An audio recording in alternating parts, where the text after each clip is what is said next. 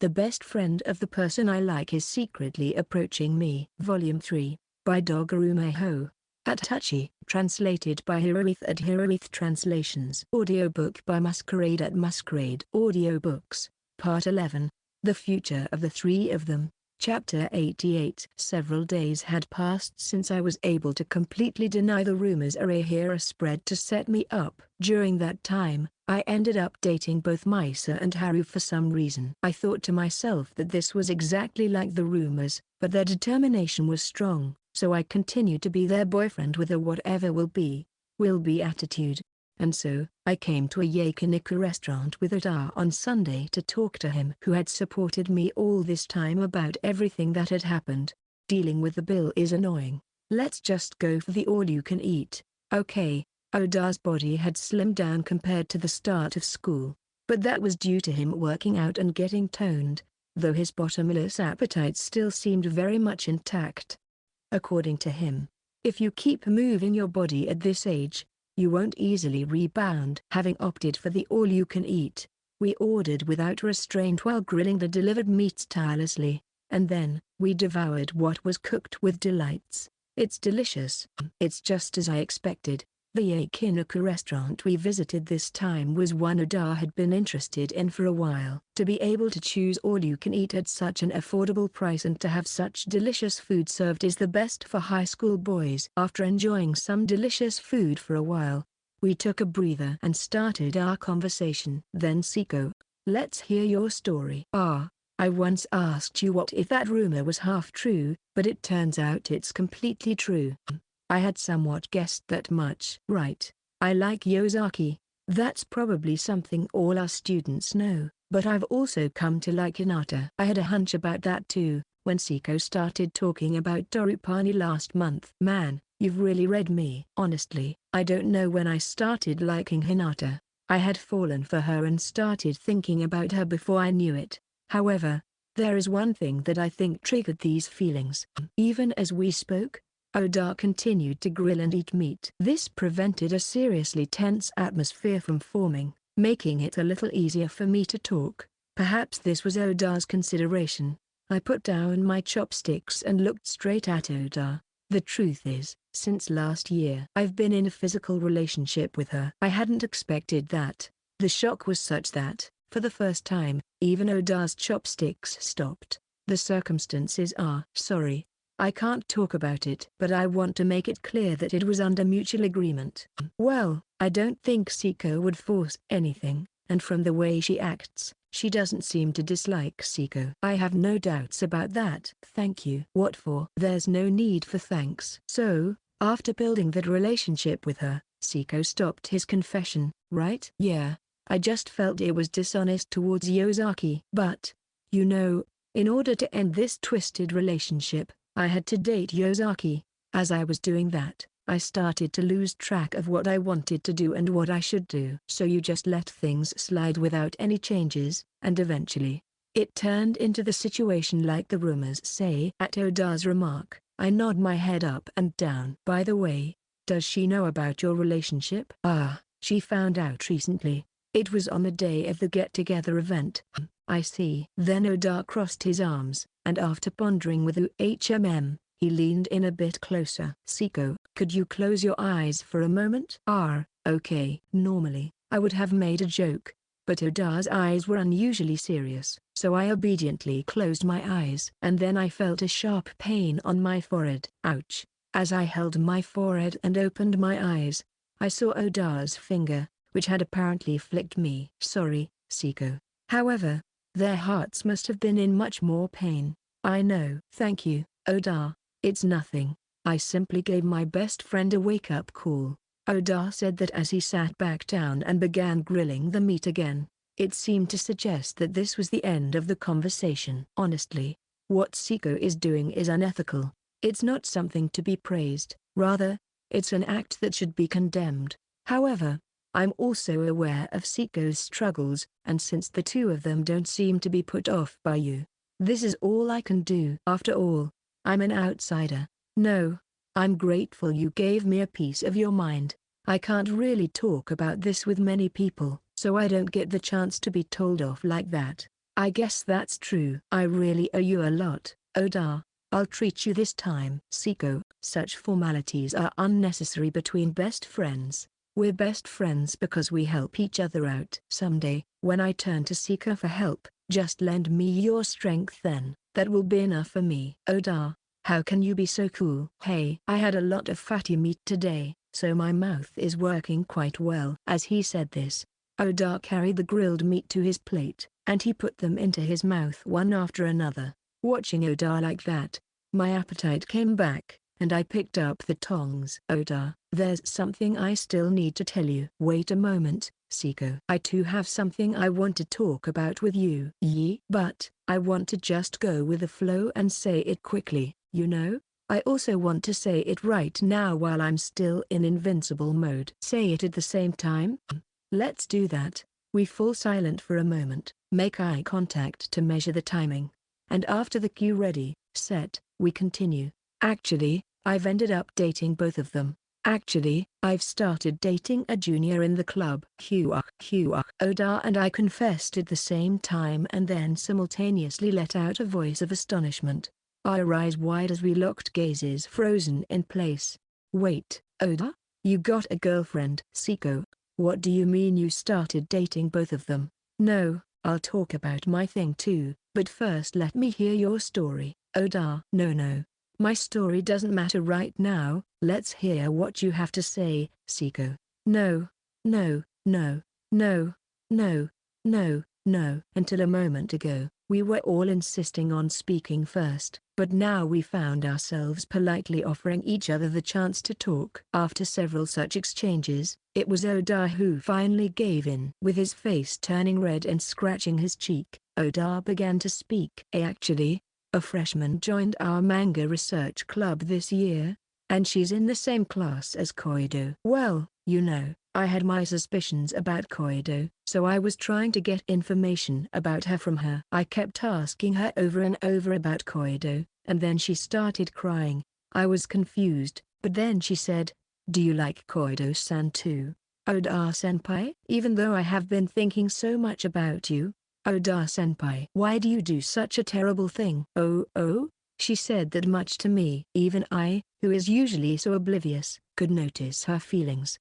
And at the same time, the girl I had only ever thought of as my junior suddenly appeared to shine so brightly. I felt as if I was born into this world just to meet her. My entire perspective changed that much. It's turned into something quite amazing. But there are many things I must do for Seko right now. I feel bad for her, but I told her I cannot respond to her feelings now. Oda. Then she said, "Well, you'll respond to my feelings after you've finished with that? And that's why you gave her your answer the other day?" "Yes, just the day before yesterday. I also confessed my feelings to her. I told her I like her too and I want her to go out with me." "Oh, congratulations, Oda." "Thank you, Seko. Thanks to you, I realize the importance of honestly conveying your feelings to others." "I see, the living legend wasn't in vain, huh?" "I feel a little relieved to hear that my legend, laughs, has finally been useful to others." "So, Seko, I have a little something I'd like to ask you." "What's wrong?" "I'm not really knowledgeable about dating spots or anything like that." "No, it's not about that." "Well, the thing is, it's great that I started dating my junior, but actually my senpai is." "Our manga research club president has found out about it and has gone berserk. Turns out, she seems to have had feelings for me too." "Wait, what?" "So now the manga research club is right in the middle of a feud between my junior and senpai. It seems like neither of them can even hear my voice amidst this chaos." "Hey, Seko. What am I supposed to do in such a situation?" Oda asked me with a look of genuine distress on his face. I pondered as I picked up a piece of nearly burned meat and brought it to my mouth. I wonder why everyone comes to me with consultations that they know I can't possibly have the answers to. Chapter 89. Since Oda had already chosen a partner between the two, I simply advised him that maybe he should just take her side. "I can't say anything more than that. It's not the kind of issue you should be bringing to me." "All right." "Well, why has Seko gotten into such a situation?"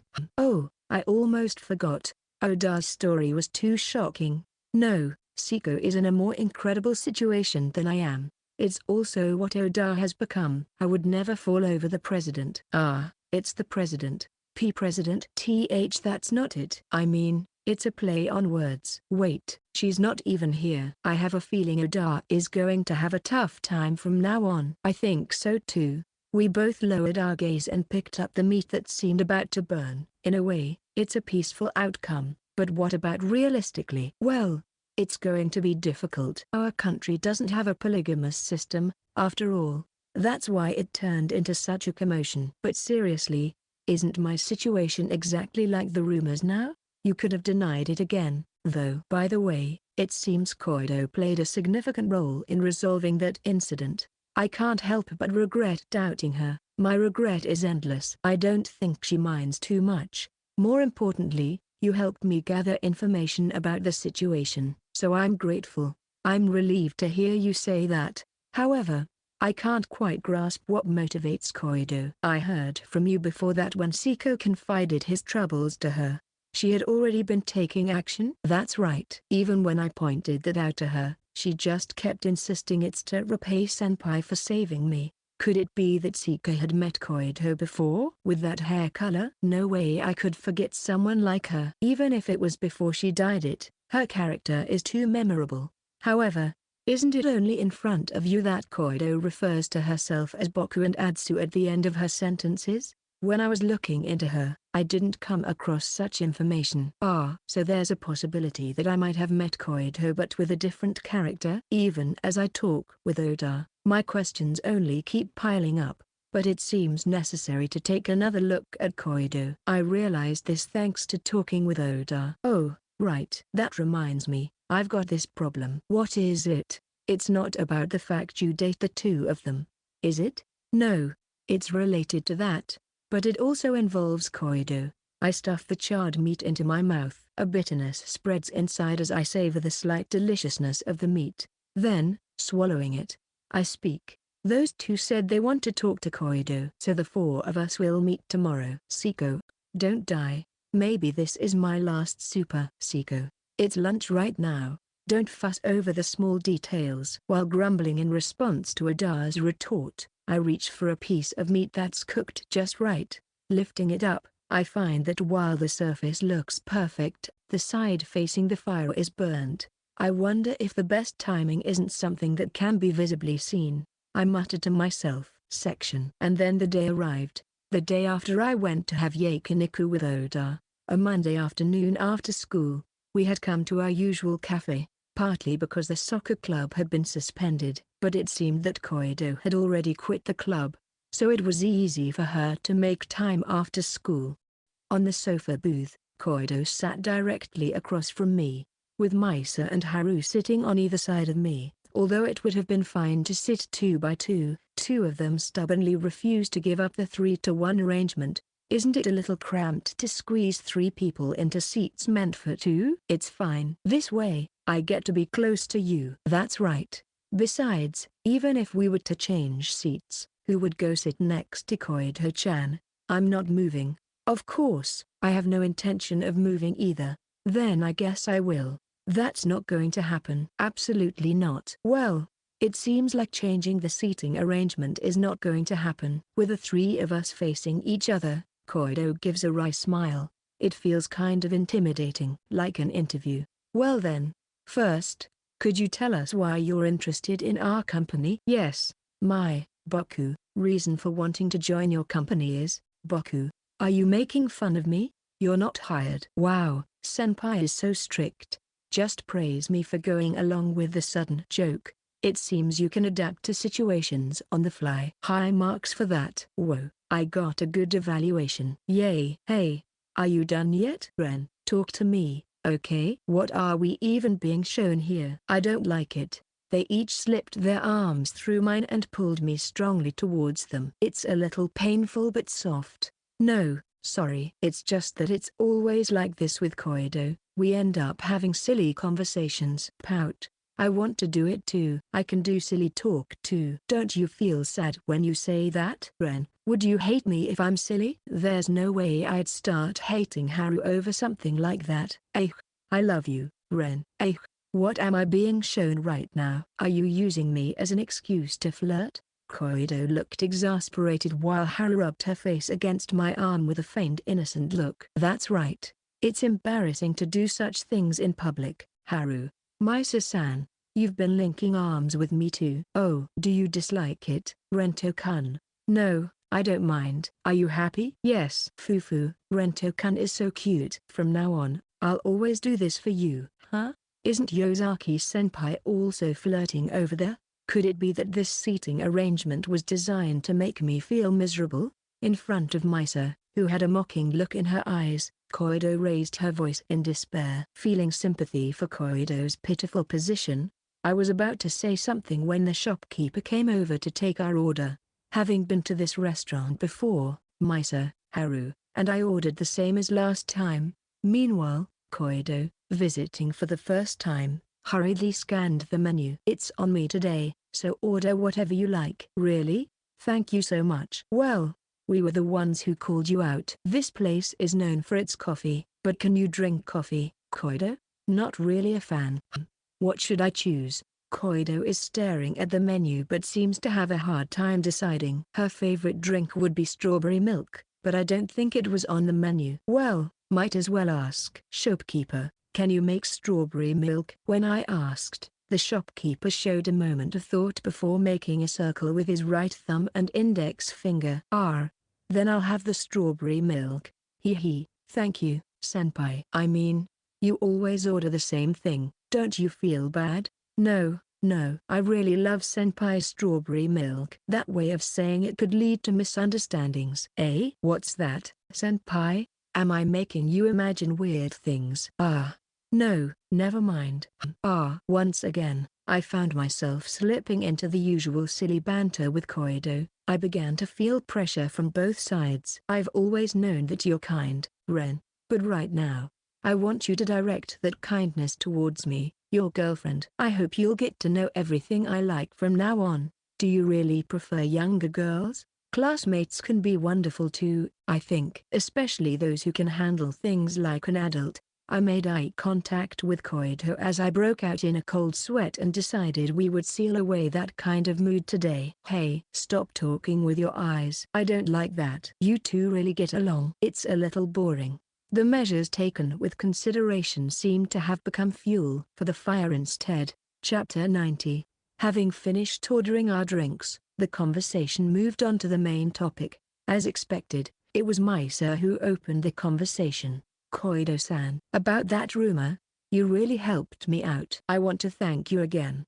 Thank you so much. No, if we get down to it, it was me who led that person to spread the rumor in the first place. It feels strange to have you thank me for that. If you put it that way, there would have been no assumption that Rento-kun was cheating if I didn't start saying that we were dating. No, I think it wouldn't have gotten this complicated if I hadn't suggested such a relationship to Ren. It's my fault. I'm the one who's completely at fault for insensitively making public confessions every day and for showing a weak-willed attitude on top of that. I'm really sorry. An unusual situation arises where everyone apologizes. Our table's atmosphere dies instantly, but it dissipates the next moment as Koido claps her hands together. All right, let's just say that everyone was partly at fault for what happened. We'll leave the question of responsibility ambiguous. Right, I'm saved, huh? It pains my heart to be saved by my junior again. HMPH, that's why, senpai, age doesn't matter when it comes to relying on each other. If you keep saying things like that, the options you think of when you're in a pinch will become limited. Koido-san is right. I also rely on Saki quite often. Of course, I was resistant at first, but her advice is reliable, and it makes me happy to know that I can count on her. I see. Yeah, I'll honestly express my gratitude here. Thanks, Koido. Hey. Well, I am senpai's junior, so this much is only natural. Just as Koido showed off her smug face, the shopkeeper brought over the drinks we ordered. At that, Koido seemed to feel embarrassed about the shopkeeper seeing her smug expression. Her face turned a little red, and she looked down. We each took a sip of our ordered drinks. It was getting hot outside, so the iced coffee felt really good. I have a feeling the heat isn't just because of the season, though. We really owe you one, Koido-chan. Thanks a lot. You were there for me when I got confessed to. And especially this time. I haven't been able to do anything. There's no need to worry about this incident. It's kind of like my own little scheme. You shouldn't feel bad about it, Hinata-senpai. Koido-chan, you're so kind. Ren, can I have a sip of your coffee? It's fine, but I thought Haru couldn't drink coffee because it's bitter. Why yeah, but I want to become an adult quickly, so I want to challenge myself to drink coffee. Haru, just because you can drink coffee doesn't mean you're an adult. In fact, Rento-kun can drink coffee but he's still childish, right? I wonder why the coffee feels more bitter than usual today? Fufu. Sorry. I just wanted to tease you a little, but I find you're like this cute, and I like you just the way you are. Now, senpai has been showered with sugar. My mouth's all sweet now. By the way, I'm a fan of black coffee. I'm talking to Ren right now. Geez, I'll just go ahead and drink it without asking. Haru, looking annoyed, grabbed the cup of my iced coffee and sucked it up vigorously through the straw. Then, bitter. She made a face as if she had just swallowed something very bitter. It's so bitter, Ren. You knew that. You should have at least tried adding milk or sugar before you tried it. Here, drink some orange juice to wash away the bitterness. Hee. It's sweet and delicious. I really do love orange juice. I let out a sigh of relief, finally able to see Haru's smile return to her face. Then, I notice Koido holding her chest. Senpai. Just now, something welled up in my chest. Even the younger ones are affected. This is Haru's charm. Sigh. I can't compete with that. What are you talking about? My charm? Haru is cute. That's what it means. Ren. I like you. I really like you. Haru, who has lost her vocabulary, seems to be wagging an invisible tail and clings to my arm. By the way, even when Misa is around, I make it a point to call Haru by her given name. It naturally led to calling Misa by her given name in front of others as well. Now that I am in a relationship with both of them, I think it would be unfair to call only Haru by her given name.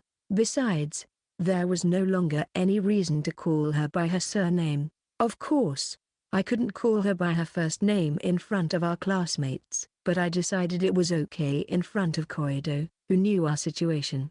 As I enjoy the sensation of Haru nuzzling her cheek against my arm, I feel a touch on my other arm as well. Turning around, Yosaki was clinging to my arm with a pouty expression. It's not fair that you only pay attention to Haru. Rento-kun, I can drink coffee and I'm an adult, so I think I'm full of charm too. Just now, wasn't it Misa who said that being able to drink coffee doesn't make you an adult? That depends on the situation. Adults can see things from multiple perspectives. The way you twist logic like that actually makes you seem more childish. What? Does Rento-kun dislike the childish me? On the contrary, I think the gap makes you cute. Fufu, I think it's nice to be spoiled by you like this once in a while. Misa said this, and, just like Haru, she rubbed her cheek against my arm. Her expression was beaming, but there was a hint of redness to it. By the way, Koido. You're talking with me in this situation? What is it? Well, you see, we owe you a lot for helping us out with this incident, but I'd prefer if you didn't put yourself in danger for our sake if possible. If things had gone poorly, you might have also been harmed by our Ahira. Plus, you've been doing various things to gather information about the other soccer club members, right? You noticed? Yeah, that's true. I was intentionally acting in a suggestive manner at times. All right. If senpai says so, I'll make sure not to do that kind of thing in the future. It's also tiring being confessed to, and I can't afford to cause you any more worry, senpai. Koido said that with a smile. Hearing her remark, I couldn't help but smile wryly, thinking that her reasoning was a little off. Then, Misa pulled her face away from my arm and turned towards Koido to say, Koido-san, I really appreciate what you've done, but why would you go so far for Rento-kun? I heard it's to thank him for his help, but isn't that a bit too much? What, you still doubt my relationship with senpai? Well, I can kind of understand Yosaki senpai's feelings, but I'm just a junior to senpai.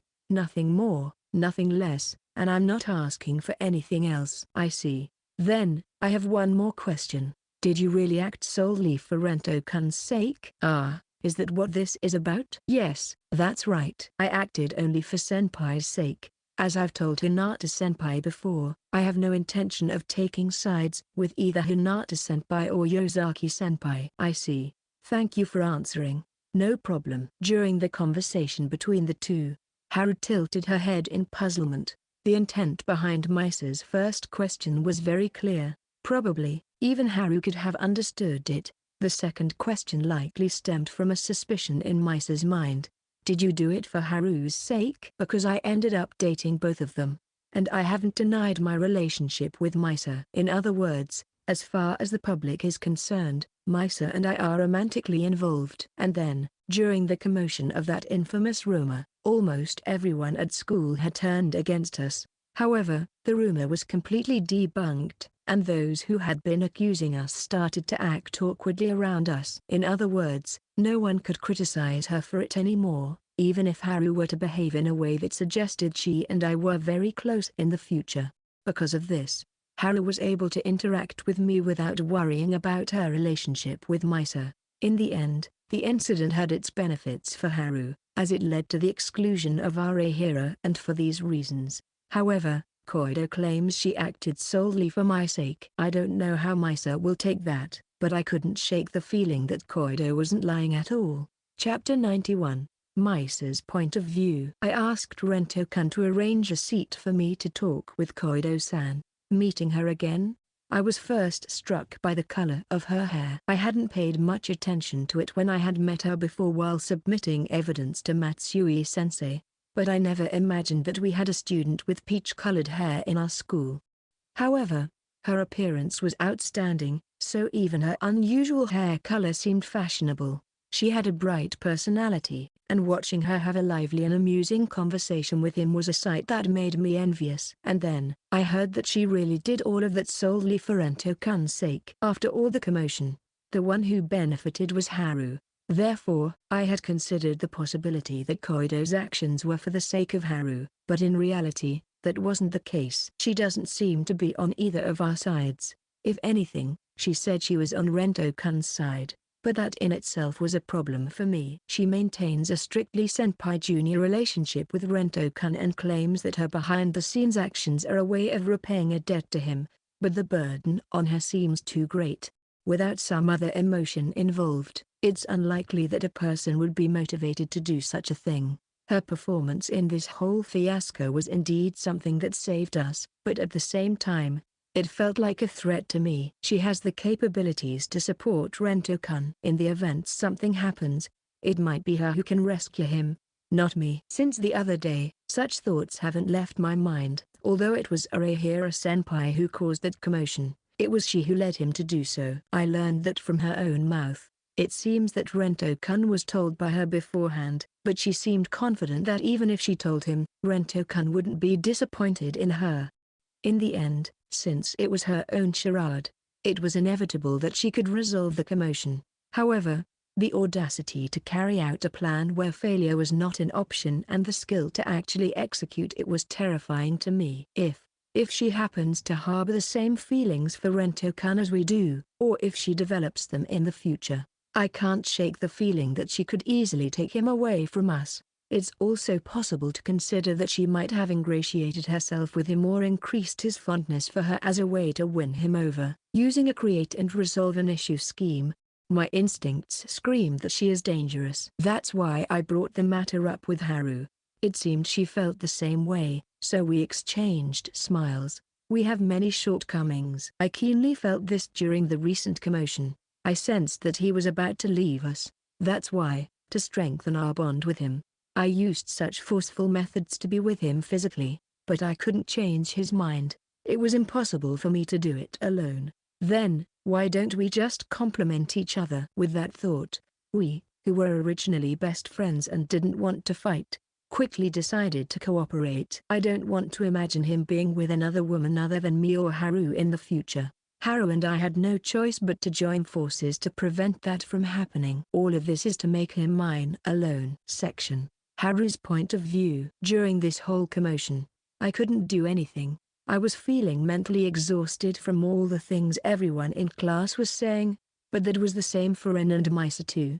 However, they both worked hard to deny the rumors, so that's no excuse for me. Especially Koido-chan, she really went above and beyond. Koido-chan is a kindly junior who saved me from an unknown senior who got mad when I turned down his confession. And now, she came up and carried it out a plan to take down Arahira-senpai for our sake.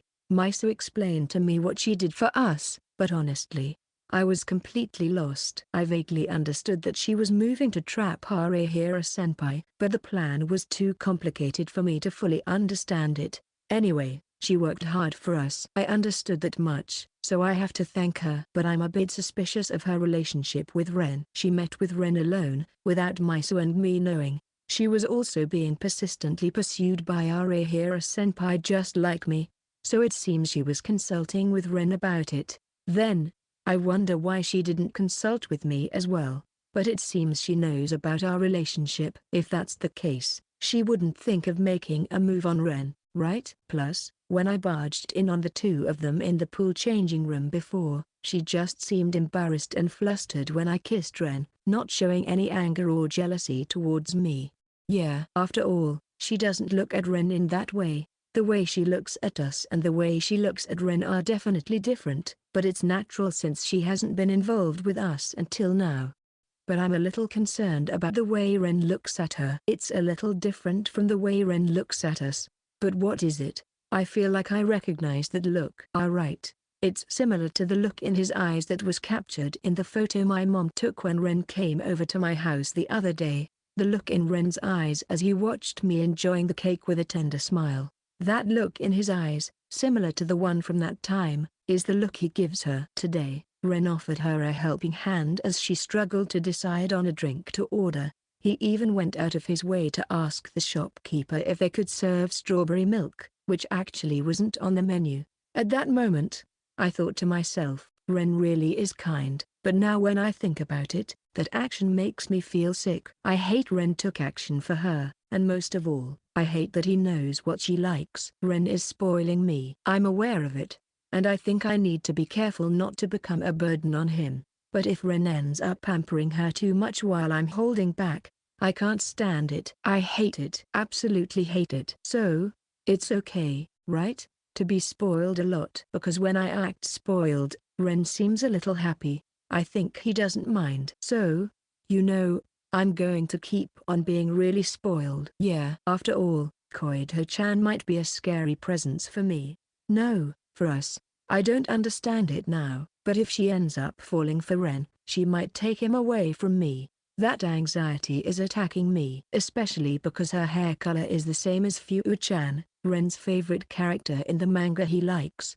Her way of speaking is like Win-chan, though. I wonder if Ren would be happy if I dyed my hair pink. I tried to imagine it, but it doesn't seem to suit me. Maybe I should cosplay as Fu-chan, then? I'll think about that later. Anyway, to deal with this anxiety, I approached Misa to talk about it.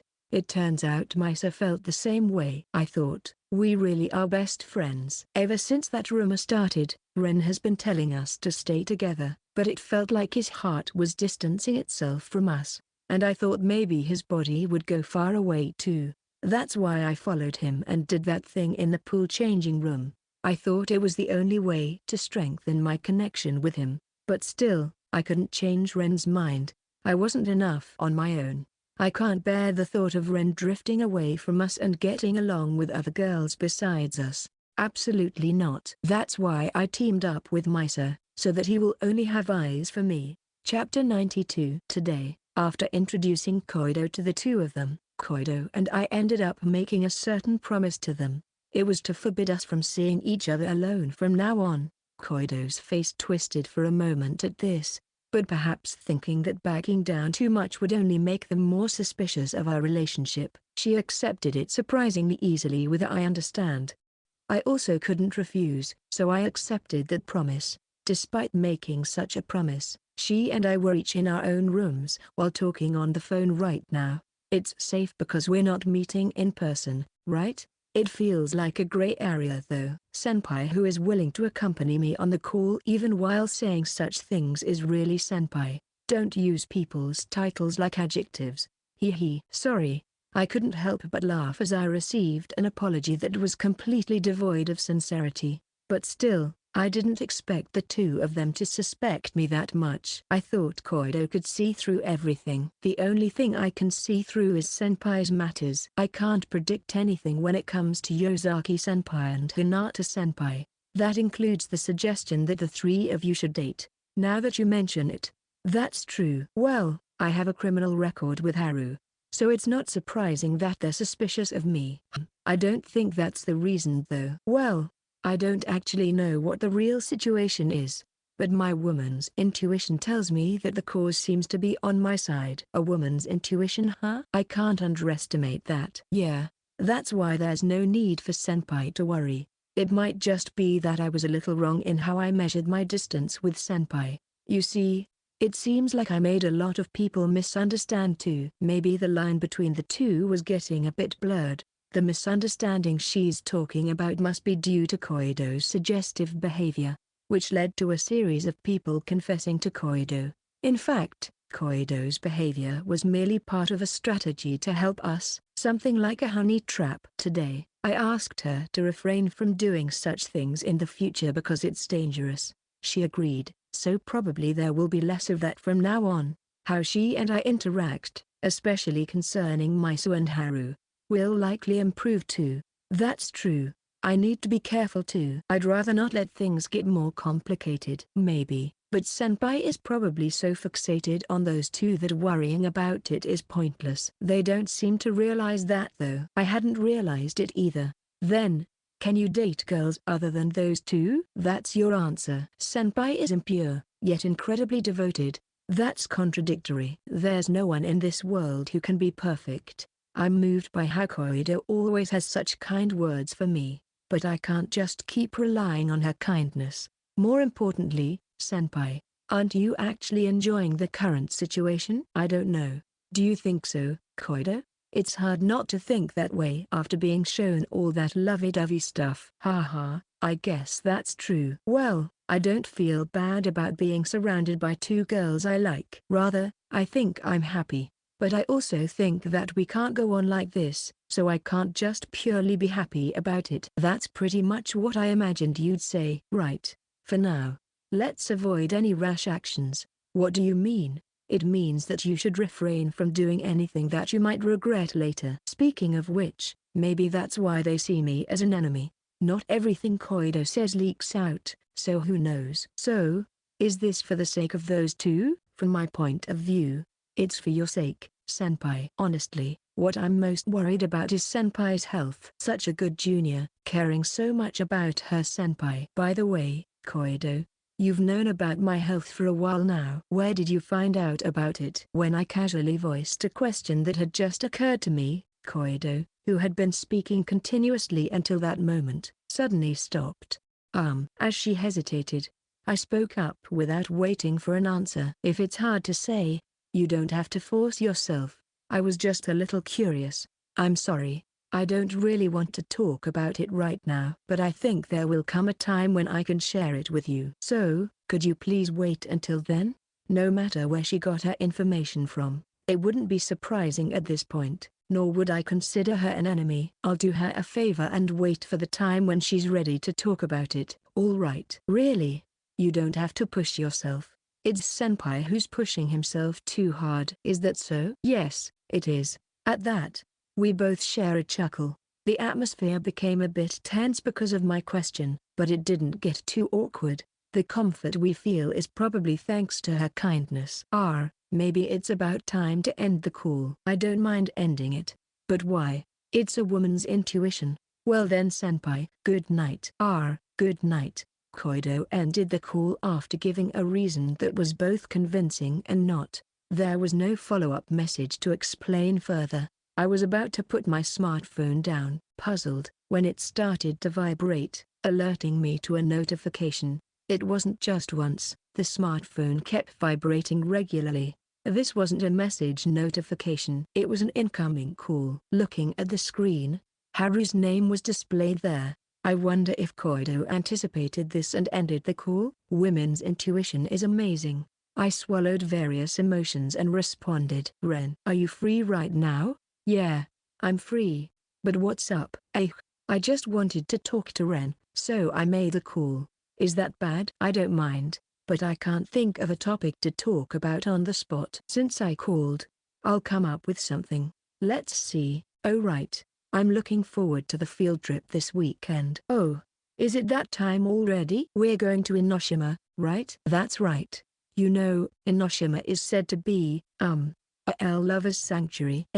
That's why it's perfect for us right now. I think I've heard something like that. It might be perfect for us, I guess. Absolutely. Because we are, you know, a couple. And, so, you see, I have something I want to do with Ren. I want you to ring the bell with me. The bell? Just as I was about to ask Haru to repeat her request, my smartphone vibrated with another notification. Then it kept vibrating repeatedly. It seemed that she noticed the vibration too, as her attention shifted to it. Is that a message? Who's it from? There's a missed call from Misa. And then a bunch of messages followed. Misa also wants to talk to Ren just like I do. Should we switch to a group call? Sounds good. Also, I don't understand the bell thing, but sure, let's do that. Really? Yay. I hear her cheerful voice and feel glad that I agreed. Then I end the call and start a new one with the 3-person group. Sorry Misa, I couldn't respond earlier. I was talking with Haru. After all, it just means we're birds of a feather, right? Haru? Yeah. Both Misa and I liked Ren, so we called because we wanted to talk with Ren. It just so happens that I was a little bit quicker, that's all. Embarrassing. Fufu. Why are you being shy, Rento-kun? But I like that about you. It's cute. That's what I'm embarrassed about. Oh? After praising others so much, you don't like it when it's your turn? Well, I'll keep saying it until you get used to it. Misa-san, did you really have to open that door? It seems like the femme fatale has evolved into a queen. I wonder if my sanity can hold up to this. Ren is so kind. Like today, when I messed up with the coffee, you immediately helped me out. That was just too much to watch. Why don't you get shy when it is my turn? What can I say to that? All that comes to mind about helping her is a heartwarming scene. There wasn't a single element that could make me blush. By the way, Rento-kun, I have a favor to ask. Is that okay? What is it? For the upcoming field trip, we're going to Inoshima, right? I want you to ring the bell with me. Yeah, I don't mind. I guess Misa and I are really two of a kind. Right. Haru asked for it too? Yeah, that's right. I'm looking forward to the field trip. Me too. Although they said they were looking forward to it, their voices weren't light and excited but somewhat heavy. Part 12, Off to Inoshima. Chapter 93. Today is the long-awaited day of the field trip. Well, in reality, I wasn't exactly looking forward to it that much, but being freed from classes and going out of school has a special feeling to it. Definitely like that. After changing into my uniform, I sit Caesar in the corner of the tatami room at home, close my eyes, and join my hands together for a while before standing up, grabbing my bag, and heading to the front door. This is my routine every morning. Because I take time to join my hands and close my eyes, I always arrive at school just in time. Rento. Just as I finished putting on my shoes, Mom called out to me, "Aren't you a little early today?" "Yeah, we're meeting up at the station over there." "I see. Did you say hello to that child again today?" "Of course. It's part of my daily routine. I was sharing some of my worries with them. You could talk to your mom too, you know. There are things a boy my age just can't discuss with his mom." "You're telling things you can't tell your mom to that girl?" "I hope you're not saying anything strange. I'm off." "Hey wait. Sigh. Have a good day and be careful." Sent off by my mom. I leave the house. Usually, it's my mom who leaves home first, so this feels like a throwback to my elementary school days. Come to think of it, where did we go for the school field trip in elementary school? The fact that my memories are becoming hazy makes me realize how much I've grown. I wonder if even now will become a distant memory someday. That's right. The last year was a joint trip with the 5th graders. Something about an incident at the facility the 5th graders were supposed to visit, so they joined the 6th graders who were planning to go mountain climbing since there was no limit on how many could participate. As I walked while recalling my vague memories, I arrived at the nearest station. There, I saw Misa. We had planned to meet up. Good morning, Misa. Good morning, Rento-kun. Looks like you made it on time. Was that? I've never been late before. Fufu. But Rento-kun, you're always just barely on time for school. That's because, well, there's no deep reason. It's just that, you know, I help old ladies carry their bags when I see them on the street. How many old ladies in need do you run into? Well, I know you'd lend a hand right away if you did come across someone in need. I'm just joking. Don't make me feel embarrassed by saying things like that. Fufu. But I just love that expression on your face. Misa laughed teasingly, and I found myself captivated by her smile. I could feel my face grow hotter. I had to change the subject before she embarrassed me to death. Where did you go on your school trips when you were in elementary school, Misa? When I was in elementary school, let's see, I think we went to places like art museums. Sounds pretty classy. What's with that reaction? When I was in lower grades, we also went to theme parks. Though we were told not to play too much on the playground equipment. Oh, then what did you play with?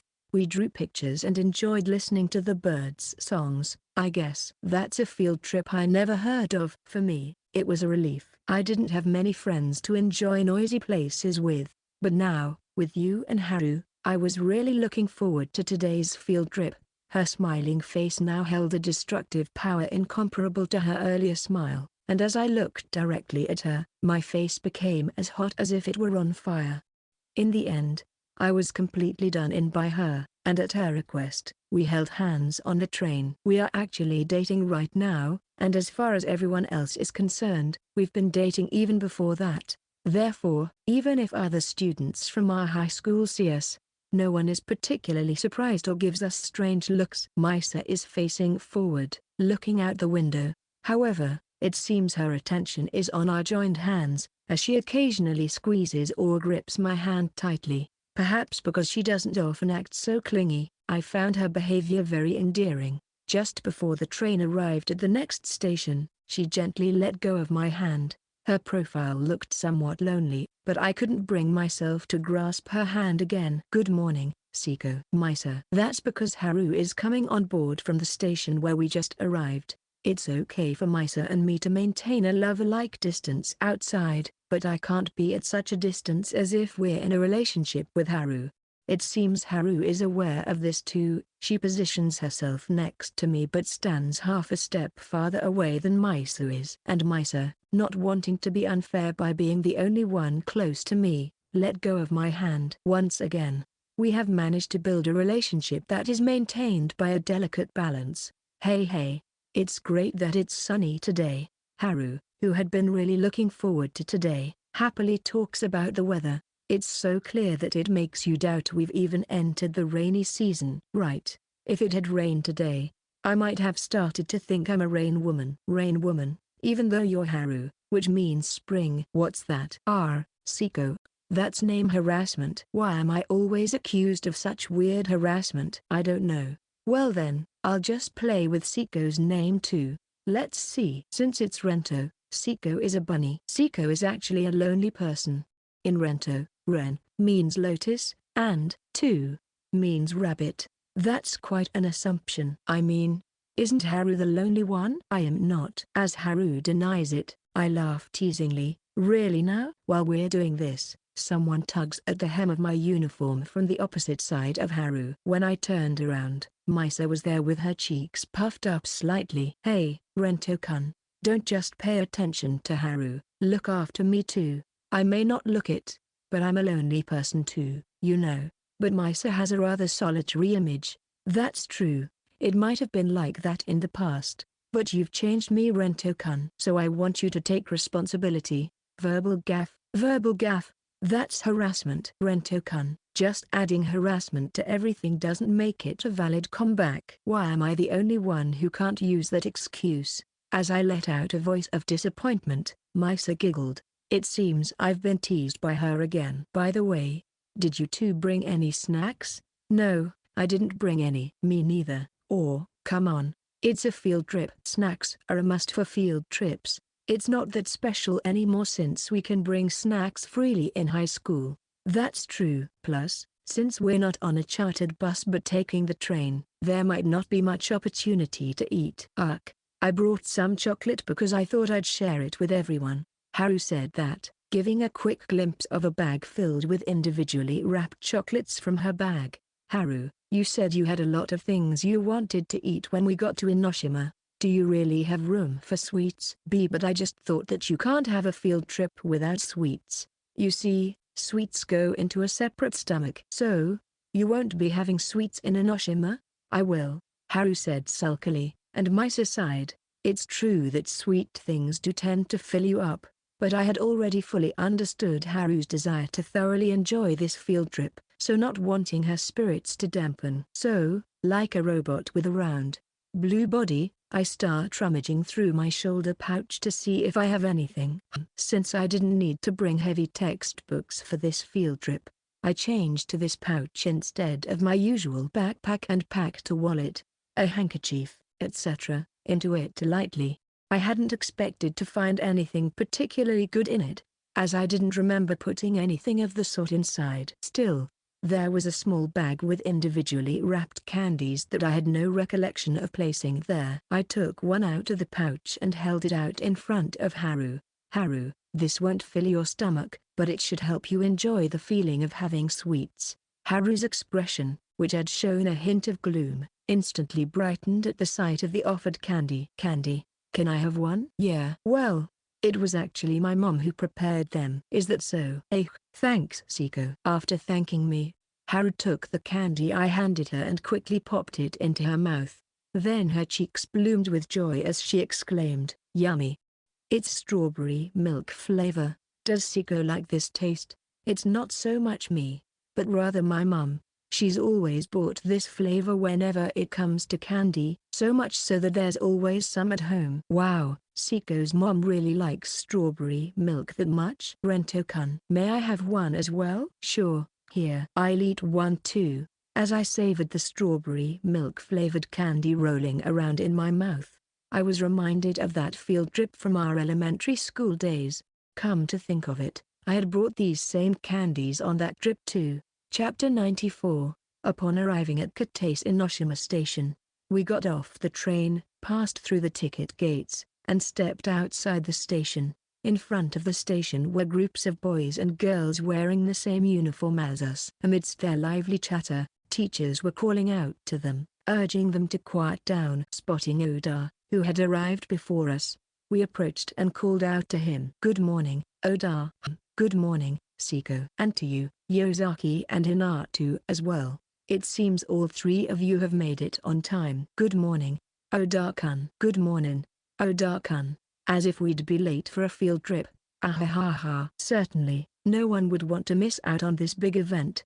However, there are still some who haven't arrived yet. What? The train we took was the one right on the edge of being late, wasn't it? Yes. I thought Rento-kun wasn't good with mornings, so I chose a later train on purpose. It seems they chose this train time for my sake. I had thought it was unusual for Misa, who usually acts with plenty of time to spare, so when I heard the reason, I understood. True. Matsui-sensei looks impatient. Haru says this after spotting Matsui-sensei, who is taking attendance of the students gathered in front of the station. She seems more angry than in a hurry. No, I think Matsui-sensei is just really kind. So she's probably worried something might have happened to the person who hasn't arrived yet. Hinata. I bet she'll cry tears of joy if you tell her something like that. Why? Haru is surprised, but I'm sure Matsui-sensei would be over the moon. No, maybe it's better to stop her. She might be so overjoyed that she'll ascend to heaven. Matsui-sensei adores Haru, and sometimes, she looks at her with passionate eyes. But I think, or rather I want to believe, that her love is nothing more than the protective love of a guardian. As I wondered who could be running late, Kato walked up to Matsui-sensei and spoke to him. Moriya seems to have mistakenly gone to the Enoshima station on the Inodan line. Huh? That guy, even after I specifically warned him. He got the station wrong? It appears that Moriya is the one who is late, and upon hearing the reason for his absence, Matsui-sensei truly shows her anger. The station Moriya mistakenly headed to doesn't seem to be too far from here, and after being contacted by Hinata Haru over, the issue was temporarily resolved. Then, Matsui-sensei, who already looked exhausted, came over to take attendance. You geese were just in time, huh? Is this what they call a top executive rival? We're on time for the gathering, so it's all good. By the way, Haru said that the teacher who's worried about Moriya is really considerate and kind to the students. Hinata. Seriously? Yes. I said it. Psych. Hinata's cuteness will save the world. Revitalized by Haru's encouragement, Matsui-sensei, who had been sluggish just a moment ago, completely changed and began to take attendance with swift movements. You look tired. Of course I am. Taking a bunch of kids outside who can't act like adults is madness. Please. I'm begging you guys, don't start any trouble again. It's not like we caused the previous incident. I know that. But what I'm saying is, control the source of the fire properly. You never know who might ignite it. She's being blunt, but I can tell she's worried about us. Maybe she just doesn't want to get involved in any trouble herself. But according to the schedule, we have free time after this, right? Doesn't that mean Matsui-sensei can relax and enjoy herself too? No. You idiot. It's obvious I'll be patrolling around the island to keep watch. Psych. Walking around the island. Why is it that we teachers are the ones doing the most field trip-like activity? Please do your best, sensei. I'll say hi if I see you. Maybe I should walk around a lot. This person is trying to increase the number of encounters with Hinata. Stop talking, you idiot. Hinata will find out. You think she doesn't already know? Encounter? What do you mean? It seems the person in question doesn't understand. Whether she doesn't understand the intention behind Matsui-sensei's words, or she simply doesn't understand the meaning of the word. I was afraid to ask for an answer, so I decided to leave the truth in the dark. Anyway, Matsui-sensei went on to check the next student after confirming our attendance. Then Oda spoke to me in a way that Misa and Haru couldn't hear. Seko, it seems you're getting along well with the two of them. I wonder if that's the case. It kind of feels like we've gone back to the beginning of April this year. Indeed, I was slightly thinking the same thing. Perhaps it naturally ends up taking that shape when the three of you get along. I could only agree with what Oda said. After all, we may have no choice but to maintain this delicate balance. But the situation is indeed different from those days. I can't do anything lover-like with Haru in front of my classmates, but there's no problem with Misa. So, Rento-kun, please remember our promise. The bell? Fufu. I'm glad you remembered. That bell was made in homage to a love story that remains in Enoshima. It's said to be a spot for making vows of love. In front of everyone, Misa boldly talks about things that seem like a couple's conversation. Wow, I'm surprised that Misa is interested in that kind of stuff. I told you before, you changed me, and this is something Saki taught me. I say Misa's cousins, huh? I was about to say, I said, but then I changed my words at the last moment. Haru still doesn't know that I've been meeting with Saki-chan before. Since I had been keeping it a secret from Haru in the first place, maybe it's better not to talk about it in the future. While I was talking about such things with Misa, Haru stared at me silently. Her eyes seemed slightly moist. I have a promise to ring that bell with Haru too, but I can't bring up that topic right now. Therefore, I diverted the conversation a little and spoke to her. Hinata, did you know about the bell story from earlier? Yeah, I know about it because it's famous. It's famous. I didn't know that. So, what's this love story about? You see, a long time ago, there was this dragon with 5 heads that used to do bad things around here. The dragon fell in love with a celestial maiden who descended to Enoshima. Initially, she rejected his confession because of his bad behavior. But then the dragon reformed himself, and ultimately, the two were united. Ah, I see. So that's why it became a sacred place for lovers. Hinata, you seem to know a lot about it. I did my research before coming here. The view from where the bell is located is also really nice. I'm looking forward to that. Me too. Having regained her spirits, Haru began to hum a tune. It's quite easy to tell her mood, which is really nice. As I observed the cheerful Haru gazing at a distant island, Misa quietly approached me and took my hand. Of course, it was the kind of hand-holding where our fingers intertwined with each other. Misa, it's fine, isn't it? After all, we're dating, Misa said softly, dismissing my concern, and tightened her grip on my hand. Haru watched this with darkened eyes and then turned her face away as if to remove it from her vision. In Enoshima, known as a lover's sanctuary, I feel a little anxious. I wonder if we're really the right guests to be in such a place. Chapter 95. Our field trip began with Moriyu arriving late and getting scolded by Matsui-sensei in front of all the second-year students. In my mind, a field trip was an event where everyone walked together towards some predetermined goal, but it seems that as high school students, we're allowed a fair amount of freedom. Well, that might just be our school. There's supposedly a learning objective to get to know our local area, but I think the students' minds are filled with thoughts of playing and eating.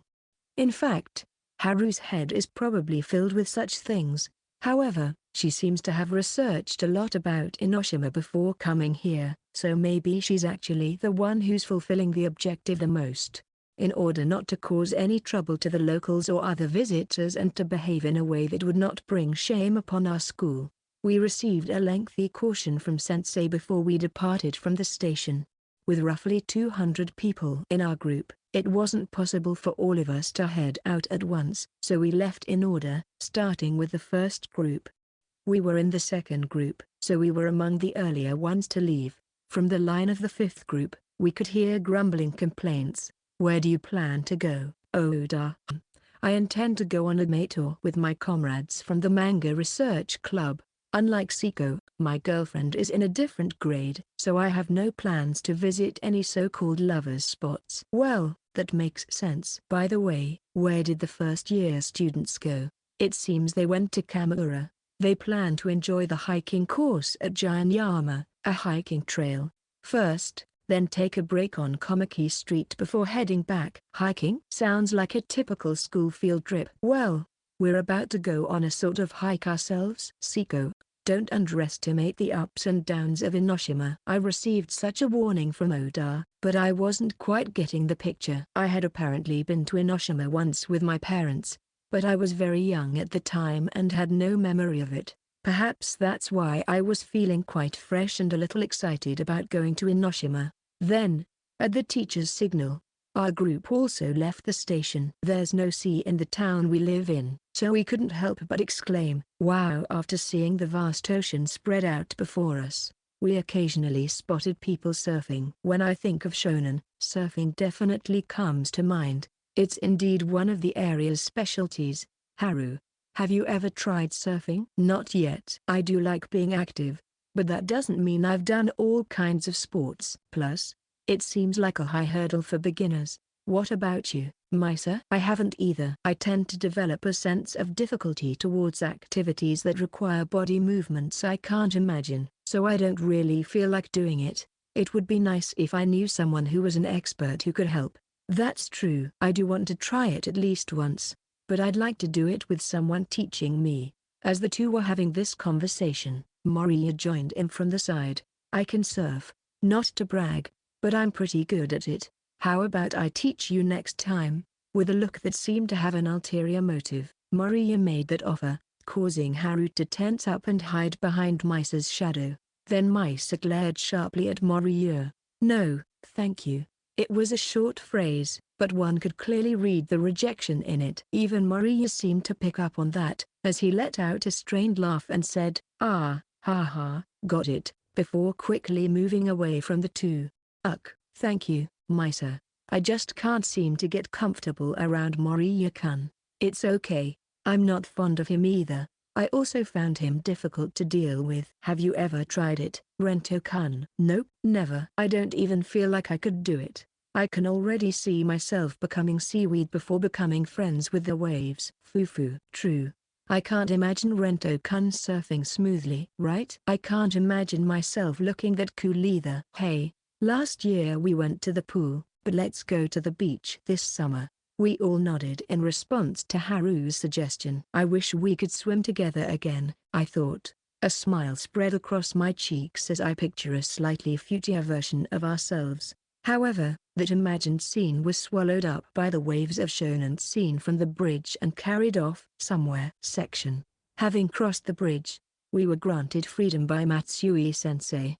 We started off a bit later after watching our classmates instantly scatter. There really are a lot of seafood places around here. That's true, but it's still too early to eat. Maybe we should go further in for now. Octopus crackers. I want to eat octopus crackers. And for lunch, let's have shirasu donburi. Young sardines. When you say Enoshima, that's the kind of image you get, isn't it? Okay, let's do that. Is that okay with you, Misa? Yeah, that's fine. And so, we decided to proceed further. Along the way, we came across a shop selling octopus crackers, so we decided to stop by and buy some. For now, should we buy one each? That sounds good. I'll pay for Rento-kun's share. Oh, no need. I'll pay for my own port. Please, I want to pay for this. At least let me cover the cost of the cake from before.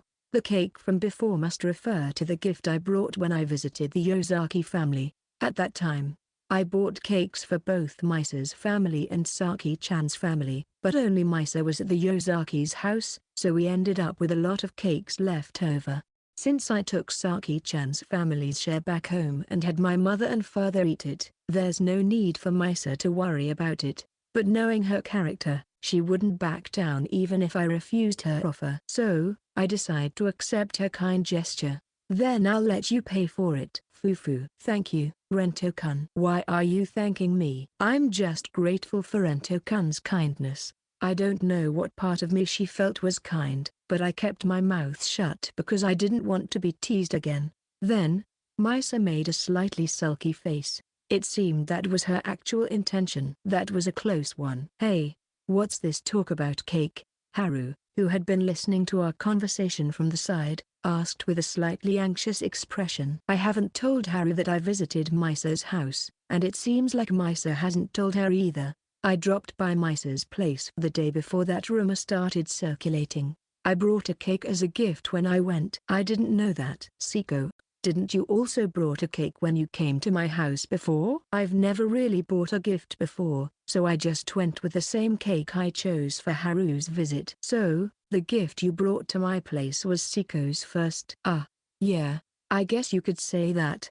I see. I'm the first, Seko's first. The look of anxiety disappeared from Haru's face, as I was relieved to see her relax. Misa suddenly gripped my hand. I instinctively turned to look at her, and after she stared intently into my face, she slightly smiled, turned her head away, and let go of my hand. Somehow sensing her feelings, I decided to follow her gaze. The octopuses being pressed by the machine in front of us were making a squeaky, almost scream-like sound as they turned into crackers. This sound is kind of scary, isn't it? Misa grimaced slightly and expressed her sympathy for the octopuses. On the other hand, it looks delicious. Haru is showing a style of purely pursuing the joy of food, holding an octopus cracker larger than her face. Haru beams with joy, thinking of showing this to Yosan and the Matsui-sensei. I captured the moment in a photo. With a slightly embarrassed expression, Misa lined up her face with the crackers and conveyed to me, "It's really big, isn't it?" I could tell she was excited in her own way, and I found her behavior adorable. Before I knew it, I had snapped a photo with my camera. Then we all bit into our crackers. With a crisp and pleasant sound, the flavor of octopus spread through our mouths. Delicious, tasty, yummy. We chuckled as we looked at each other and praised the crackers in unison. Chapter 96. After finishing our octopus crackers, we continued further down the street. Then we stopped in our tracks once again when a large red torii gate appeared. Have we arrived at Enoshima Shrine? It was surprisingly close. Misa, you were tricked. It's true that the torii gate is right after entering the island, but we have to climb a long staircase from here to get to the place for worship. Seriously? Could it be that this is what Oda was talking about? That's true. I can see there's a long staircase behind the Dorii gate. I wonder if I can handle it. Gazing at the long staircase that appeared before her, Misa let out a voice of anxiety. Seeing an elderly couple who were seemingly regular visitors cheerfully ascending the stairs, I figured I could probably make it to the top too, but I didn't want to imagine what my legs would feel like afterwards. Don't worry, I might have scared you a bit, but it's a normal tourist spot, so we'll get there easier than you think, Haru said enthusiastically while pointing at the staircase with a smile. Sure, Haru would have no trouble with her physical strength, but the two of us who are not so confident in our strength were worried if we could keep up with her. Wondering what to do, I looked around and a certain word caught my eye. Escalator? Ugh. Haru reacted with a dismayed expression to the word I uttered. Seko. Don't mind that, let's just hurry up the stairs. Ignoring her obvious attempt to change the subject, I checked the direction indicated by the sign with the writing on it. While some people were passing through the Dorii gate and going up the stairs, not a few were turning left in front of the Dorii gate and walking in the direction I was looking at. Could it be? There seems to be an escalator. What you found out? Section. According to the instructions in front of the reception, it seems there's a nice escalator that allows us to skip the stairs and head straight to the top. Haru didn't want us to notice its existence and stomped her feet in frustration while puffing up her cheeks. Pout. Why did you notice it? Let's take the stairs. Don't underestimate the going home club. My physical strength is on par with that of an elementary school kid around here. I'm also in the going home club. Besides, a family with kids just went up a while ago. That kid's future is definitely as a mountain climber. That's not true. No. Actually, it might be. Ugh, already out of words? You give up too easily, Haru. I mean, this is just my selfishness. I don't want to be disliked by you two for being too insistent. But I do want to try going up the stairs. While a little downcast, Haru shares her feelings with us. Hearing Haru's wish, Misa and I exchange glances, both of us making somewhat troubled faces. We definitely want to accommodate Haru's wishes, but if we give up halfway, the atmosphere will become awkward. That's because both the person who acted selfishly and the person who gave up will feel responsible. If that were the only issue, it might still be okay, but Misa, who is probably the most likely to give up, definitely won't show any signs of doing so. She knows that it would create a tense atmosphere. If that happens, what awaits us is the worst outcome. Misa overworking herself to the point of collapse. We can avoid the worst-case scenario if I give up first, but it's certain that Haru will still feel responsible. These are just my speculations, but as long as there's a possibility of this happening, it's hard to make a decision easily. With a deep sigh and crossing my arms, I take another look at the guide for the escalator. Then, I find a saving grace. It seems they also sell tickets for just one section. Rento-kun. What do you mean? It means that we can use the escalator to get halfway up to the middle area called Hetsumiya, and from there we can walk up the stairs to the top. I'm sure we can handle it if it's only about half the way. As I say this, Misa smiles and nods while Haru looks up and beams with a bright smile. Nice one, Seko. That's a great idea. I'll go buy the tickets right away.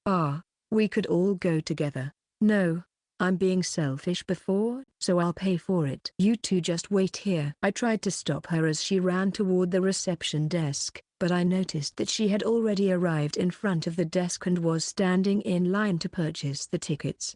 She's too fast. Hey, Rento-kun. Once we were alone, Misa took a step closer until our shoulders touched. Then, holding my hand, she looked up slightly at me and asked, "Whose benefit was your proposal for, Haru or me?" While wondering why she would ask such a question, "I guess it was for the three of us, including me," I replied. Then, Misa chuckled softly, faced forward, and leaned her weight against me. "I thought you would say that, but in my heart, I choose to believe that you suggested it for my sake." Then what was that question about just now? Just a confirmation. But, you see, Facts aren't always correct. Rento-kun couldn't choose the option not to use the escalator and didn't prioritize Haru's intentions because you anticipated that I would be overwhelmed. This interpretation is, in my mind, the correct one. That interpretation differs from the facts, but it would be foolish for me to complain about it if she believes it to be correct. So I simply reply with a "I see," and say nothing more, and she takes that as affirmation. She smiles like a blooming flower. I wonder if people are happy as long as they interpret things in a way that suits them. Thinking about Moriyo, who epitomizes this behavior, makes me want to deny that hypothesis. Well, Haru said that. But since Rento-kun proposed it for me, I'll pay for it too. What? Then I'll go pay as well. It's okay. This is a thank you for listening to my request. So let me pay. Besides, there's still some money left from the cake. With that, Misa squeezed my hand tightly for a moment before letting go and hurried over to where Haru was. The two who regroup start arguing with their wallets in hand. Probably, they both insist on paying the money themselves. While I was inwardly mocking myself for being a bit like a freeloader, I felt my smartphone vibrate in my pocket. Since I'm alone and have nothing to do, I take out my smartphone to check the notification. There was a message from Koido. How about this view? Right now, I feel like I'm looking down on you, senpai. Along with that text, there was a photo that seemed to have been taken mid-hike, showing a panoramic view of Kamakura's cityscape and the sea. HMPH. Enjoy your laughter while it lasts. We're about to ascend to the heavens using a divine instrument called an escalator. What? That's cheating. You should walk like I did. Well, we ended up walking the second half, though. I kind of figured. So you went for a compromise. My junior is too perceptive and it's scary. What are you talking about? It's too late for that now. That's true, I guess. Once the conversation had settled down a bit, I decided to ask about Koido's situation. It looks like you're into a serious hike there, but you're not wearing a uniform. Are you? That's right. I'm wearing the school's designated tracksuit. After that message, a single photo was sent. It was a selfie of Koido, likely just taken. Koido in the photo was smiling and making a peace sign, and indeed, she was wearing the familiar tracksuit. Seeing several people in the background sitting down in the same outfit, they must be on a break now. Seems tough. Maybe it was good that it got cancelled during my time. It seems like senpai couldn't go. It's a bit tough, sure. But just the fact that it's a field trip makes it enjoyable. Plus, I love hiking. I like hiking too. The view from the ropeway is the best, isn't it? Please stop with the difficult to deny jokes. That's also a valid way to enjoy it. Koido, you're so kind. HMPH, I am your junior after all, senpai. That familiar catchphrase came out again. Still, I never quite understood what it meant. What does it mean that she's my junior? By the way, do you have any photos you've taken with your classmates? What's this? Senpai starting to take an interest in someone younger? Right. If someone with a history like me asks for such photos, it's no wonder I'd be thought of that way. I guess I'll become a monk and start over. Whoa, sorry. I actually knew what you meant, senpai. But I was just too embarrassed and ended up teasing you, so please don't go off to become a monk. What's that? Being caught out like this is embarrassing. I'm embarrassed too. So we're even. And then, a photo arrived. 7 girls, including Koido, lined up in it, each making a peace sign. Koido has been running around for me and occasionally gives me advice, so I was a little worried about how she was interacting with her classmates. But seeing this photo, I felt relieved. Nice photo, but isn't the girl 8th from the right super pale? What's with that way of saying it? Just say the first one from the left. Wait, There are only 7 people in this photo. What? Hold on. Please don't joke about that. I won't forgive you if it's a joke. I'm really going to make you shave your head and become a monk. Please, anything but that. So it was a lie? Sigh. Well, if that's the case, it's fine. I forgive you. Koido is like the goddess Benzaiten, a deity in Japanese Buddhism. You're already embodying the spirit of Enoshima. Oh, by the way, the girl on the far left is Ode-senpai's girlfriend. What? Really? I'm usually not interested in other people's lovers, but it's different when it comes to Oda. I'll zoom in and take a closer look. Oh, she looks quiet but pretty cute. Rento-kun, I wonder who is that girl? Ren, do you also like girls with glasses? My eyesight is good, but I can wear non-prescription ones if you like. While I was zooming in on Oda's girlfriend in the photo Koido sent to take a closer look, Misa and Haru returned and completely caught me in the act. The look in the eyes of the two girls pressing in on me was devoid of any light. Chapter 97. She seems like a quiet girl. I wonder if Rento-kun prefers the calm type. There's no way that's true, right, Ren? Am I too noisy? Should I be quiet? The two of them approached me with vacant eyes, staring at me. That ain't it. I wonder why you're speaking in the Kansai dialect. Could it be the influence of that girl? Are you so close to her that she influences you? Is Ren into dialects? Should I start using the Kansai dialect too? Let's see why the heck you're cracking a joke with the Kansai dialect on the fly. No, wait, that's not it. This girl is. Just as I was about to make my case and clear the suspicion, a series of new messages arrived on my smartphone. Huh? The message has been read, but there's no reply. Could it be, senpai, that you're currently intently observing Oda-senpai's girlfriend's face? I wonder how she could know such a thing. But these messages were a godsend. It seems that both of them had seen the message notification that appeared over the displayed image, and gradually, a light began to shine in their eyes. Oda-kun's girlfriend. Could it be? Is this girl his lover? Why yeah, exactly. She's Koido's classmate, and she gave me a photo of them together. So I was just looking at it. Oh, I see. That's what it is. Wait, Oda-kun got a girlfriend. Maybe I should congratulate him next time? I wonder if it's better to wait until he tells us himself. There might be people who don't want to spread it around too much, and Rento-kun might feel bad if he finds out we were told without his permission. That's true, but still, to think that this girl is Oda-kun's girlfriend, they seem like a good match. Right, it's easy to picture them together, or rather, their pairing has a calming feeling. And to think that Oda-kun would have such a cute girl as his girlfriend, he's not someone to be underestimated. My suspicions were cleared, and the three of us shared our impressions of Oda's girlfriend. Just when I thought everything was settled, Haru continued, but you know. Seko, you've been in touch with Koido-chan, huh? In this short time since we've been apart, it just so happened that she reached out to me at this time. I was just responding to that.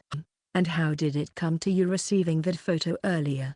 I've been causing Koido a lot of trouble. She has helped me out a lot, but I was worried about her social life since she's always taking care of me, so I asked to see a photo with her classmates. I see. As always, Seko. You're kind. I think this isn't about kindness. I just wanted to confirm that there's no responsibility I need to bear. It's pure ego. You're trying to take on responsibility, and that's admirable no matter what. No matter how much you deny yourself, I will affirm you. Me too. Seko is great. So admirable. As I was being self-deprecating, Misa and Haru both affirmed me. Misa slowly explained that I was admirable. Haru's approach was a bit casual, but it still cheered me up. Both of my girlfriends were affirming me. Could there be a happier place than this? Yet, the weight hanging in my chest is still not completely lifted, but I'm still not happy that you were in touch with Koido-san during this short break. That's right. So, let's send a picture too. A photo of the three of us getting along. Fufu, that's a good idea. Let's show her how close we are. The conversation moved on without me, and Haru prepared her smartphone with the front camera on. Come on, Seko. Get closer. She beckoned me over, and I stood next to her. Then Haru snuggled up close enough that our arms touched. On the other side, Misa stood, intertwining her arm with mine and resting her head on my shoulder. Okay, I'm going to take it now. Ready? I thought there would be a countdown, but the shutter was pressed immediately. I hoped I wasn't making a weird face, but seeing the photo, Haru smiled brightly. Perfect. I'll send this to Seko, and Seko, make sure you forward it to Koido-chan, okay? Why doesn't Hinata send it? You guys exchanged contact information the other day, right? It was Seko who's been in contact with her, so Seko should send it. That's more normal, right? Yeah. It would be weird if Haru suddenly sent a photo. That makes sense. Okay. Convinced by Haru's reasoning, I forwarded the photo she sent directly to Koido. The message was read immediately, and the reply came quickly. I thought you weren't going to reply, but what is this? Sending me a photo with your cute girlfriends after ignoring me to take this photo. You're showing off. Senpai, you're a real devil. The message was sent in an angry tone, and right after it, a series of stamps with a small, deformed angry bird was sent repeatedly. Misa and Haru were also watching the flow of events from next to me, and when the stamping stopped, the two of them chuckled softly. Ahaha, Koido-chan got mad. Fufu. Maybe we were a bit mean to her. Despite saying this, there was no sign of regret or reflection in their words. On the contrary, they seemed quite satisfied as they moved away from me. Seko. We bought the tickets, so let's go ride the escalator right away. Our time is limited, so let's do that. Saying so, the two of them headed towards the escalator entrance ahead of me. I dropped my gaze from the backs of the two people and stared at my smartphone screen. Then I sent a brief message. Thank you. Immediately, a reply came back saying, I don't know what you're talking about. I chuckled, realizing she always saw right through everything. Just when I was about to turn off my phone, I received another message. Jealous of their outing with Senpai. This message deeply moved me. The reason was clear. She often expressed her thoughts but rarely her feelings. So, this rare disclosure of her emotions surprised and confused me.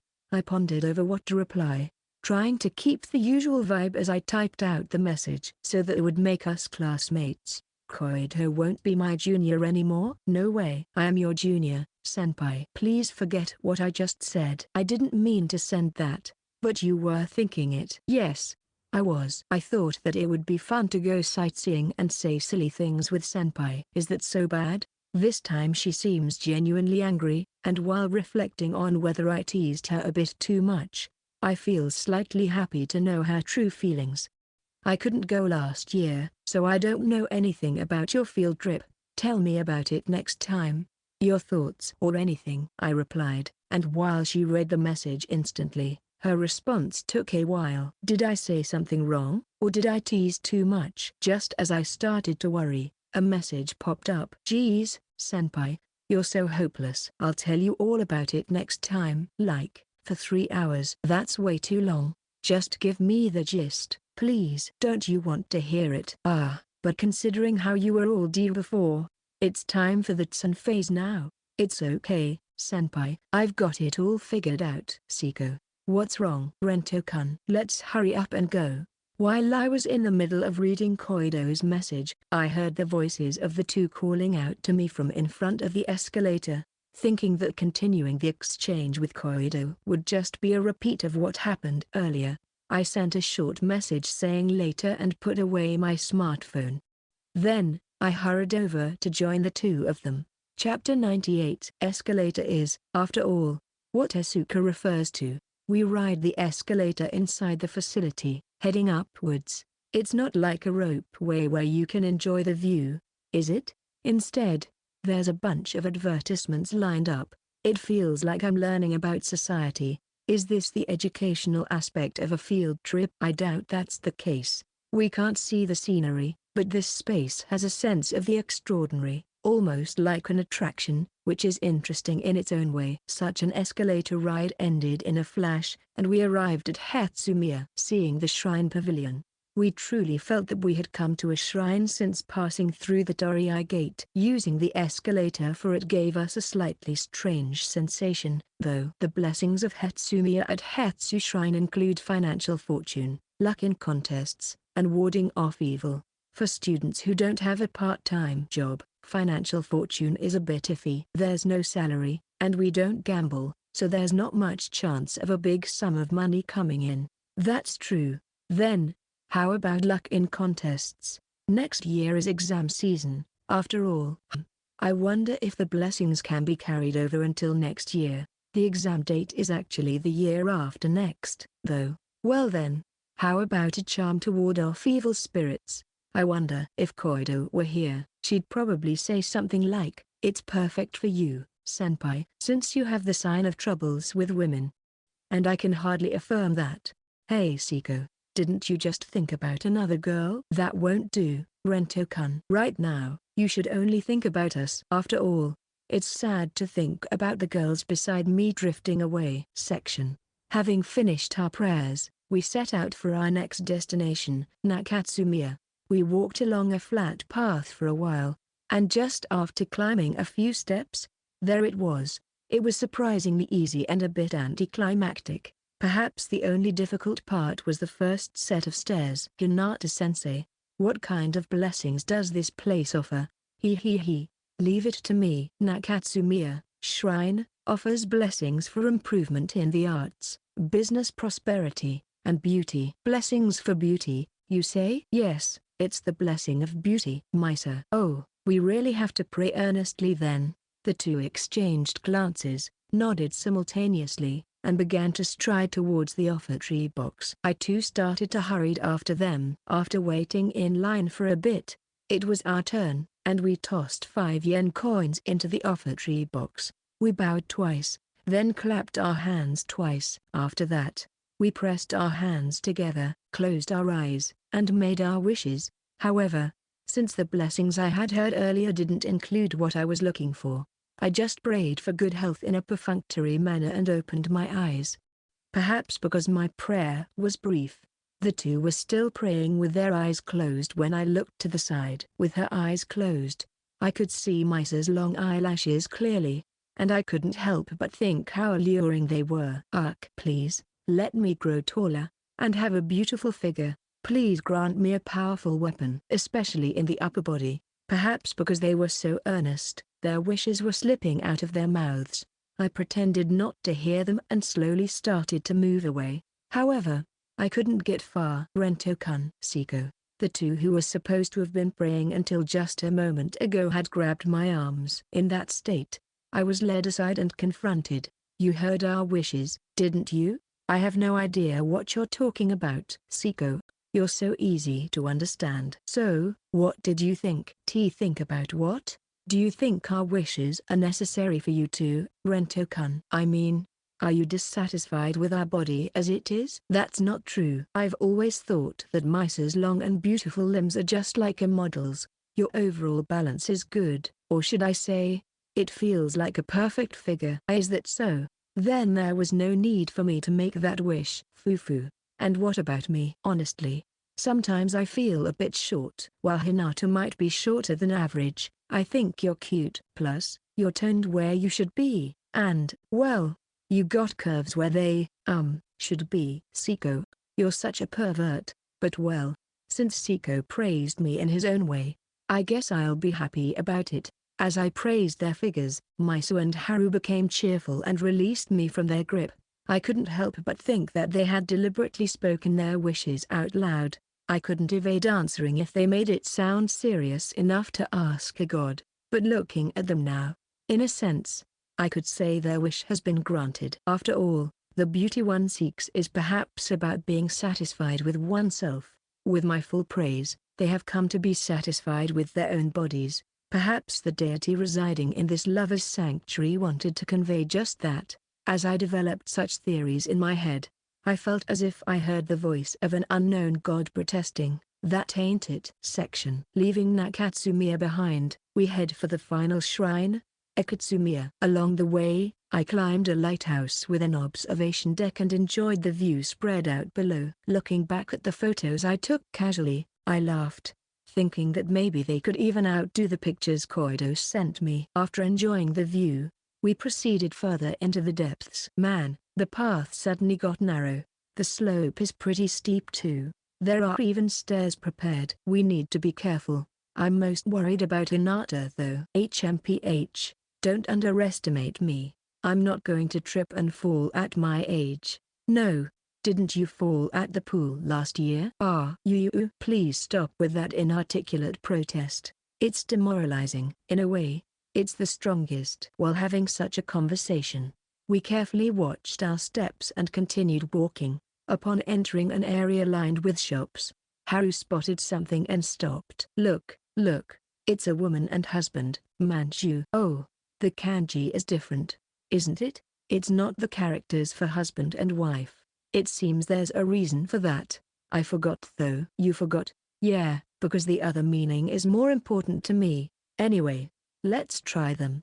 It looks like they're sold individually. They do seem famous. Let's do that. Agreed. We line up in front of the store, pondering whether to order the white or brown one, as there are two varieties available. The difference between tsubuan, chunky bean paste, and koshien, smooth bean paste. I don't really have a preference for either. Then, why don't you go with white one, Seko? I'll take the brown one. You planning on splitting them half and half with me? No. You're supposed to eat one each. That's the point. Oh, then why did you decide on a different one for me than for yourself? That's because, puzzled by Haru's hesitation to answer, I tilt my head. Was it such a difficult question? Observing Haru's demeanor, Misa seems to have realized something.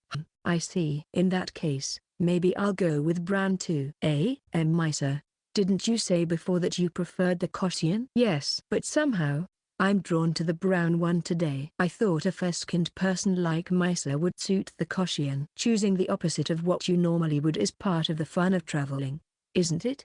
Without a chance of winning the argument, Haru watched as Misa actually ordered the brown manju. I didn't understand why Haru was so stubborn about Misa's order, but as Haru had told me, I ordered the white one. And as declared, Haru went ahead and bought the brown one. The manju we received was steaming hot, looking delicious yet also seeming quite hot. I broke mine in half with my hands, releasing even more steam, and thought maybe it was a good idea to do so. When I took a bite, the rich sweetness spread in my mouth, delightfully delicious. Not just the filling, but the dough itself was subtly sweet, seeping into my tired body from all the walking. While my mood was uplifted by the snack, Haru had been looking slightly down since earlier. I knew the cause but not the reason. Therefore, I couldn't comfort her even if I wanted to. But eating delicious food makes you feel happy, Haru. Seko. Are you calling me by my name and MMPH? Surprised, Haru turned around only to have the rest of her manju stuffed into her mouth. Haru stopped moving for a moment, but as she realized the manju was in her mouth, she began to chew and eventually swallowed it. Then, come on, Seko. Don't just shove it in my mouth all of a sudden. And didn't we agree to have one manju each? Well, I apologize for putting the manju in your mouth without permission. But you know, delicious things are meant to be shared. The koshien was good, wasn't it? Yeah, it was delicious. That's good then, Ren. Before I knew it, Haru's eyes had gone soft, and she accidentally called me by my name, reaching out to hold my hand. As I was wondering what to do, considering there were no students around, Misa stepped in between me and Haru. If that's the case, Rento-kun, I'll share my manju with you too. Here, say how is it? Tasty? Why yeah, the tsubuan is good in its own way. Fufu. Right. I usually prefer koshien, but the tsubuan here is also delicious. Sharing flavors like this is fun, isn't it? Yeah. Haru, did you also find the tsubuan tasty? Oh, yeah. Both were tasty. Haru's reply came with eyes that had returned to their usual round and bright expression. Having replenished our energy with sugar, we began walking again towards Okatsumiya. Chapter 99. Continuing on a path with ups and downs that seemed to proclaim it was just the beginning, we finally reached Okatsumiya. Haru seems fine, but Misa is breathing a bit heavily through her shoulders. It was a good idea to use the escalator at the beginning and save our energy for later. So, what kind of blessings does this place provide? Aviation safety, traffic safety, and romantic reconciliation. Just when I thought I finally got some romantic blessings, it turns out to be for reconciliation. As someone who's never had a lover before, it doesn't seem like there's any benefit for me. Really? You really never had a girlfriend before? I wouldn't lie about something like this. Besides, you know about my past. No one would fall for the person I was back then. Plus, I wasn't interested in that sort of thing. Foo-foo. So, I guess that means I'm the one who planted the seeds of love in Rento-kun's heart. I'm happy. I'm embarrassed. Oh? But you should be happy since you're dating your first love, right?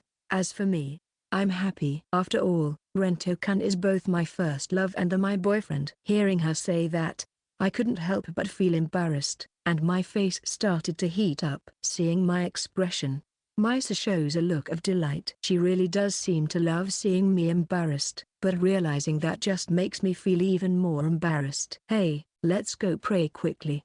Haru said that and started walking toward the offertory box. If I don't follow suit, I'll end up being teased to death by Misa, so I head to pray as well. Then, I hear a frustrated move from behind, and when I turn around, Misa is making a sulky face. The expression is a stark contrast to her usual self, and my heartbeat quickens even more. Noticing the change in me, Misa's expression shifts to a satisfied one. Then, with a smile, she hurries to my side. Section. Having finished praying at the last shrine, the only thing left on our schedule is that famous bell. The official name is the Ryuran no Kane, Dragon Love Bell. According to Haru, it seems to be located very close by. It's true. Not long after departing from Akatsumiya, I found a sign indicating the entrance to the Dragon Love Bell. What caught my attention was the padlock in front of the sign. It appears to be something that's sold. A key of vows. What does that mean? Hey, Ren. Can I buy this? Sure, why not? Then maybe I'll buy one too. Misa too? Do you happen to know the meaning of this padlock? I don't know, but I have a rough idea. That's why I'm buying it. It seemed like the two understood the meaning of the padlock as they picked one up and headed to pay for it. I, still not understanding, simply watched them. Then, some other tourists found it and bought it as well, and almost all were couples. Could it be that the key of vows means that? Is the free marker pen placed there with that intention? By the time I had figured everything out, the two had already bought their padlock and come back. They borrowed the marker pen and began to write their names on the newly purchased padlock. One had my name and Haru's. With this, I can always be with Ren. One had my name and Misa's. Foo-foo. It's wonderful to be eternally connected with Rento-kun. It's only natural since they were purchased. But it seems the girls are serious. Then, entering a side path like a mountain's secret trail and climbing up the gentle stairs, there was the Ryuran no Kane, Dragon Love Bell. And on the fence beside it, a great number of padlocks had been attached. Immediately, the two of them try to attach a padlock. I call out to Haru in a slightly flustered, quiet voice. Hey, Haru, isn't it a bit, bad to hang a padlock with mine and your names in such a public place? What? It's okay with Misa, but not with me? No. Of course. I'd ask Misa to stop too. Looking to the side, it seems Misa is quite dexterous with her hands, as she had already attached the padlock to the fence. Misa seems to have already put hers on. Well then, I better hurry up and attach mine too. Haru, it's okay. There are so many. There's no way they'll find ours specifically. Maybe it'll reach the gods more easily if we attach it higher. The higher it is, the more noticeable it is. If we don't stand out, the gods might miss it. But we're not supposed to stand out.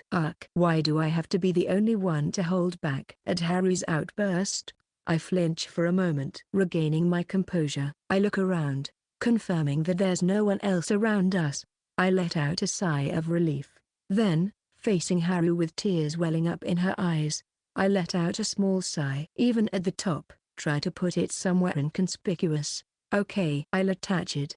Haru responds with a slightly sulky tone and attaches it, hiding it among the multitude of padlocks on the top row.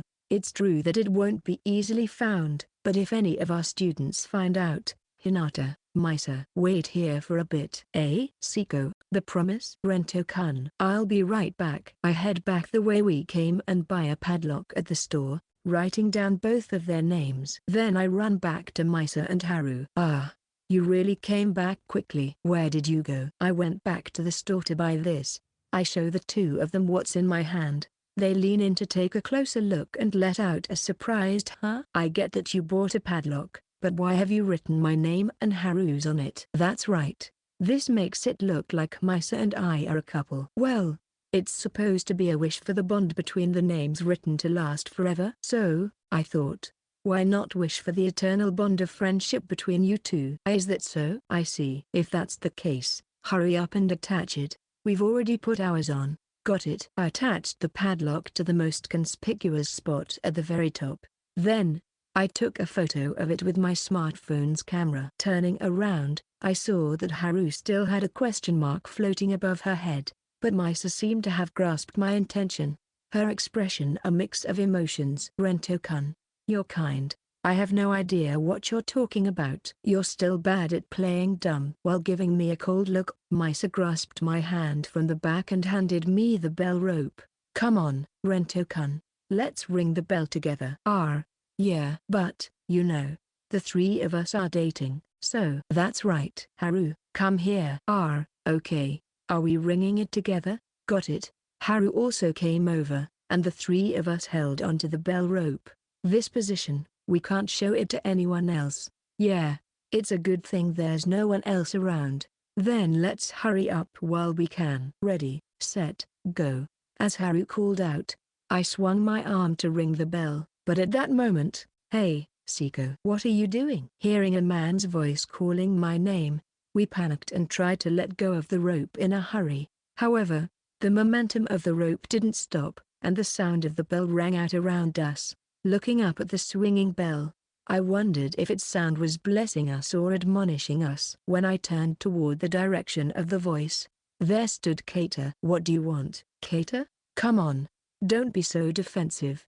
I'm not here planning to blab about your relationship or anything. What do you mean? I'm interested in you, Seko. Ever since the day of the mixer, when you snapped at me. That's why I want to see how this relationship you cherish unfolds. Of course, I want to see it progress without any interference from anyone. That's a disturbing hobby. Say whatever you want. It was you who changed me, Seko. Also, sorry for interrupting.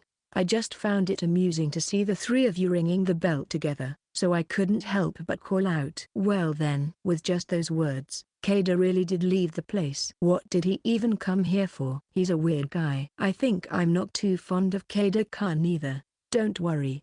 I just started to dislike him now too.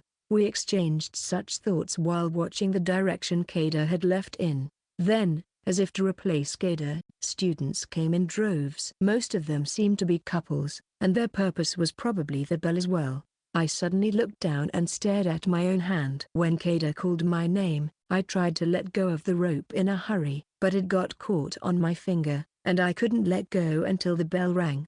Yes, I was holding on to that rope until the end. And, by the feel of it, there was someone else who was holding on to the rope with me until the very end. I looked up and gazed at her profile. What is she thinking now? Does she realize that she rang the bell with me? What am I thinking? It's just a superstition. Why am I taking it so seriously? Yet, for some reason, I couldn't get it out of my head for a while. Part 13, Each of the Three. Chapter 100. Enoshima was more fun than I had expected. After ringing the bell, we had seasonal raw shirasudon, whitebait fish bowl, to fill our stomachs and then continued further while snacking. The narrow path suddenly opened up, leading us to a rocky area. I still remember the excitement of seeing Mount Fuji in the distance across the sea. There was a discussion about whether to head back the way we came, and although Haru was eager to continue, Misa seemed to be struggling. So we took it easy and used a sightseeing boat to return to the entrance of Enoshima. Section. Several weeks have passed since that fun field trip, and June was already drawing to a close. I don't like the dreary climate of the rainy season, so I find myself wishing for summer to come quickly.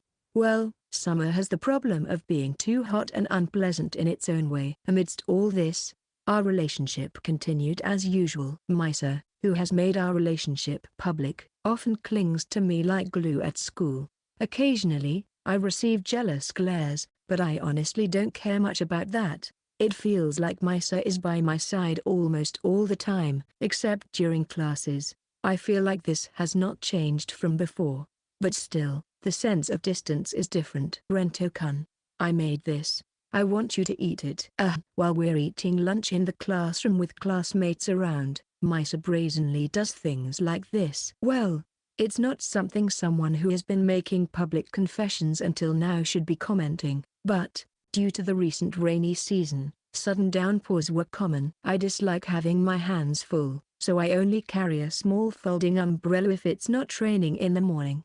However, there was a day when I forgot to bring my umbrella because I had used it the day before and left it out to dry. That evening, it began to rain. Misa and Haru had both remembered to bring their umbrellas, so when it came time to share, I ended up under Misa's. Come on, Rento-kun, get closer to me. Maybe we can be more snug if we link arms. Saying that, she actually passed her arm through mine. Then she rested her head on my shoulder. Honestly, it's difficult to walk, but it's hard to refuse. It felt like doing things that only couples would do. Under the same umbrella, I find my heart fluttering at times when Misa looks up at me with a shy expression. On the other hand, Haru clings to me on holidays. When we go out, we tend to visit places a bit far from home like Yokohama or Tokyo, or we end up in enclosed spaces like karaoke rooms. There, we don't need to worry about the eyes of those around us, and Haru and I can be lovers. In fact, we can't really do that anywhere else. Hey Ren, it's okay to hold hands, right? Today is my day after all. I'm your girlfriend too, so it's okay, right? Saying that, Haru hesitantly reaches out to touch my hand. The moment our hands touched, she quickly intertwined her fingers with mine, linking our hands together.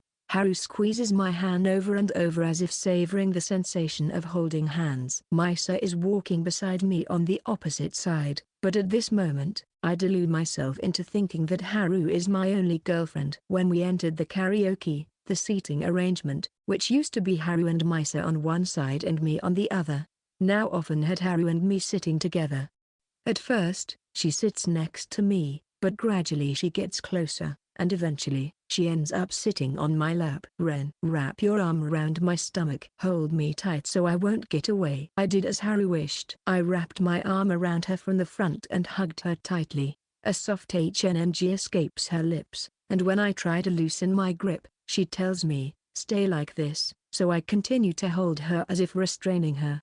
She was able to sing in that state, so it probably wasn't that uncomfortable for her. Also, I have to raise my voice right next to Haru's ear when it's my turn to sing, so I leave the singing to Haru and Misa. As someone who's not good at singing, it's just right for me to move my body along with their live performance. Just by moving my body to the rhythm of the music, sweet sounds and breaths would escape from Haru's mouth as she rode on top of me, so most of the time, I ended up spending my days essentially becoming Haru's chair. So, this is how it goes. On weekdays when there's school, Misa gets to be close to me, and on weekends when there's no school, Haru gets her turn. As for me, I had no say in this arrangement. After all, it was already in place before I even realized it, but well, I had nothing to complain about if the two of them were content with the way things were. Section Lunch break. As usual, Misa and Haru gather at my desk. Misa shares the same desk with me, while Haru has pulled the desk next to mine over to use it. Up to this point, everything is the same as usual, but I noticed that Haru's lunchbox is one more than usual. Haru has a tendency to be a bit of a glutton, so I wondered if she had prepared something extra or if she had brought another container just for dessert, but then Haru started glancing over at me with that lunchbox in her hand. As I was trying to figure out Haru's intention, Misa called my name. Rento-kun.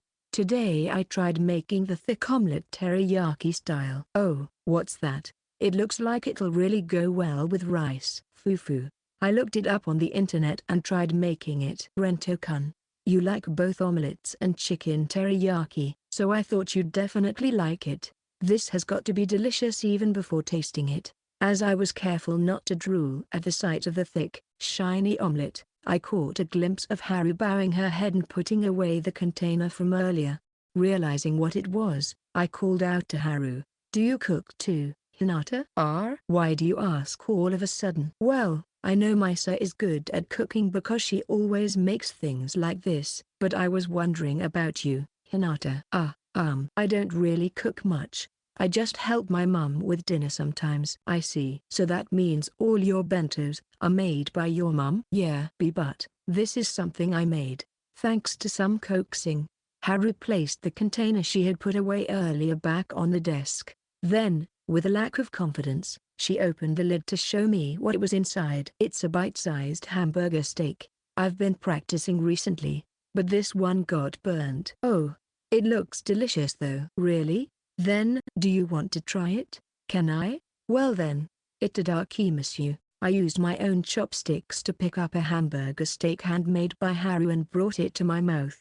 Just as she said, there was indeed a burnt flavor spreading in my mouth, but the seasoning was done well, so the sweetness of the meat juices mixed nicely with the tanginess of the ketchup sauce.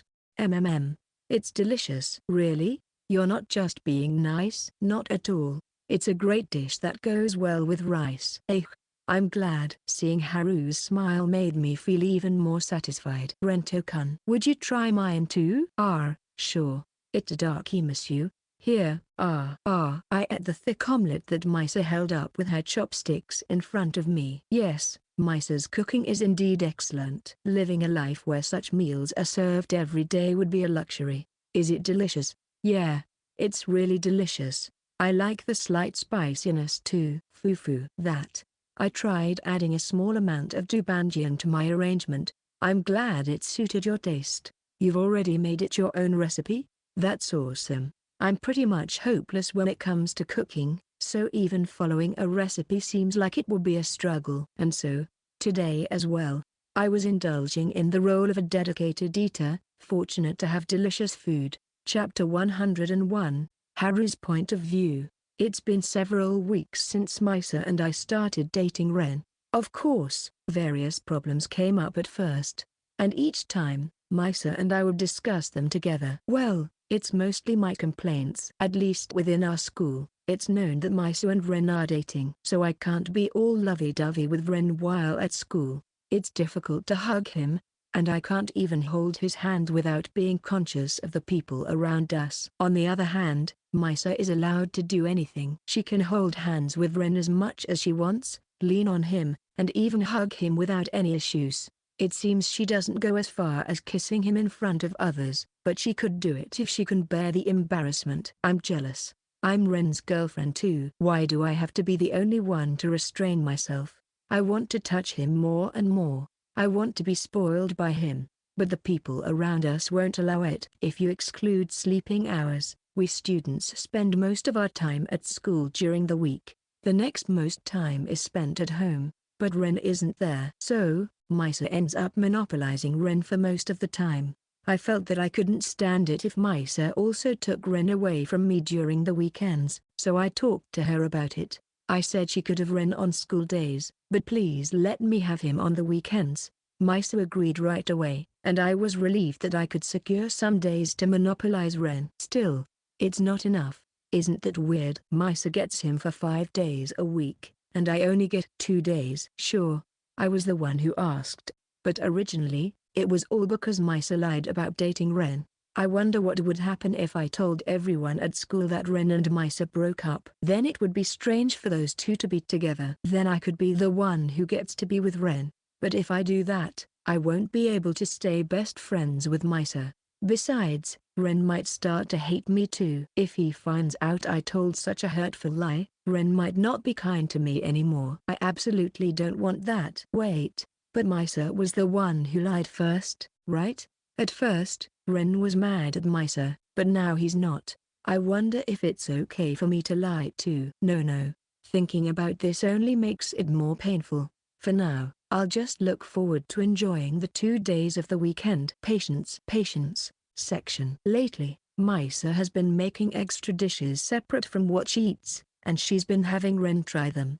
Misa seems to be good at cooking, and she brings different dishes every day. They all looked delicious. In fact, I was a bit curious, so I've tried one before, and it was really tasty. Come to think of it, my mom used to told about that. She said she won over my dad by capturing his stomach. Ren eats Misa's homemade meals with relish every day. Maybe he's already been captured by Misa's cooking. This is bad, really bad. At this rate, Ren will fall for Misa again. I can't let her take Ren away from me. In my panic, I asked my mom to teach me how to cook. She immediately figured out it was for Ren and teased me a lot, but I didn't have the time to care about that. Having hardly ever cooked before, I kept failing at first, and it took a while before I could make something good enough for Ren to eat. But, since I helped my mom by cutting ingredients, I never had any of those manga-like cooking accidents where you hurt your fingers. While I'm glad my fingers stayed pretty, part of me regrets not getting injured, thinking Ren might have been very concerned about me. I thought it might not be too late to injure myself, but I want to keep my hands beautiful for when I hold Ren's. I don't want them to be rough or scarred. Ren once complimented me, saying my hands felt smooth and nice. I was so happy that I made sure to apply hand cream every day without fail. I don't want to ruin that. Besides, Ren is so kind that if my hands were to hurt when touched, he might stop holding them. I absolutely don't want that. Yeah, I should stop thinking about injuring my hands weirdly. Ren wouldn't be happy with that. Anyway, about 2 weeks after I started practicing cooking, I finally made something decent enough for Ren to eat. It was a bit burnt, but I couldn't afford to spend more time on it. Mom said it was delicious, so I brought it to school today, hoping this would be the day. Yet, seeing Misa's appetizing cooking made me feel like mine just wasn't good enough. If I present this, Ren might be disillusioned with me. As I was putting away my container, feeling a loss of confidence, Ren, who had been captivated by Misa's homemade dishes until just now, spoke to me. "Do you cook too, Hinata?" "Why do you ask all of a sudden?" "Well, I know Misa is good at cooking because she always makes things like this, but I was wondering about you, Hinata." I don't really cook much. I just help my mum with dinner sometimes." "I see. So that means all your bentos are made by your mum?" "Yeah. But, this is something I made." I said that and took out the container I had just put away, showing it to him again on the desk. Then he said he wanted to eat it. And he actually ate it and even told me it was delicious. Ren was considerate of me, and to prevent those around us from suspecting our relationship, he naturally made it seem like he was just eating the food I made. I'm happy. Ren really is kind. I love him. I love him so much. I want him to be kinder to me. I want his kindness directed only at me. I want him to look only at me, to pour his love only into me and no one else. Ren. I love you, Ren. Thinking back, even on the day of our recent school trip, Ren was very considerate of me. Though it was a trip, it felt like a date. Normally, I would have Ren all to myself, but since it was a weekday and there were many acquaintances around, it was the day Misa had Ren all to herself. I stood half a step away from him while she was close enough to touch. Whenever he paid attention to me, she would conspicuously hold his hand or something. When we took a picture to send to Koido-chan, she even wrapped her arm around him and rested her head on his shoulder. Just like the people in class said, I felt like I was intruding on their date. But that's not true. I'm Ren's girlfriend too. When I felt down, Ren would always act to comfort me. It made me really happy. But then, Misa would, "Rento-kun, would you try mine too?" Here, the elation I was feeling cooled down instantly when I saw Misa doing the thing to Ren right in front of me. Ren, looking embarrassed, opened his mouth and let Misa feed him her homemade cooking, praising it as delicious. That's right. That day too, Misa did the thing with the manju to Ren. Not just that. She did the thing with the cake at the cafe we stopped by, and with the ice mocha, she deliberately chose a different flavor from Ren's and said, "Let's share the taste," and did the thing again. I wanted to do that too. I've been holding back. I couldn't help but feel unpleasant emotions seeing her easily doing what I restrained myself from. It's unfair. Unfair. Unfair. Unfair. Unfair. Unfair. Unfair. Unfair. Unfair. Unfair. Unfair. Unfair. Unfair. Unfair. Unfair. Unfair. I mean, I'm Ren's girlfriend too. Why am I the only one who has to endure so much? Chapter 102. Lately, it feels like I spend most of my weekends going out. I'm not the outdoorsy type, so playing outside doesn't really count as rest for me, but I can't help but go when it comes to dates with my girlfriends. After finishing my usual routine, I leave the house and head to the nearest station. Sure enough, Misa was already there. Good morning, Misa. You've beaten me to it again. Huh? Good morning, Rento-kun. If I come first, then we can be together from the moment you arrive at the station, right? Ugh. Are you teasing me again? Foo-foo. I'm just saying how I truly feel. That makes it even more embarrassing. Just this much is fine. After all, you've been praising me in public for a whole year. I have no comeback to that. When I raised the white flag, Misa giggled and reached out her right hand. Then let's go. Right. I grasped her right hand with my left and intertwined our fingers, holding hands. Today is the only time I can be with you like this. That's why I want to cherish this time. I want to spend as much time with you as possible. For that reason, I can keep waiting for you here no matter how hot or cold it is. Saying that with a bewitching smile, she started walking forward. Dazzled by her smile, I momentarily lose myself before regaining my composure and stepping forward to follow her. We went through the ticket gate and headed for the platform. Boarding the train that arrived, the humid outside air changes drastically as we enter the air-conditioned space of the train, and my body temperature drops quickly.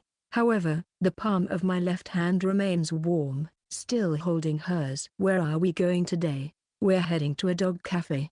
Haru has been wanting to go there for a while. Don't you remember? Rento-kun. Sorry, I completely forgot. Let's blame it on this heat. Foo-foo. It's only late June. What are you talking about? At this rate, I'm worried about how you'll handle the summer. I need to build up my stamina. Maybe it's more of a brain issue. That's a bit harsh.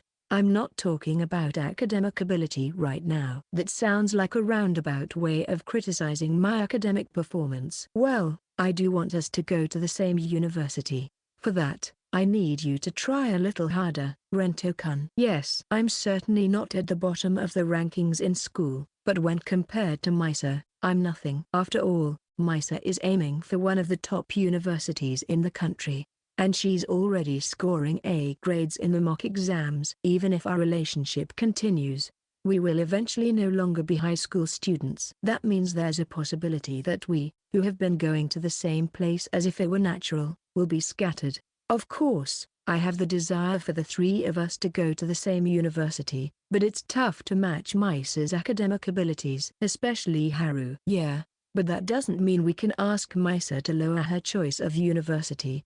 So we need to work hard to achieve that. Maybe we should hold a study session next time. Especially for Hinata, who needs thorough teaching. That's true. In that case, maybe I should devote myself to teaching Rento-kun. Please be gentle, Foo-foo. That depends on you, Rento-kun. But if you make such cute reactions when teased, I might not be able to control myself. Hey, stop that weird interest. Just as I was starting to feel a bit scared about the upcoming study session, the train I was on came to a stop, and the doors in front of me opened. At that moment, Misa let go of my hand. Beyond the open door, Haru lights up with a bright smile upon seeing our faces. Good morning, Seko. Misa. Then, she stands next to me, on the opposite side from Misa. The distance between us is noticeably closer than when we are usually at school. Yes, today is a holiday. It's Haru's day. Section. So cute. Haru lets out a cry of joy after seeing a small dog trotting towards us. As planned, we had arrived at a place known as a dog cafe. It was a bit far from our local area, so we didn't really feel like going. But considering our relationship now, the distance seemed conveniently good. The dogs here are apparently mostly rescue dogs, so the breeds are all mixed. There are some well-known breeds like dachshunds and poodles, which even I can recognize, and then there are some that even Haru, who is admittedly a huge dog lover, can't identify. They're probably mixed breeds, Misa said. The cafe isn't like the familiar coffee shop with the usual shopkeeper we've started to frequent. Upon entering, we paid an admission fee and were given a plastic bottle. This seemed to be the cafe element, according to Misa. It's easier to get a business license as a food establishment. Yeah, Misapedia is amazing. With that, we took our plastic bottles and headed towards a space that felt like a living room at home. Then, 3 lively dogs approached us, and Harry let out a high-pitched squeal. So cute. Come here, come here. I'm Haru. What are your names? Kuromame, Shiroko, Chartaro. Black, white, brown. Pout Ren. Those names are just like their fur colors. No, it says so right over there. It's true. How straightforward their names are. But it's kind of cute. Nice to meet you, Kuro, Shiro, Charo. You've already given them nicknames. Huh. It's gotten even more blatantly obvious, hasn't it? Can you believe it? The straightforward names have been made even simpler by Haru. Was it such a luxurious name that it needed to be shortened that much? Unconcerned with the exchange between me and Misa, Haru is totally smitten with the puppies in front of her. Kuro is so calm, but I can tell he keeps glancing over here like he really wants some affection, which is so cute. Charo is spinning around so energetically. Be careful not to get dizzy, okay? And Shiro is. What's wrong? You're just staring at me. Maybe Shiro is put off by Haru's excessive excitement. Misa? No, that's not it. Right, Shiro.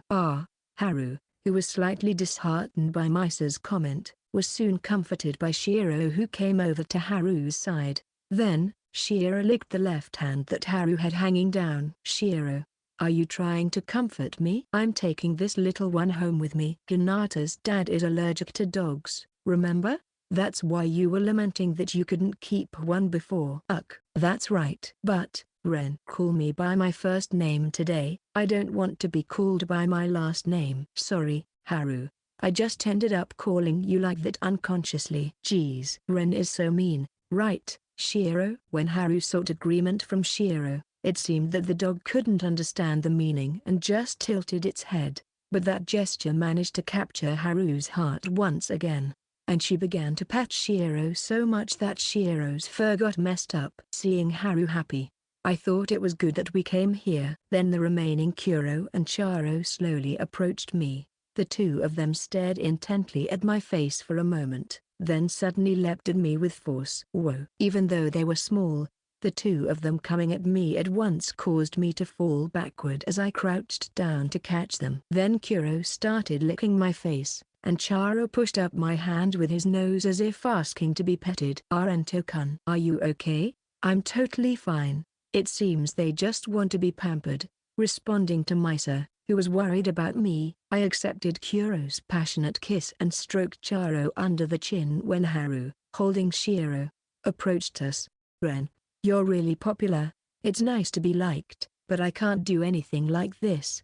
Ahaha, that's true. Well, for now, I'll peel Kuro off you. Sorry, Shiro. Haru put Shiro down on the floor and lifted Kuro with her free hand. Thanks to her, I was able to escape from Kuro's licking hell and sat up again. Then Charo, who had been petted by me just before, climbed onto my lap. Wait a moment. When I turned around in response to the voice, Kuro had wriggled out of Haru's arms and came over to my side, pressing his body tightly against me. These kids really do take a liking to you, Rento-kun. It seems so. I've never been barked at by dogs before, but I've also never been this well-liked, so I can't help but feel a bit of happiness that makes me smile slyly. Then Haru, still grinning and holding Shiro, sat down next to me. You look happy, Ren. Then Haru, still grinning and holding Shiro, sat down next to me. I like you too, Ren. Are you happy? These kids are adorable, so it's hard to choose a favorite between them. Come on. Don't be so shy and answer me. I love you, Ren. Being together like this, it feels like we and these kids are a family. Haru said this and snuggled closer to me. I felt as if the space around us was cut out from the outside world, but the piercing gaze from behind me quickly brought me back to reality. Chapter 103, Misa's Point of View. On weekdays it's me, and on weekends it's Haru. This is a rule proposed by Haru. While I can act as Rento-kun's girlfriend at school without feeling uncomfortable, Haru can't do that. So the idea is that at least on weekends, Haru should be able to spend time with him as lovers. That's why I make sure not to touch Rento-kun's body too much on weekends when Haru is around. Furthermore, while Haru is being affectionate with him, I make it a point to watch quietly. When I first received that proposal, I thought it was a great deal to be given 5 days out of a week for myself. It's true that I had more time than her, but humans are greedy creatures, and I found myself wanting the remaining 2 days as well. However, since I can't take that time away from her, I started to think of the time before we met up with Haru on the weekend and the time after we parted as precious moments when I could have him all to myself. I've never minded getting up early. I wake up 3 hours before our meeting time and take my time to get ready. Ever since I became conscious of him, my mornings on the days we go out on the weekends have always been like this. He compliments my inequalities, but he also praises my appearance, wanting to live up to that, not wanting to disappoint him, and desiring more of his compliments. I find myself doing all this. It was a few months ago that I laughed in surprise at finding such a maidenly side in me. Now, I can accept that this is also a part of me. Maybe I have him to thank for that. Having nearly finished getting ready, I use the scrunchie he picked out to loosely tie my hair. Now I'm perfect. Last year, my dad used to drive me to the local area, but now I make my own way to the nearest station from home because he's there. Because there are sweet moments with him. Good morning, Rento-kun. Section. Our outings have been limited to long and far trips or private rooms like karaoke. Today, we came to karaoke. I didn't know until I first came to karaoke with Rento-kun and the others, but it seems I like singing, and karaoke has become quite a favorite place of mine. But now, I hate this space. Hey Ren, if you don't hold me tighter, I'm going to fall. Even if you say that, it'll hurt if it gets any stronger. It's okay. I like it better that way because it feels like I'm connected to you, Ren. Please, let's not do that. This is the limit. Then, will you pat my head? Well, if it's that. With a troubled look on his face, he gently pats Haru's head as she wishes. Then, sitting on his lap and being embraced from behind by him, she shows an expression of complete happiness. I was sitting on the sofa across from them, watching the two of them. I understand that I have to endure this much because, on school days, it's almost as if I monopolize Rento-kun too. Still, my heart aches when I'm confronted with such a scene right before my eyes. Even when I try to distract myself by singing, the pain in my chest makes it hard to breathe properly, and it's difficult to sustain my voice. While looking at the display that shows the lyrics, I can see Haru acting spoiled in the corner of my eye, and my attention shifts there, causing me to lose track of the lyrics I'm supposed to be looking at. The song ended, and I weakly placed the microphone on the table. Having reached my limit after witnessing the person I love getting along with another woman right before my eyes and unable to properly execute even my attempt at escapism through singing, I quickly gulped down the now lukewarm coffee that I had gotten from the drink bar when I entered and stood up from my seat. I'm going to get a refill. Yes. Take care. Take care. I hold the cup in my hand as I head towards the door to go outside. Just as the door closed, I saw Haru turning back towards Rento-kun. The expression she showed him at that moment was something she would never show to someone of the same sex like me. Driven by the urge to get away from this place as quickly as possible, I swiftly move towards the drink bar. While a new coffee is being poured into the cup after pressing the machine's button, I hold my chest. If I didn't, it felt like my heart would fall apart right then and there. The machine finishes pouring the coffee and stops, but I didn't feel like picking up the cup. If I took the cup, then I would have to go back to that room. With that thought, my body wouldn't move. I couldn't bring myself to think about going home alone today. I didn't want to leave Haru and Rento-kun alone together for a long time. That's why I always make sure to be present when she meets him. No matter which option I choose, I suffer. It's just the way it is today. So I try to convince myself that it can't be helped, but my body still refuses to move. Tormented by an endless internal struggle, I hear the sound of someone walking towards me.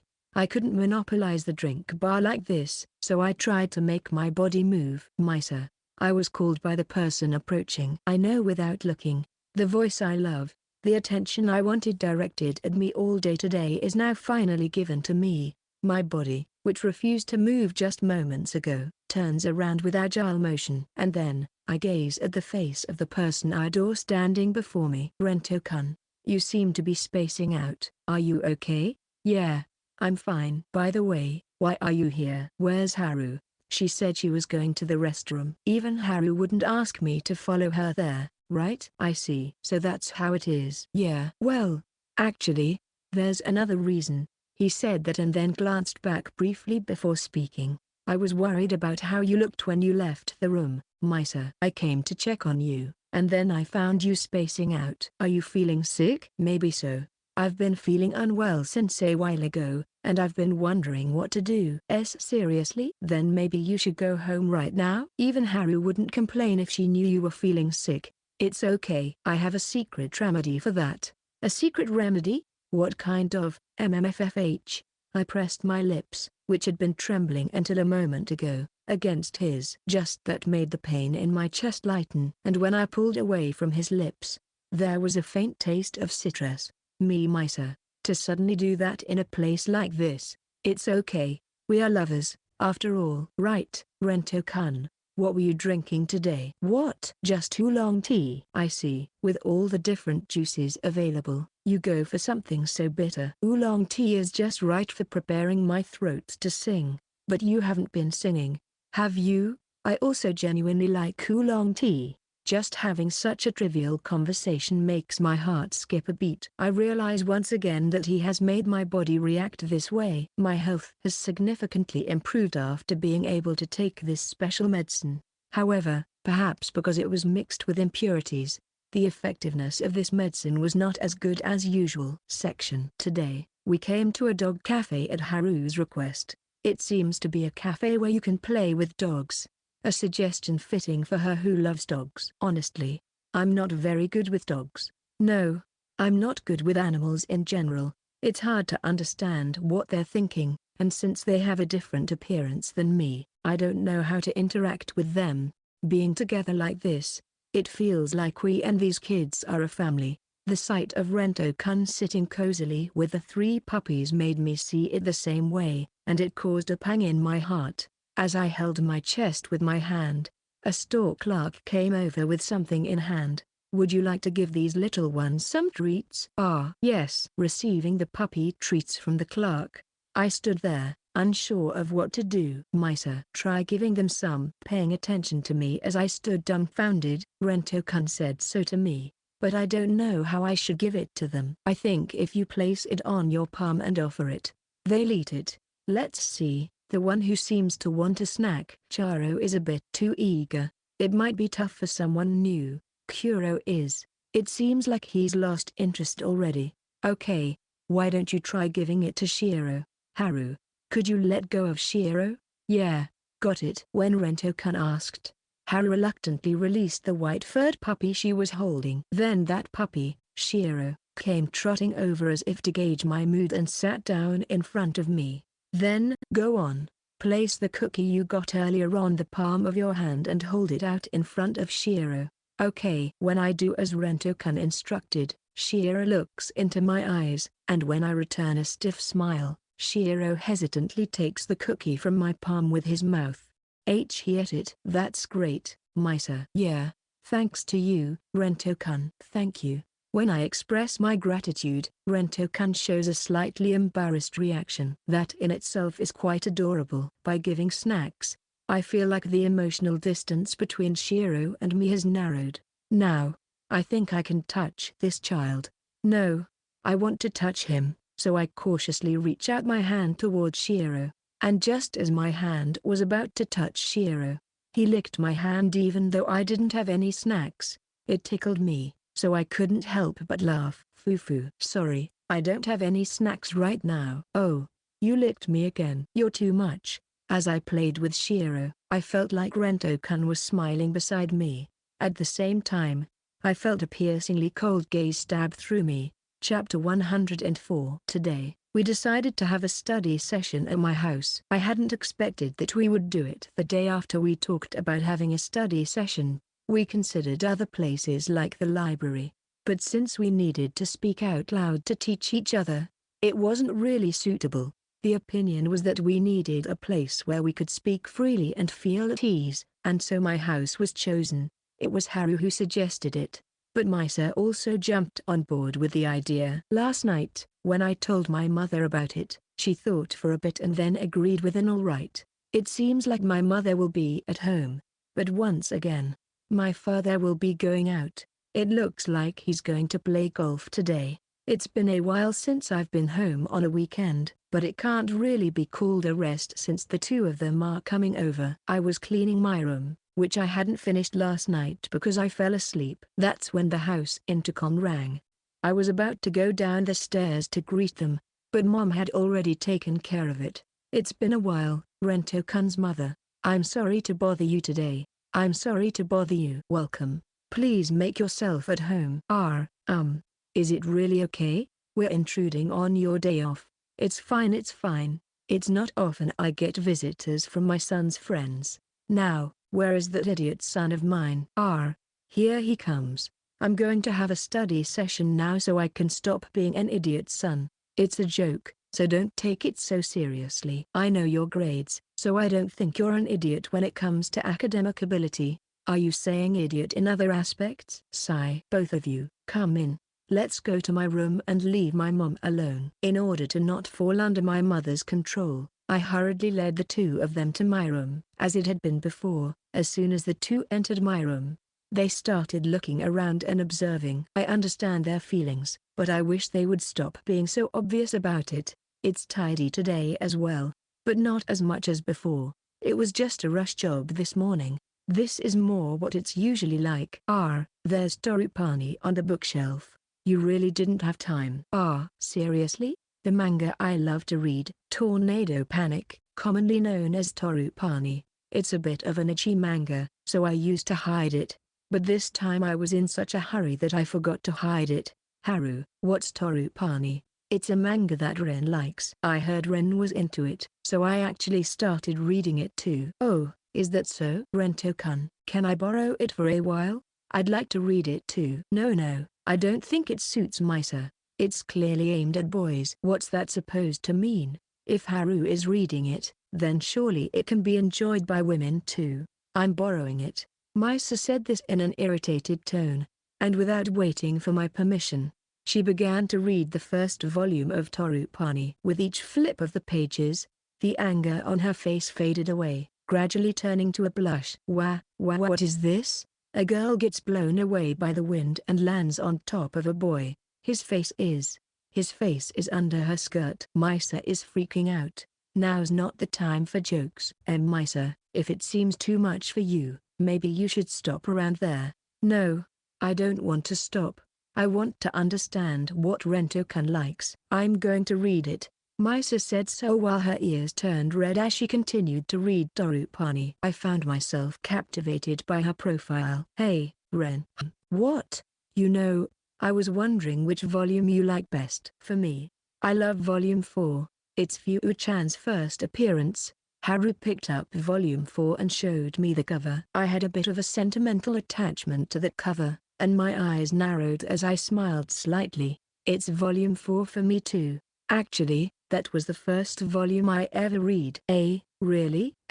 But why start from such an odd place? It was the latest volume at the time, and I was drawn to the cover of the book on the shelf, so I bought it. That's how I started reading Torupani. Hey, I see. Volume 4 has Fu-chan and Tatsumaki-chan drawn together, but Ren, you were drawn to Fu-chan, right? Why yeah. That's right. I knew it. Ren is a Fu-chan fan. Haru seemed happy as I affirmed her question about my preferences. That's right. Hey, Ren. I want to see that album you showed me before again. Oh, I don't mind, but we were planning to study today. It'll be over quickly. Look, Misa is reading Torupani, so just for a while, okay? All right. Which one? Both the kindergarten graduation album and the school graduation album. All of them. All of them? Are you really going to finish quickly? Yeah. It's not like I'm going to look at the entire album. Half in doubt, I hand over the album Haru requested to her. Then, true to her word, Haru only looks at parts of the album, and the album viewing is over in no time. But I wonder why she only looked at the pages with photos and names of my classmates section. Haru's point of view. Today, I came to Ren's room for a study session, but I had a different purpose for coming. I asked Ren to show me again the kindergarten graduation album and the school graduation album that I had seen before. There hasn't been a single person named Ren among Ren's classmates so far, not in kindergarten, elementary school, or junior high school. Since I was also with Ren in high school, I would definitely know if there was someone called Ran. While thinking that there isn't much to understand from the graduation album if they're not classmates, I was flipping through the pages when that photo caught my eye and I stopped. It was the group photo of mixed grades. Ugh, it's just a photo, so it's obvious.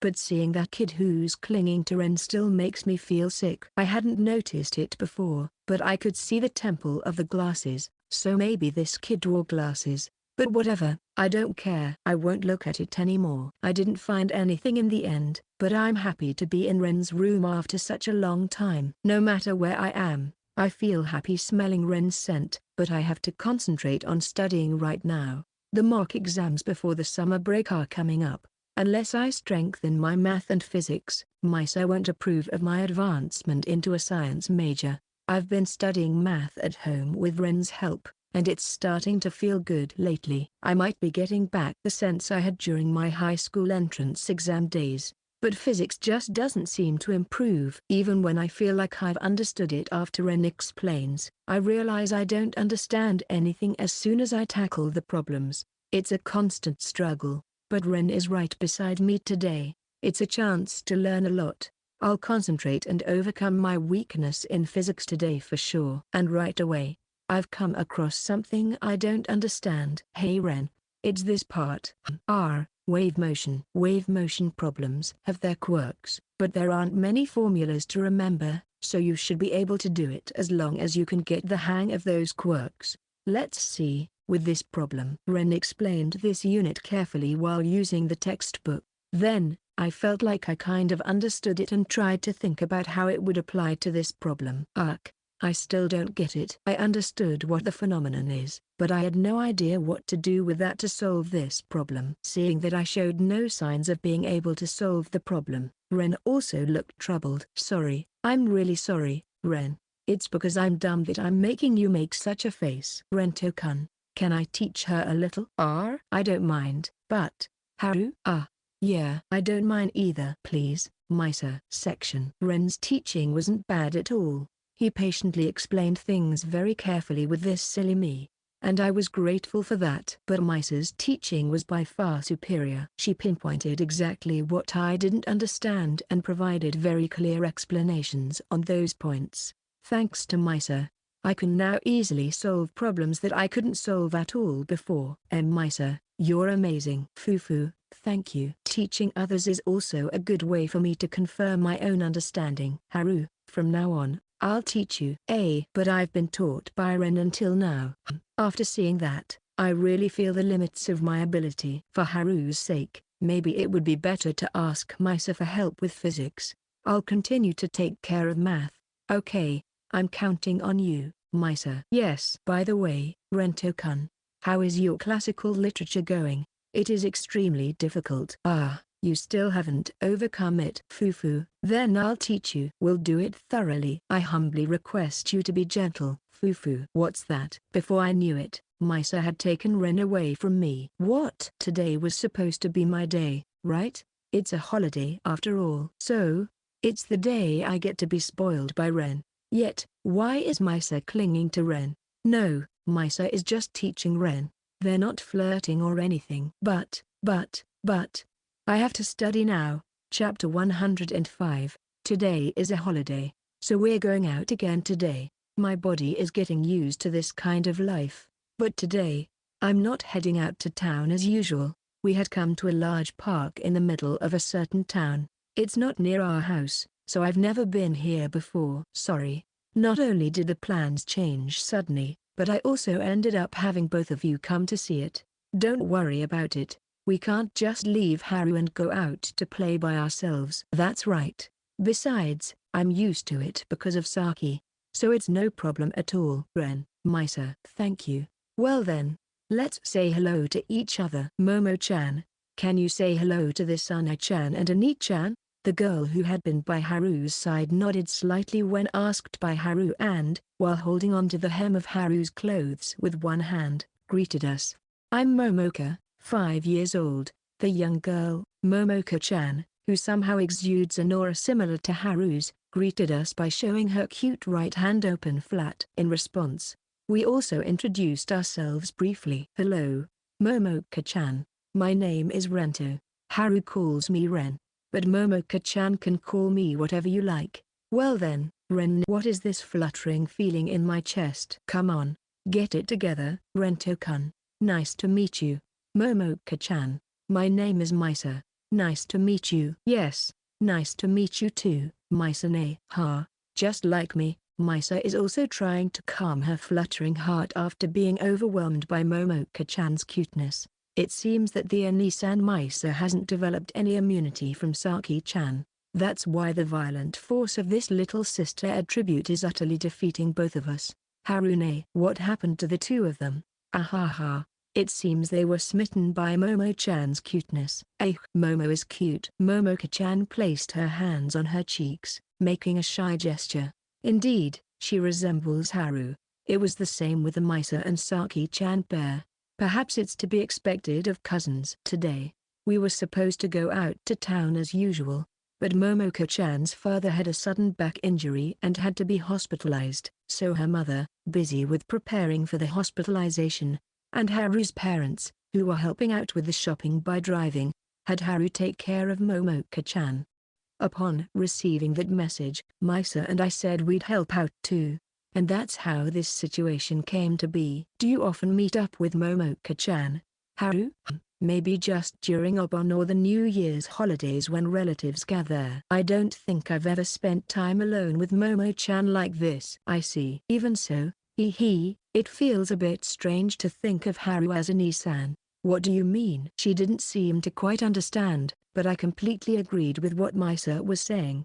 Haru is an only child, but she has a latent younger sister vibe. The idea of Haru being an older sister felt incredibly odd. Now, while pondering what to play, I crouched down to meet Momoka-chan's gaze and started talking to her. Momo-chan, is there something you want to do? I don't know. Don't know? Then, what do you usually do for fun when you come to the park? Momo-chan. Well, I play tag or hide and seek with my friends. Momo is fast at running. Is that so? Then, shall we play tag? I'd like to see how fast Momoka-chan can run. No way. Momo will definitely lose. Harune is faster than Momo. Looking over at Haru, Haru let out her eye laugh with an ahahaha and scratched her cheek with her finger. When I was in my 3rd year of junior high, Momo-chan came to support me in a spring tournament once. She's seen me run seriously. I see. If she had seen Haru's running during her prime, it's no wonder she would think she couldn't compete with her. Honestly, even if Momoka-chan is the fastest among her peers, due to the difference in physique, we could probably win against her. In other words, games that rely on physical strength might be difficult. We could go easy to make it competitive, but Momoka-chan doesn't seem like the type who would enjoy that. Then, how about we play on the playground equipment? It's my first time here, so I'd like you to show me your favorite equipment. Momoka-chan. My recommendation? Mewfew. Well, you see, I really like the athletic playground equipment here. Wow, there's an athletic playground here? The parks around my house don't have one. What? Athletic courses are so much fun. Ren, come with me. Momo will show you around.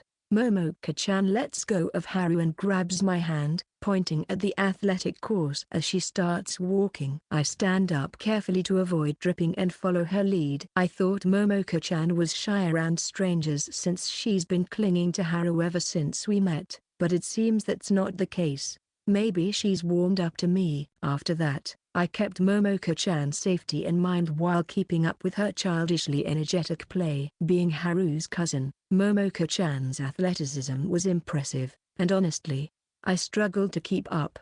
It was arrogant of me to think I could easily win a race against her just because of our size difference. I even wonder if her father's back injury happened while trying to keep up with her lively movements. Anyway, after a lot of playing with Momoka-chan and nearing my physical limits, I decided to give her a shoulder ride to avoid running anymore.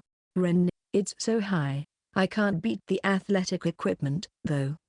But Momo likes Ren's shoulder rides better. Stop it, Momoka-chan. If I have a cardiac arrest now, I can't guarantee your safety. Guarantee? I don't really understand. But hey, let's keep running. It's Ren Express. Sorry, Momoka-chan. You might get hurt if we run like this, so is it okay if I give you a piggyback ride instead? Momo is okay though. Momo is strong. I don't want to put even a small scratch on cute Momoka-chan. So, let's switch to a piggyback ride for my sake too. Momoka-chan. Pout. It can't be helped. I'll switch to a piggyback ride for Ren's sake. Thank you. After setting Momoka-chan down on the ground, this time I have her climb onto my back. It's definitely more stable than when she's on my shoulders. Plus, if I were to fall now, I'd be the only one getting hurt. Alright, here we go. Ren, go. I run around aimlessly with Momoka-chan on my back. Even with my physique, it seems that I'm faster than Momoka-chan, as I can hear her cheerful voice from behind. Telling myself this is the last time, I continue to run when Momoka-chan shouts into my ear, "It's so fun. Hey Ren, become Momo's real Unai-chan!" Exclamation mark. At that moment, a sharp pain runs through my head, and unable to bear it, my body staggers. I somehow managed to hold on without collapsing and called out to Momoka-chan. Sorry Momoka-chan. Are you okay? Momoka-chan? There was no reply, though it had been noisy just a moment ago. Just as I started to feel anxious, I began to hear the sound of her breathing softly in her sleep. It seemed heavier than before. Somehow. Ren, are you okay? You seemed to stagger for a moment. Are you in pain? Does something hurt? I'm sorry. She seemed so attached to Rento-kun that I left her in your care. Seeing how I was just now, Haru and Misa, who had been watching us play from the bench, came rushing over. I'm okay, but I guess I'm a bit tired now. Thanks, Ren. I think that's the first time I've seen Momo-chan having so much fun. Well, it was worth the effort then. Hey, Ren, you don't have any siblings or cousins, right? How come you're so good with younger kids? That's a difficult question. Well, there was a time when I researched a bit about it. Maybe that helped. Is that so? Haru has a knack for sensing people's feelings. Maybe she even picked up on mine. She didn't ask any more about it. I didn't really want to talk about it anyway, so maybe it was for the best. Section. Misa and I were sitting on a bench a little distance away, watching Ren play with Momo-chan. Momoka-chan seemed to really like Ren and even started to act defensively whenever we tried to approach Ren. Even I wouldn't get jealous of such a little kid. I'm not jealous at all. Ren kind of gives off the vibe that he has younger siblings, doesn't he? Yeah, I sometimes think that too. Sometimes? You think about it that much? Yeah. After looking at my face intently, Misa shifted her gaze back to Ren as if to avoid the topic. Not quite understanding the meaning behind her gesture, I tilted my head in confusion. But those two really do look like real siblings. Momoka-chan has never looked that happy with me. It makes me a bit jealous. Fufu.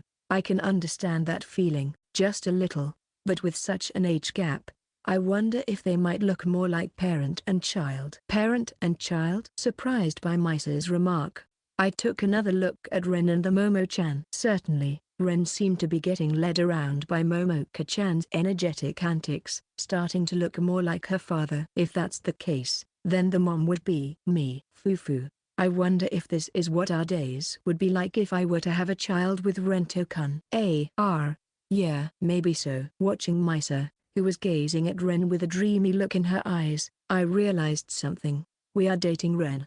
But if it comes to getting married in the future, I wonder who will do it. Who will be able to have Ren's child? After all, It might be Misa who is considered to be in a relationship with him by society. If that happens, do I have a place? With Ren as the dad, and Misa as the mum, and a cute child between them. What about me? I have nothing. Even so, I wonder if Ren will continue to like me. Or maybe I'll be abandoned one day. I don't want that. I don't want that, Ren. Please don't leave me behind. I already belong to Ren, so you can't go away. You can't just go off on your own. I'll do anything that makes Ren happy. So, please don't abandon me, Ren. Hearing Misa's surprised voice, I came back to my senses. When I realized it, Misa had stood up, and Ren, who was carrying Momo-chan on his back, had stumbled in the direction she was looking. Filled with concern for Ren, I quickly ran to his side. Chapter 106, Haru's Point of View. Today is Saturday, so it's supposed to be my day, but it's hard to be as clingy to Ren as usual. That's because I'm going to play with Misa's cousin, Saki-chan. Nice to meet you. My name is Yosaki Saki. Thank you for always taking care of Ani-chan. Saki. Ahaha. I think I'm the one who's being taken care of. You might have heard from Misa, but I'm Hinata Haru. Nice to meet you, Saki-chan. Yes. Nice to meet you too. Saki-chan seems to be in her first year of junior high school, but she already seems more mature than me. Sigh. Being Misa's cousin, she's really cute. I bet she's super popular at school. I somehow don't want her to meet Ren. I just found out from a message earlier that Ren is going to be a bit late today. That's unusual. So, while waiting for Ren at our usual cafe, I ended up having a chance to talk to Saki-chan alone. I've heard a lot about you from Ani-chan. You're her first friend and also her best friend. Thank you very much. No. You don't have to thank me for anything. I'm also happy to be friends with Misa. As expected, Haru-san is very kind. Perhaps that's why you get along so well with Ani-chan. Wait, Saki, you've been saying whatever you want a little too much. Well, I guess Ani-chan can be a bit self-centered sometimes. It's hard to get along with Ani-chan if you're not someone with a kind heart. You sigh. Misa then just sighs heavily without giving another retort to Saki-chan. I've never seen anyone speak so bluntly to Misa, and it's the first time I've seen her so flustered. Ren sometimes makes pointed remarks at Misa, but he doesn't go as deep as this. Saki-chan lifts the glass of apple juice she ordered earlier with both hands, sips through the straw with her small mouth, and seems to enjoy the taste. Her way of holding the cup is adorable, yet there's a hint of allure in the way she drinks. I really might not want her to meet Ren. Actually, I've wanted to meet Haru-san for a long time. Really? That makes me happy. I've been thinking I'd like to meet you too. I'm glad. Ani-chan wouldn't really move things forward even when I asked, but Ani-chan brought it up today. Haru-san, do you have any idea why Ani-chan has changed her mind? If anything has changed, it's our relationship. Could that be the reason? When I glanced at Misa, she seemed to have a slightly awkward expression on her face. No way, right? Misa wouldn't think of doing something that bad, right? Sorry, Saki-chan. I'm not sure why. Is that so? Well, Haru-san, you don't have to apologize. It's enough if the person herself speaks about it. Right. Ani-chan, I just somehow felt like it today. It's always like this. Ahaha. Misa seems to have no intention of answering the question, and that only increases my anxiety even more. Ren, please come quickly. The moment I wished for that in my heart, the bell on the shop door rang. I instinctively turned toward it. It's Ren. Ren noticed us and approached the table with an apologetic expression on his face. Sorry, I'm late. It's okay. But isn't it rare for you to be late? Well, you know, the mock exams are coming up. I've been studying late into the night. That's true, but remember, getting enough sleep is also important for memory retention. Yeah, you're right. I'll be careful. After having a brief conversation with Misa, Ren came and sat next to me. I'm happy. Ren was close by. Just his presence makes me feel blissful. The gloomy cloud that had been covering my heart seemed to have gone away, and I started to think only about whether it was okay to snuggle up closer to Ren. Then, with the brightest smile of the day, Saki-chan started talking to Ren. It's been a while, Rento-san. I've wanted to see you for so long. Ah, yeah.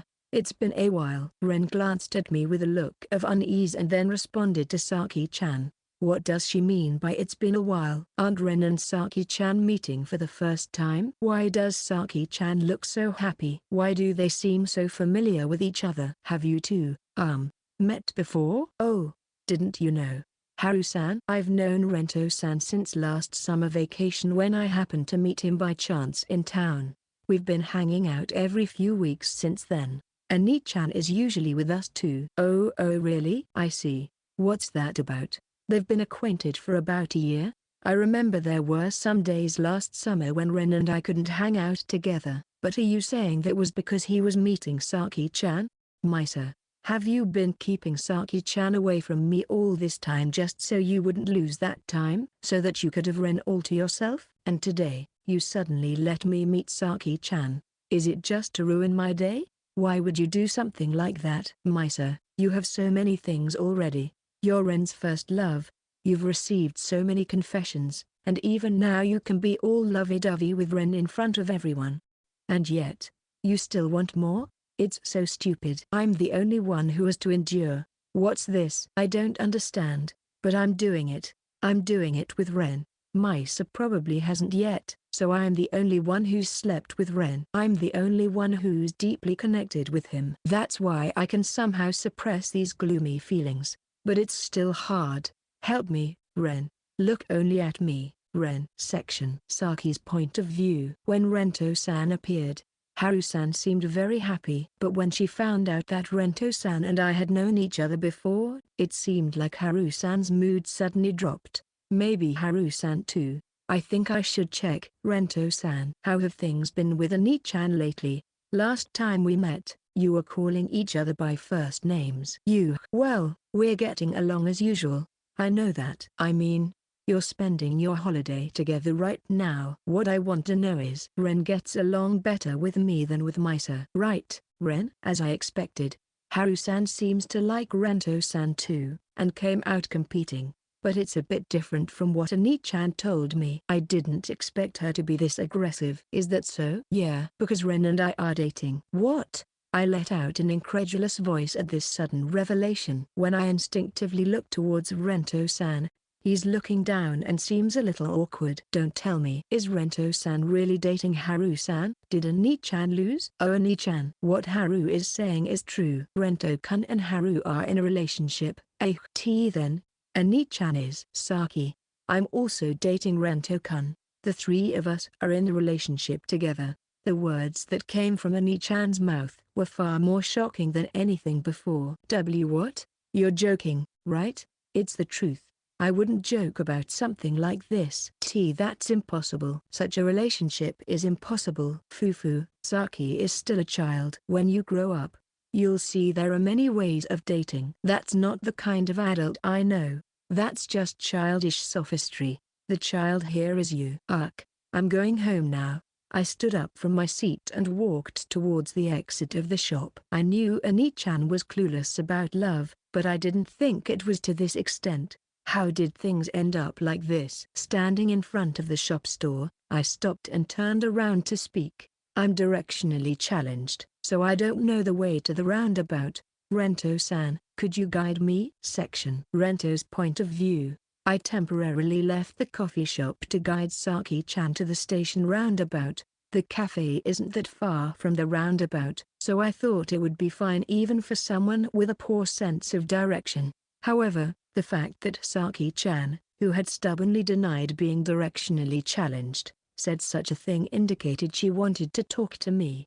Walking next to the sulking Saki-chan, I hesitantly started the conversation. Is it about our relationship? Yes. Why has it come to this? Being involved with both of them is unhealthy. Besides, there's no future in it. Yes, that's right. If you understand, then why does Rento-san maintain such a relationship? Is it for Ani-chan and Haru-san? I wonder why. It might be, or it might be for myself. Sorry, I don't really understand. Not my feelings, nor the right answer. I see. I understand. Rento-san, you're trying your best for both of them. No, that's not what I said. But Rento-san, You were late today because you weren't feeling well, right? And that's because of this relationship. Am I wrong? Why is it that the younger ones around me are so perceptive? Seeing my silence as an affirmation, Saki-chan stopped and turned to face me, saying, "Thank you for guiding me this far. Dad is coming to pick me up, so I'll be fine now." "All right. Take care, Rento-san. Let's meet again without Ani-chan next time."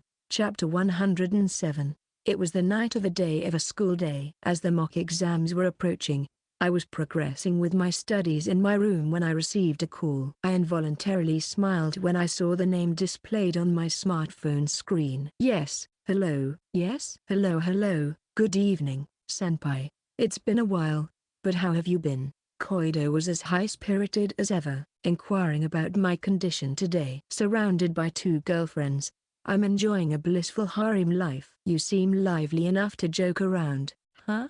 A joke?" Sigh. It's pointless to even retort here. Right. By the way, senpai, where were you heading after school today? Riding the train alone. Are you stalking me? No way. Since senpai's home station is the same as our school's nearest station, it's not strange for me, who commutes by train, to spot senpai at the station, right? You know already, don't you? Please, Koido, can you keep it a secret from those 2? I'd like to tell the 2 of them. But if senpai says so, I'll keep it a secret. But just so you know, if it comes down to it, I'll spill the beans to them." "Understood." I glanced at the medicine bag on the desk and replied as such. How many times have I keenly felt that Koido sees right through anything concerning me? Since meeting her, I've been made painfully aware of it more times than I can count. Because of that, I've lost any inclination to try and deceive her in any way. Besides, she never lies to me. That's why there's no need for any strange games between us, and talking with her is very comfortable. Even so, it feels like it's been a really long time since I've had a conversation with senpai like this. Well, I honestly didn't expect to get a full 3-hour lecture on the school trip. Senpai, that's so mean. But you listened to me until the end. Senpai, you're seriously dear. Good night. Whoa. I'm sorry. I was just taking advantage of senpai's kindness. I was really happy that senpai listened to my long story, but I guess I just wasn't able to be honest about it. So, in other words, Koido is dear? Maybe I was influenced by senpai. Sure. As I gave a casual reply, a protest of "what's with that?"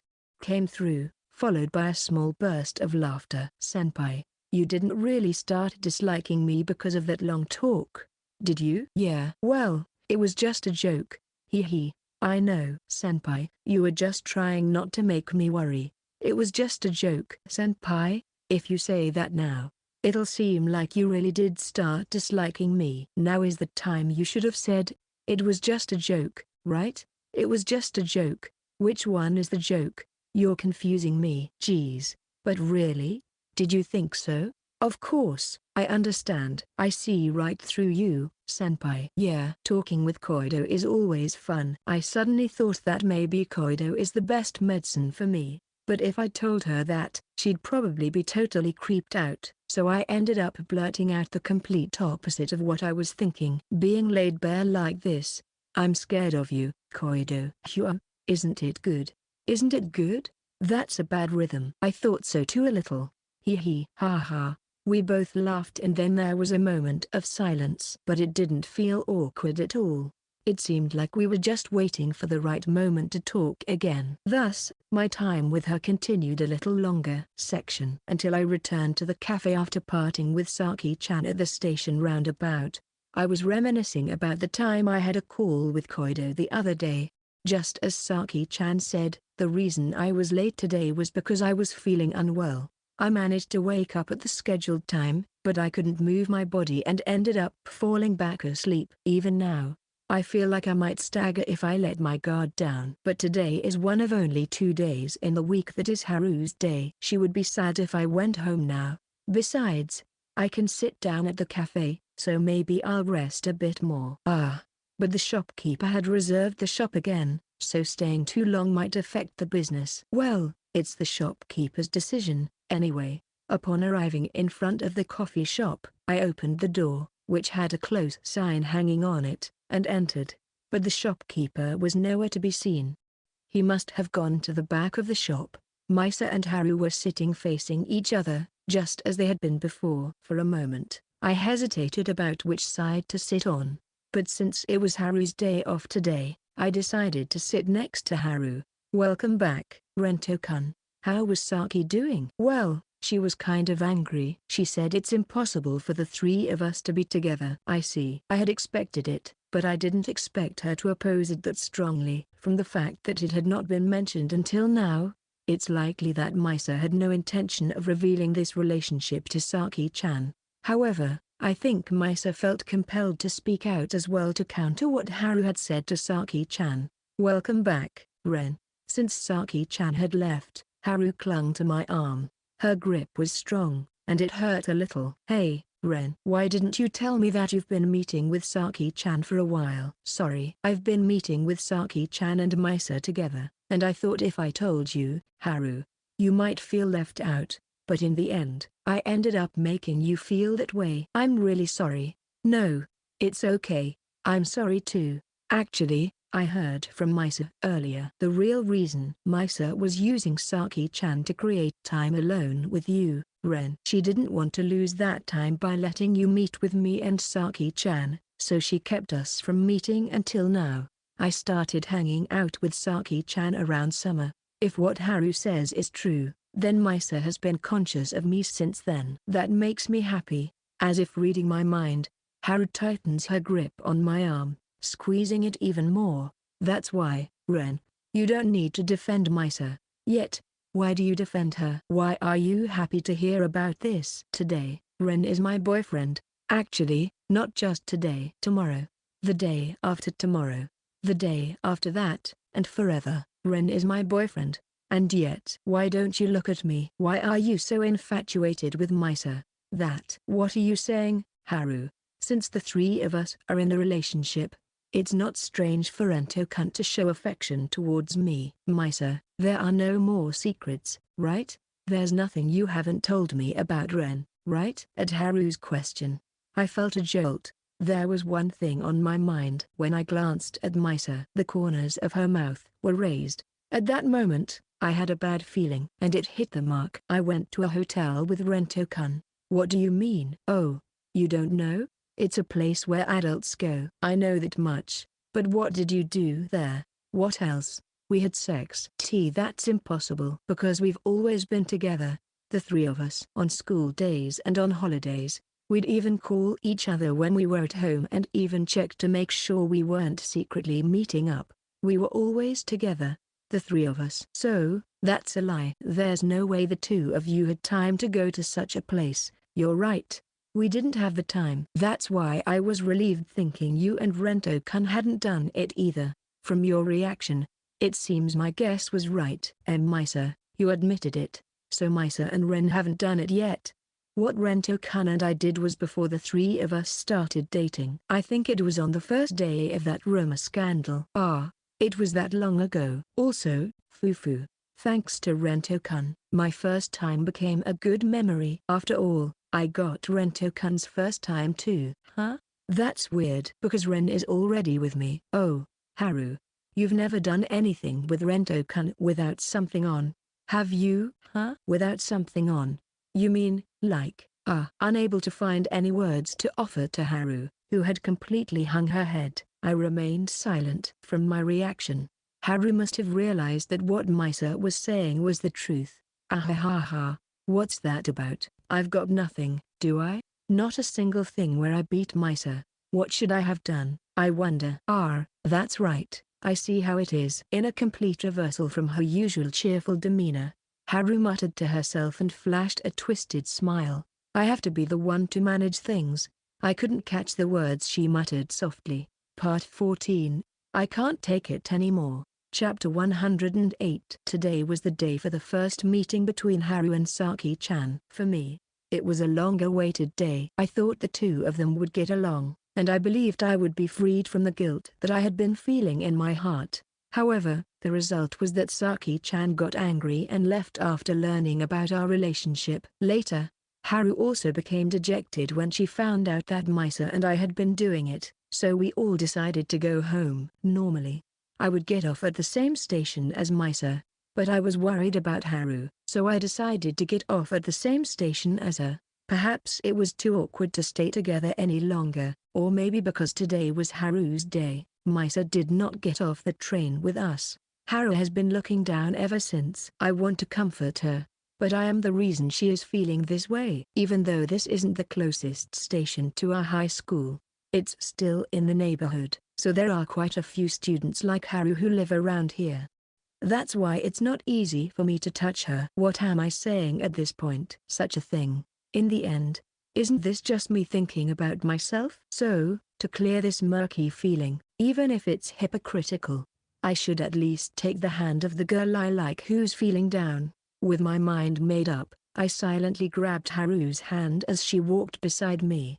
In an instant, Haru, who had been looking down until now, suddenly lifted her face and stared at me. Some tears were gathering in her eyes. No, you can't, Ren. In a place like this, if you hold hands with me, it's not okay. Despite her saying such things, I can't feel any strength from her arm, and it doesn't seem like she's resisting. I'm just worried about you looking unwell, Haru, so I'm holding your hand to make sure you don't stumble and fall. That's all. Is it really okay? It's okay. I see. It's okay.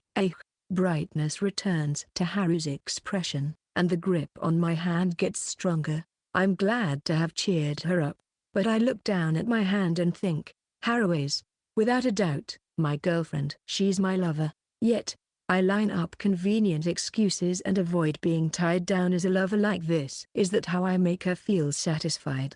How cowardly I must be. I want someone to judge me. For my own relief, I crave some kind of punishment. Someone to judge me. Someone who understands me and can speak their mind without reservation. The image that came to mind was a junior with a cheeky expression on her face. Section. Without passing by anyone of the same age, I managed to arrive in front of Haru's house. Arriving at the house means it's time to part for today, but Haru doesn't seem to want to let go of my hand. Understanding her feelings, I find myself cherishing her. But we can't stay here forever, Haru. Let's go out somewhere again tomorrow. I don't want to go home. We're already in front of your house, though. No, we can't just stay here forever, right? Then come inside the house too, Ren. No, your parents are there, right? So what if they are? I would be a bother for them. You won't. In fact, my mum would be happy. Yo-san might be so, but your dad is there too, right? Unable to retort, Haru let out her usual cry. Then after gripping my hand tightly, she said, So, it would be better if my parents weren't here, huh? No, that's not what I mean. Just wait a minute. Don't you dare go back home. I believe in you. Despite having shown no intention of letting go just moments before, Haru suddenly released my hand and dashed into the house. Having been told she believed in me, I couldn't just leave on my own, so I waited for her return. In less than 3 minutes, she came back. She showed her face, but without saying anything, she ran over to me. Then, with that momentum, she hugged me and began to rub her face into my chest. Haru? When I called out to her, a muffled voice replied, still with her face buried in my chest. I checked. Checked? What did you check? Mom and Dad, they'll be at home tomorrow too. I see. Then let's go out somewhere tomorrow. Any place you want to go is fine. Yeah, I got it. I'll contact you later. I'm a little puzzled by Haru's surprisingly easy retreat. I had expected her to be more persistent. But give me one more tight hug. I hate it when I'm the only one who's holding you tight. It makes me feel like I'm the only one in love. So, please. Okay. Urged by Haru, I embrace her body. Her body is firm yet soft where it should protrude. She seems so fragile that it feels like she might crumble at any moment. Section. The moment I entered my room after returning home, I was suddenly overwhelmed by intense drowsiness, and, following my desire, I dove into bed and fell into a deep sleep. As my consciousness was hazy, I heard the sound of an incoming call and jumped up out of bed. The room was pitch dark, and as I thought to myself that I must have slept for too long, I grabbed my ringing smartphone. Then I hurriedly pressed the answer button without checking the caller's name. Hello? Your voice is low. Did I maybe wake you up? Koido? You were sleeping. Sorry. Should I call back another time? No, it's fine. Let's keep talking. I actually want to talk. With a still half-awake brain, I reply to Koido. Then, the response from the other side cut off. Had I said something wrong? As I vaguely tried to recall my own words, I finally heard her voice. Geez, senpai, you're hopeless. Is talking to me that important to you? Right now, it is. What do you mean right now? What's that supposed to mean? Did something happen? Yeah, well, a little something. But it's okay for now. Really? You don't have to be shy, you know. It's not about being shy. I just want to try a bit more on my own. It's my silly pride. I see. Then, I'll prepare my resurrection magic just in case senpai collapses at any time. It sounds like you're assuming I'm going to die. I hope it's just a close call instead. If you're going to correct me, please wish for a slightly better situation than that. As Koido made such a retort, we both burst into laughter simultaneously. With that laugh, I finally feel like my brain is waking up. So, did you call for a reason? No, it was just for a casual chat. So, you could have hung up any time. But since senpai wanted to talk to me, I'm going to go ahead and do it. Did I say that? You did. Maybe you were still half asleep? Could it be that was your true feelings? Senpai, you've mastered a new technique called sleepy deer.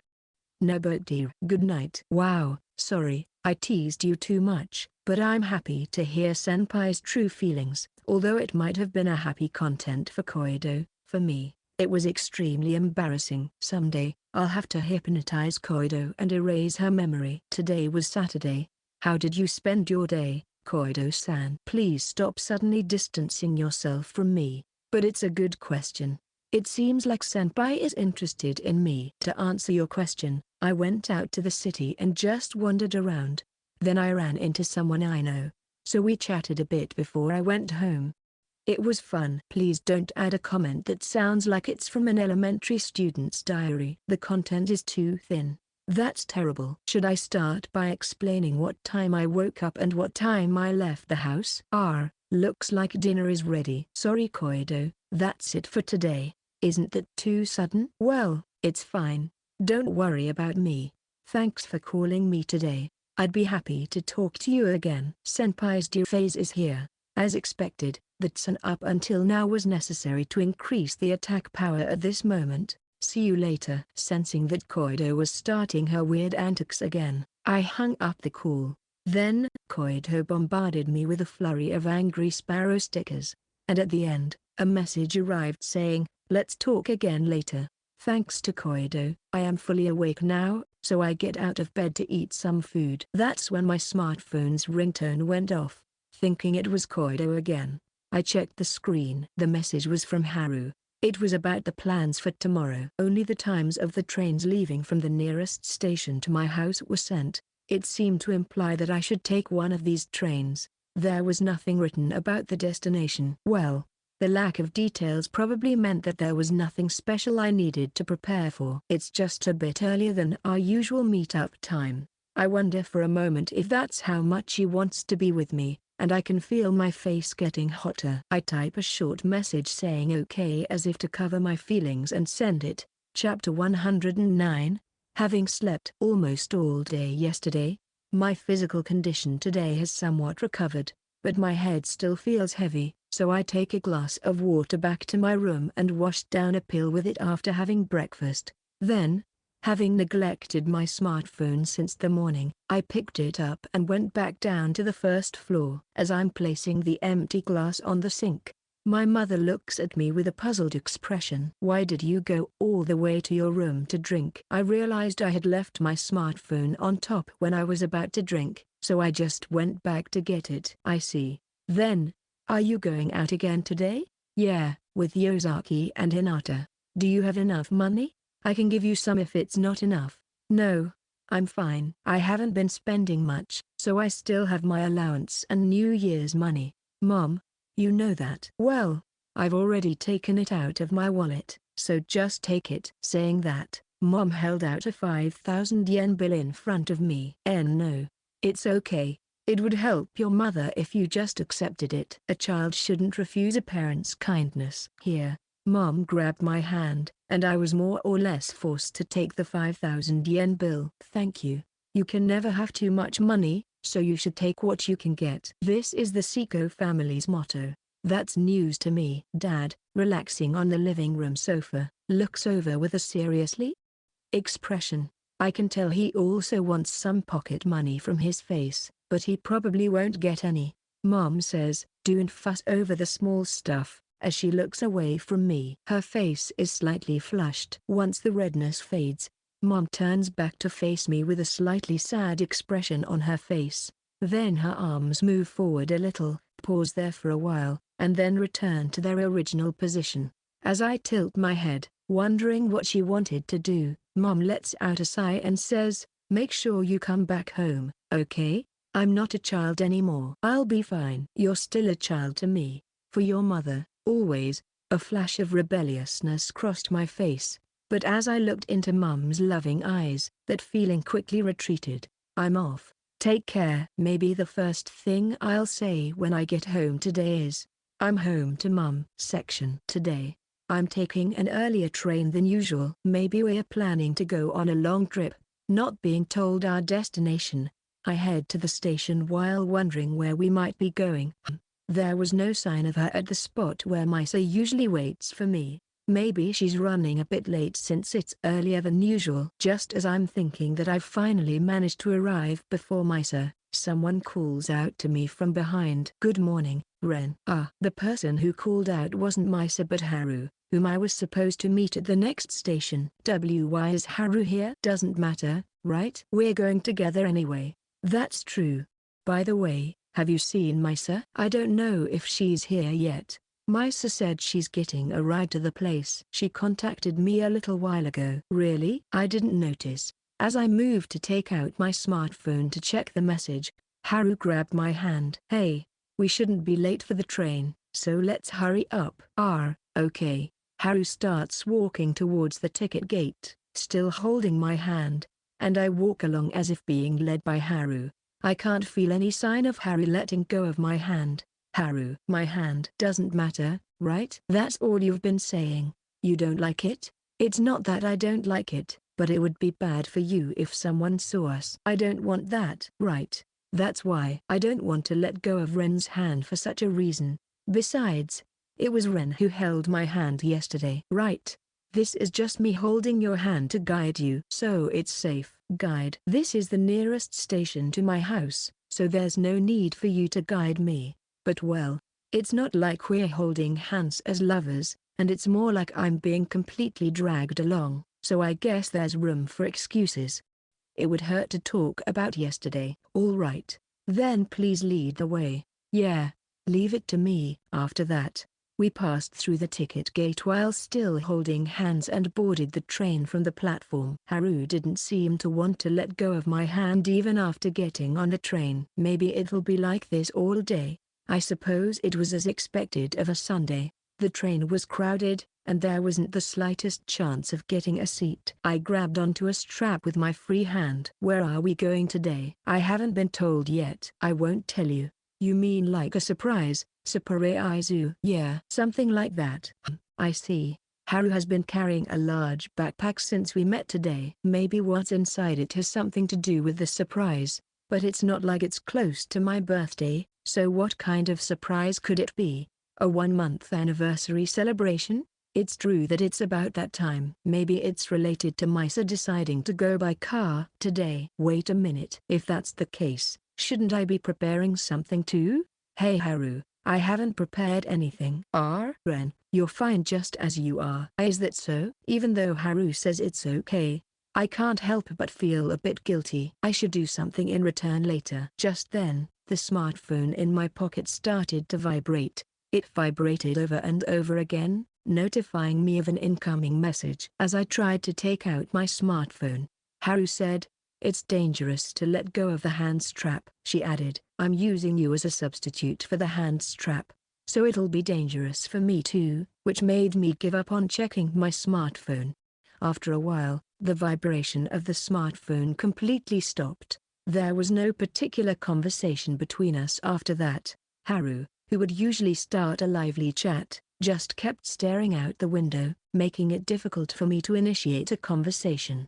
In the end, we got off the train without having said a word. The station we arrived at after about an hour on the train was a place I had never been to before, but that wasn't particularly surprising. Lately, we've been aiming for places we don't usually go to avoid running into acquaintances. The town with the dog cafe we visited last time was also a new place for us. In other words, we're heading to a new place today too. I'm looking forward to it. This way, let's go, and no walking while on your phone, okay? Once again, I found myself being led by Haru to walk through an unfamiliar town. Everything that catches my eye is fresh, and honestly, just walking around is fun. Since we got off the station, we've been holding hands with our fingers intertwined. That's why it feels like a peaceful scene of a couple in love, just taking a stroll together. Moving away from the bustling area in front of the station, we came upon a street lined with small individual shops, and as we went further in, the shops became sparse.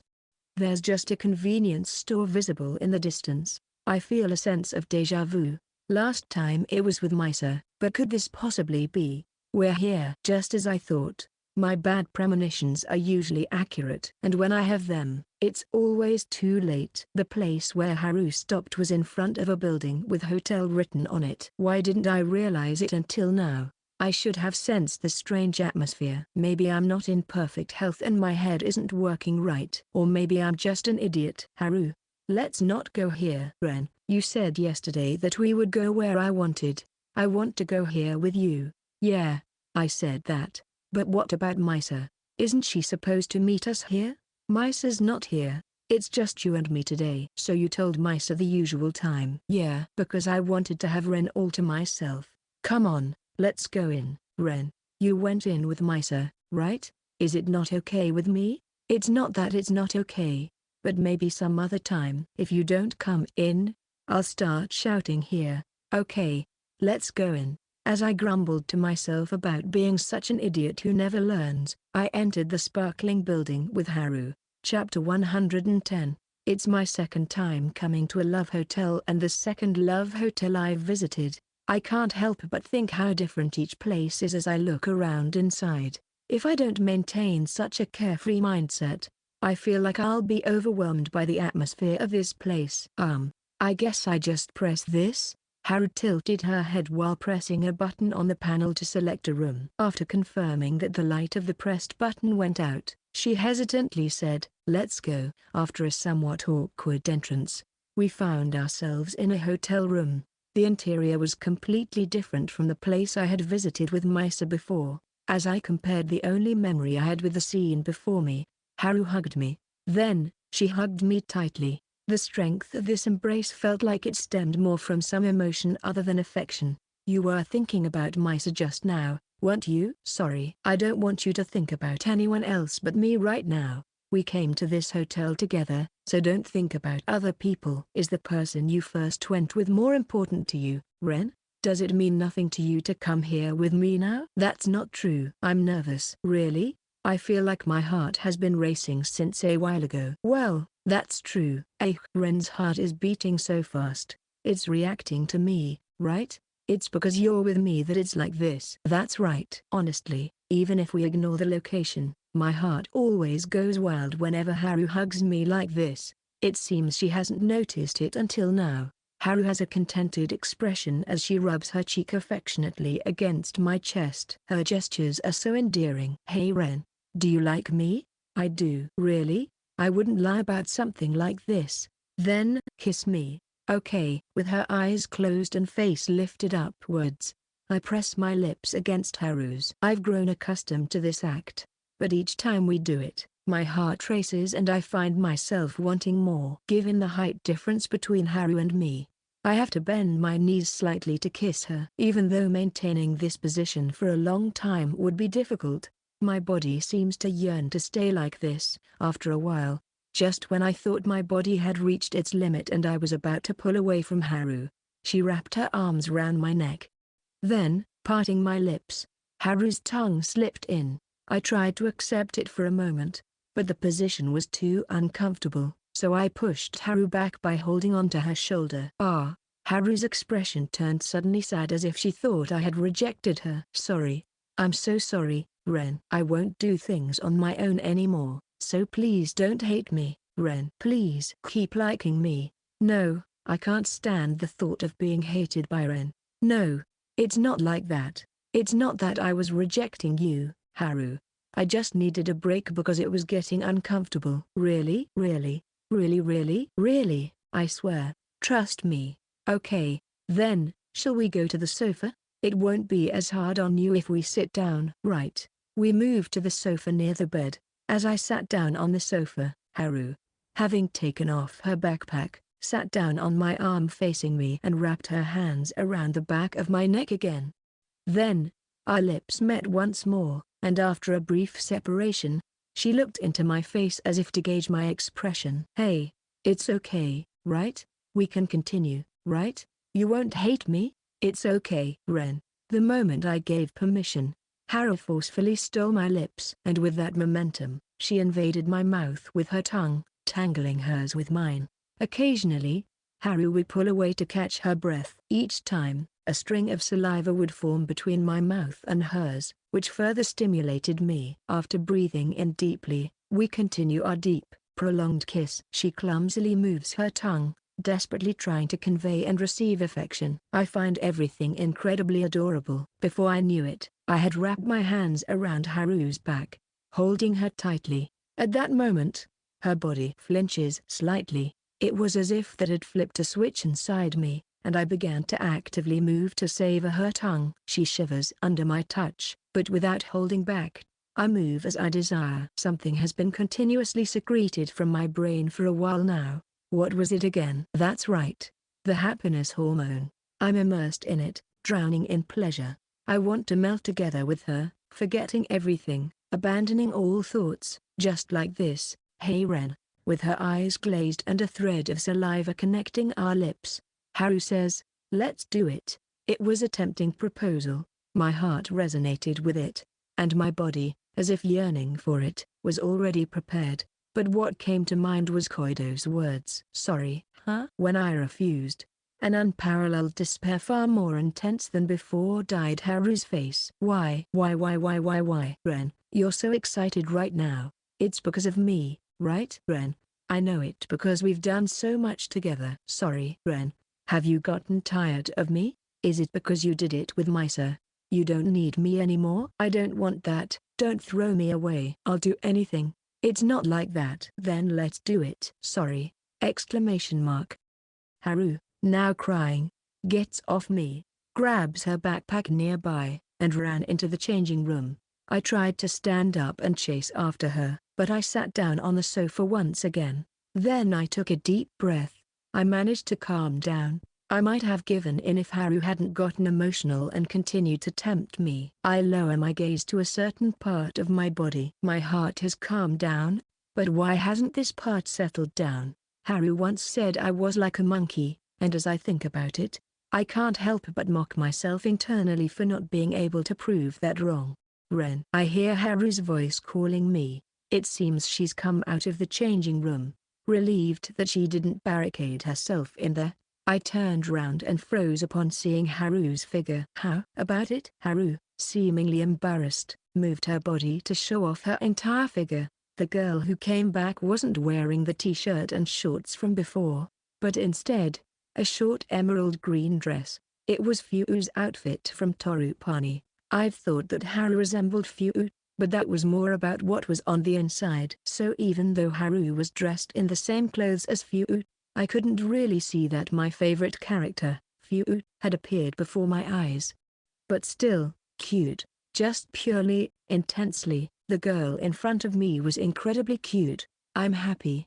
Haru's expression blossomed as she approached me. Standing before me with vacant eyes, she stared at me and said, I'll do anything for you, Ren. I'll even cosplay as your favorite Fuu-chan. I'll wear embarrassing lingerie for you. So please, Ren, hold me. With those words, I took the hand that Haru extended, Haru's lips curve into a smile. She must have thought her wish was granted. But I stood up and just hugged her. Ren, that's not it. I didn't mean hold me in that way. I meant, let's have sex. I know. Then why are you just hugging me? Let's go to bed quickly. You can do whatever you want with me. Use my body to relieve all your desires. Haru, it's because I didn't manage your desire properly that you did it with Misa, right? But it's okay. I'll do it properly from now on. I'll make sure you won't even think about doing it with Misa. Haru's hand moves. Ren, it's okay. Relieve yourself with me as much as you want. Chapter 111. Ren, you've become so lively here. Just wait. I'll take care of it for you. From now on, you'll only do it with me. I'll satisfy you so much that you won't even think about doing it with Misa. You can do whatever you like with my body, Ren. Haru said these enchanting words and looked up at me with her eyes.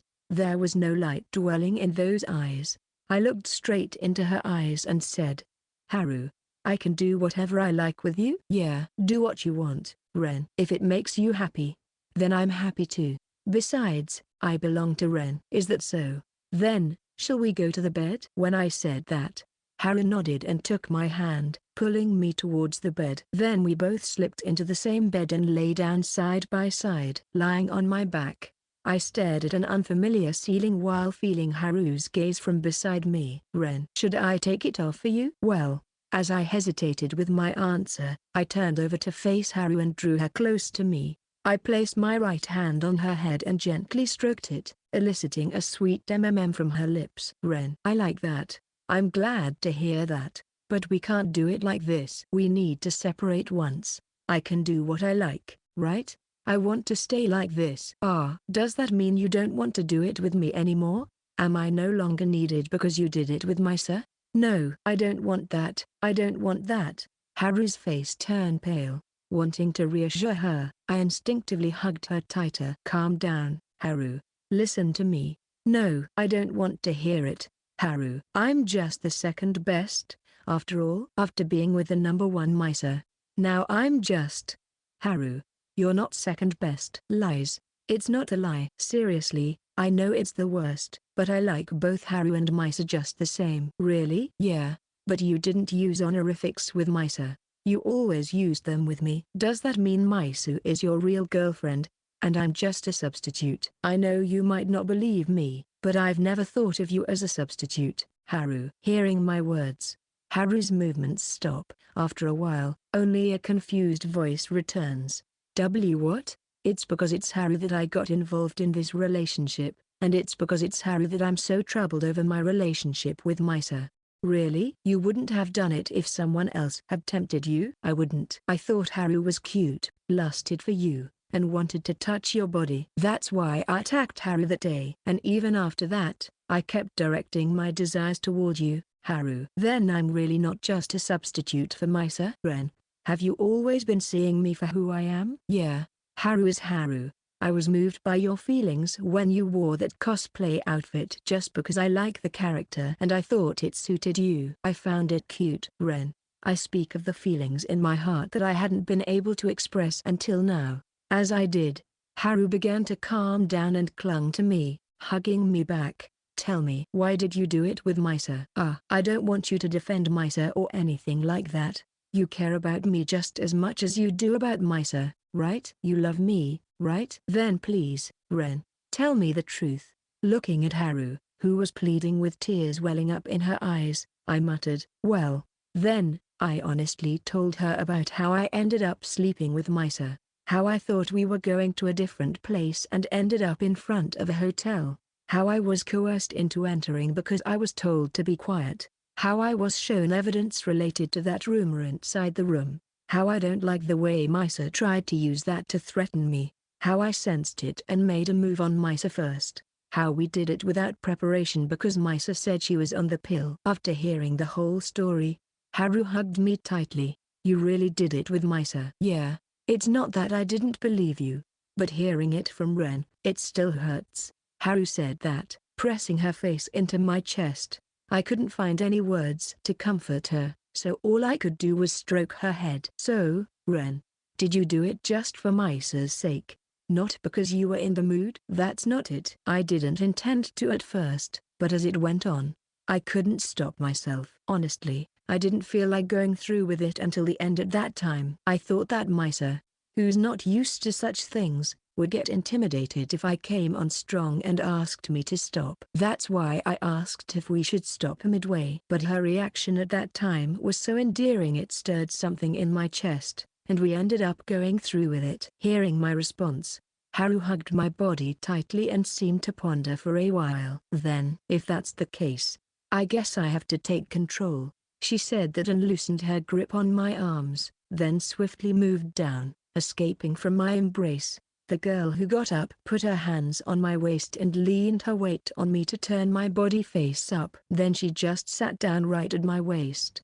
Haru, Ren is not at fault. It's just because I wasn't managing things properly. It's okay, I'll do it properly from now on. You don't have to do it with Misa anymore. You just have to do it with me. I'll make sure there's nothing to build up, always resolving it with me. Then you won't even think about doing it with Misa anymore.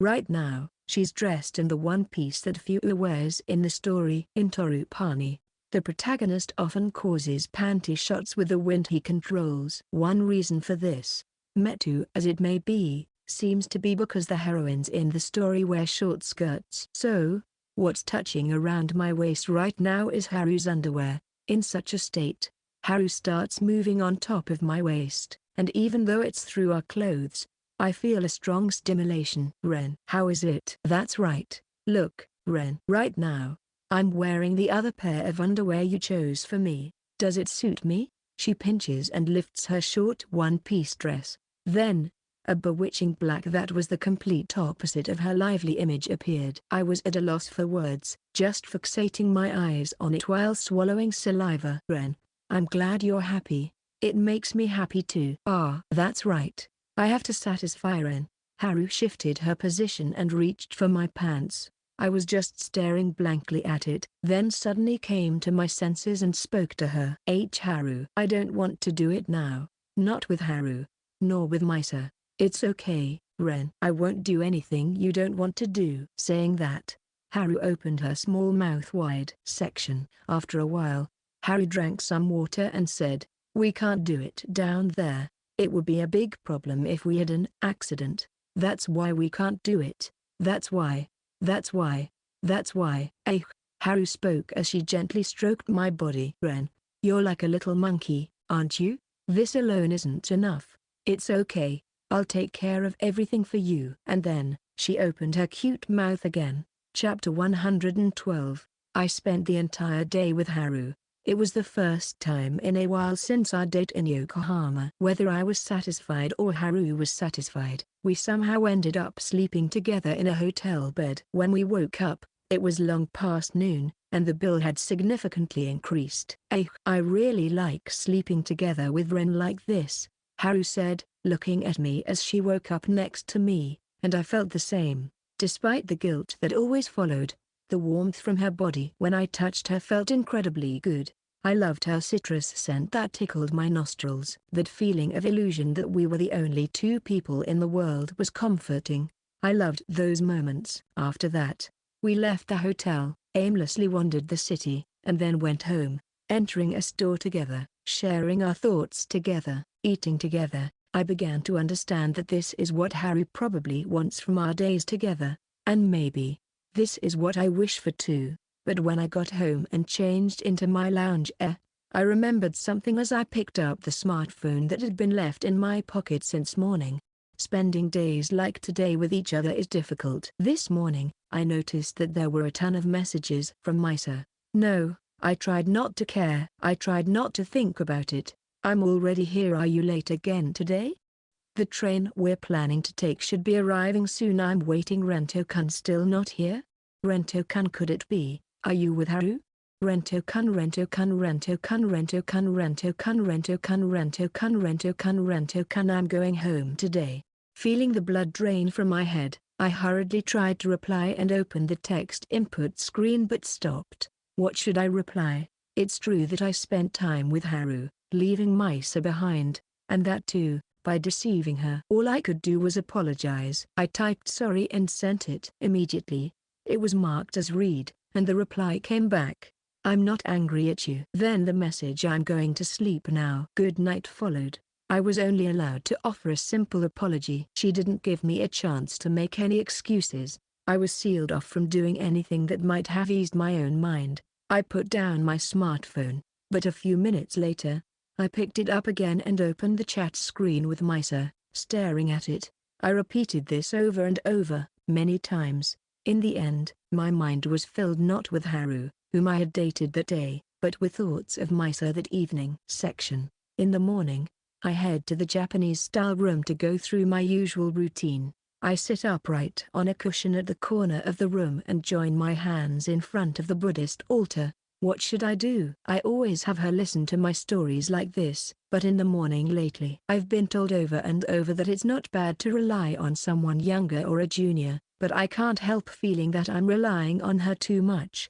There's no reply, but my heart feels a bit lighter. I didn't really want to go to school, but somehow I've managed to muster up the mental strength to go. Come to think of it, I feel like she used to listen to a lot of my stories back in junior high school too. Maybe I've always been too dependent on those younger than me. I'm sorry for being so pathetic. I apologize to her in my heart and stand up, leaving the house and heading to school. My feet feel heavy. Is this a matter of mood, or is it a physical condition? Right now, I can't even make that judgment. I arrive at school and enter the classroom. However, the usual voices are not heard. Anxiously, I looked towards her seat, and indeed, she was there. I felt relieved to see she was at school, but I realized once again that she must still be angry. Good morning, Seko. Haru greeted me as usual. No, maybe she's in a slightly better mood. Good morning. I wonder what's wrong with Misa. Did something happen to her? After finishing the greeting, Haru quickly started talking about Misa's condition. There was nothing strange about the question itself, but the way she brought it up was somehow too deliberate. As I thought, Haru is bad at lying. Still, I get fooled by her lies sometimes. It seems that Haru will come to me even without Misa. Well, it's difficult for Haru to approach Misa, especially after what happened yesterday. You see, Seko, I was studying and there was something I didn't understand last night. Sorry, I'm going to go see Misa for a bit. Ah, okay. I interrupt Haru's words and head towards Misa. As expected, it's awkward, and Haru doesn't follow. Standing next to Misa, who is looking through her English vocabulary book, she slowly turns towards me as she senses my presence. Oh, good morning, Rento-kun. You're here. Good morning, Misa. About yesterday, I'm sorry. There's no need for that. Haven't I said it? I'm not angry. So there's no need for you to apologize, Rento-kun. But, the bell is going to ring soon. Maybe you should take your seat. Is this what they mean by having no island to cling to? Even if I try to apologize, she won't accept it. If she says she's not angry, then my apologies might be meaningless. Are those two really fighting? They've never had a fight before. I guess in various ways, being friends and being lovers must be different. I can hear my classmates talking about us. Is this considered a fight? Maybe it's not that serious. After all, I'm the one who is mostly in the wrong. Sitting at my desk, I gaze at Misa from my seat and think about her. She did greet me. She even talked to me normally. But I could feel her intention to reject talking about yesterday. She's not condemning me, she's just avoiding the conversation. I don't understand why. I want to know her feelings. I want to understand her true intentions. I want to talk more with her. Recently, she always made sure to come over to me during break time. We would chat happily, and sometimes she would even touch me. The boy sitting next to me would look uncomfortable when she did that, and I felt awkward too. But she didn't come today. She didn't even show any signs of getting up from her seat. So I decided to go to her. As I stood up, I saw Haru stop in her tracks out of the corner of my eye, but I didn't mind her and continued towards Misa. As I approached Misa's seat and was about to call out to her, she stood up. Misa, I'm sorry. I was just about to go to the restroom. I see. Yes. Unable to even utter the words. Let's talk later. I watched her leave the classroom, She kept disappearing from the classroom during the following breaks as well, saying she was going to the restroom. Clearly, she was deliberately avoiding me. Then lunch break came. She didn't come over to me. In fact, she was about to leave the classroom again. Seko, let's eat. Sorry, Hinata. I need to go to the bathroom. Okay, I'll wait for you. Desperate to have a conversation with her, I lied to Haru and followed Misa. I walked past the bathroom, down the stairs, and kept going further and further. Where on earth was she heading? Then I finally understood. Her destination was the pool. More precisely, the pool's changing room. It was the love nest of that junior couple named Kakan and Nachan. The place where Koido and I used it as an alternative meeting spot after being driven out of the backyard, and the place where Haru and I had ended up doing it together. I had told Misa about this place. It was because she had once asked where I had my discussion with Koido. So, if she wanted to be alone, I could understand why she would come here. But now, I wonder if the junior couple might be there. It would be quite awkward if Misa encountered them while they were sharing a romantic moment. I had told her about the couple, but maybe she forgot. Feeling a little panicked, I rushed into the changing room where she had gone inside. Misa, huh? To my relief, Misa was the only one in the changing room. What surprised me was she hugged me as soon as I entered. She chuckled, "Fufu," and while gazing into my eyes with a dreamy look, she said, "I believed you would come, my Rento-kun." Chapter 113. I heard the sound of a door closing behind me. Misa smiled at my confusion and said, "Just as I predicted, you followed me. You left Haru behind to be with me. I'm so happy." Misa, what's going on here? Fufu. Rento-kun, you look so cute when you're confused. Misa gazed at me affectionately and snuggled her cheek against my chest. In that position, she began to explain her actions up until now. When Haru got depressed when she found out that I had sex with Rento-kun and got upset the day before yesterday, my decision not to follow you when you were concerned about her and took her home wasn't because I was giving you up to her. I kind of understood that already. They had set rules. Misa during the weekdays and Haru during the weekends. That was the agreement for who could be intimate with me. And that day was a weekend. In other words, it was Haru's day. So, for a moment, I thought that Misa had stepped back because of that. However, it seemed like they were keeping an eye on each other since the three of us started dating. So, it was rare for me to be alone with either of them. Therefore, the reason Misa stepped back in that situation could be, at that time, I knew that saying such a thing would hurt her, but the fact that she had gotten ahead of me was always inside me, tormenting me time and time again. Before I knew it, I had told her everything. I know I have a bad personality. That's why I went home alone that day. I didn't want you to hate me. I was right, I thought to myself. It was very hard for me to leave Rento-kun and Haru alone together. Just imagining what the two of you might be doing now causes me pain. But if this helped her recover, I thought we could continue these days. So I endured. Misa says while holding her chest, and then continues with the word however. I never imagined that girl would deceive me and monopolize Rento-kun the very next day. I'm sorry. It's not something Rento-kun should apologize for. You were also deceived. But that wouldn't have happened if I had contacted Misa right away. Now that I think about it, Misa gave up on contacting me sooner than I expected. Considering the time when I was hospitalized back then, it wouldn't have been strange if she had kept trying to reach me until she got in touch with me. As if sensing my confusion, Misa also explains about that.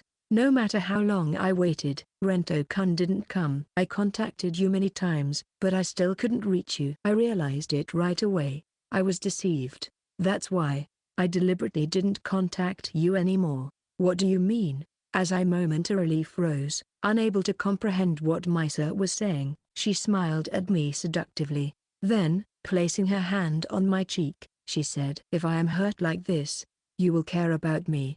You will look at me. You will become obsessed with me. No matter where I go, you will leave her and chase after me. That's why I stopped contacting you, to get hurt a lot so that your mind would be filled with me. Then, avoiding me since this morning was also fufu." Sorry. I was so happy that you were paying attention to me that I just couldn't help but play a little prank on you. I told you, it's true that I'm not angry. But I guess I was trying to get back at you a little. After all, I've suffered so much. Misa moved her hands, fixing my face in place, and then pressed her lips against mine. Strongly, very strongly, even more strongly. I could feel her emotions in that kiss. A few seconds later, Misa pulled away and said with an enraptured expression, "Ah, you really are my miracle drug. And it feels even more effective today since there's no impurity mixed in." Miracle drug? Impurity? What does she mean? But it's still not enough. Hey, Rento-kun, give me more. This pain in my chest is because of you, so I want you to take it away. What do you want me to do? It's simple. Love me a lot. You're good at that, aren't you, Rento-kun? Give me your love. Love? Is that what I've been doing all this time? Now that I think about it, I haven't said it recently to her. It's been so long that it feels somewhat embarrassing now. You look beautiful today, Misa. More.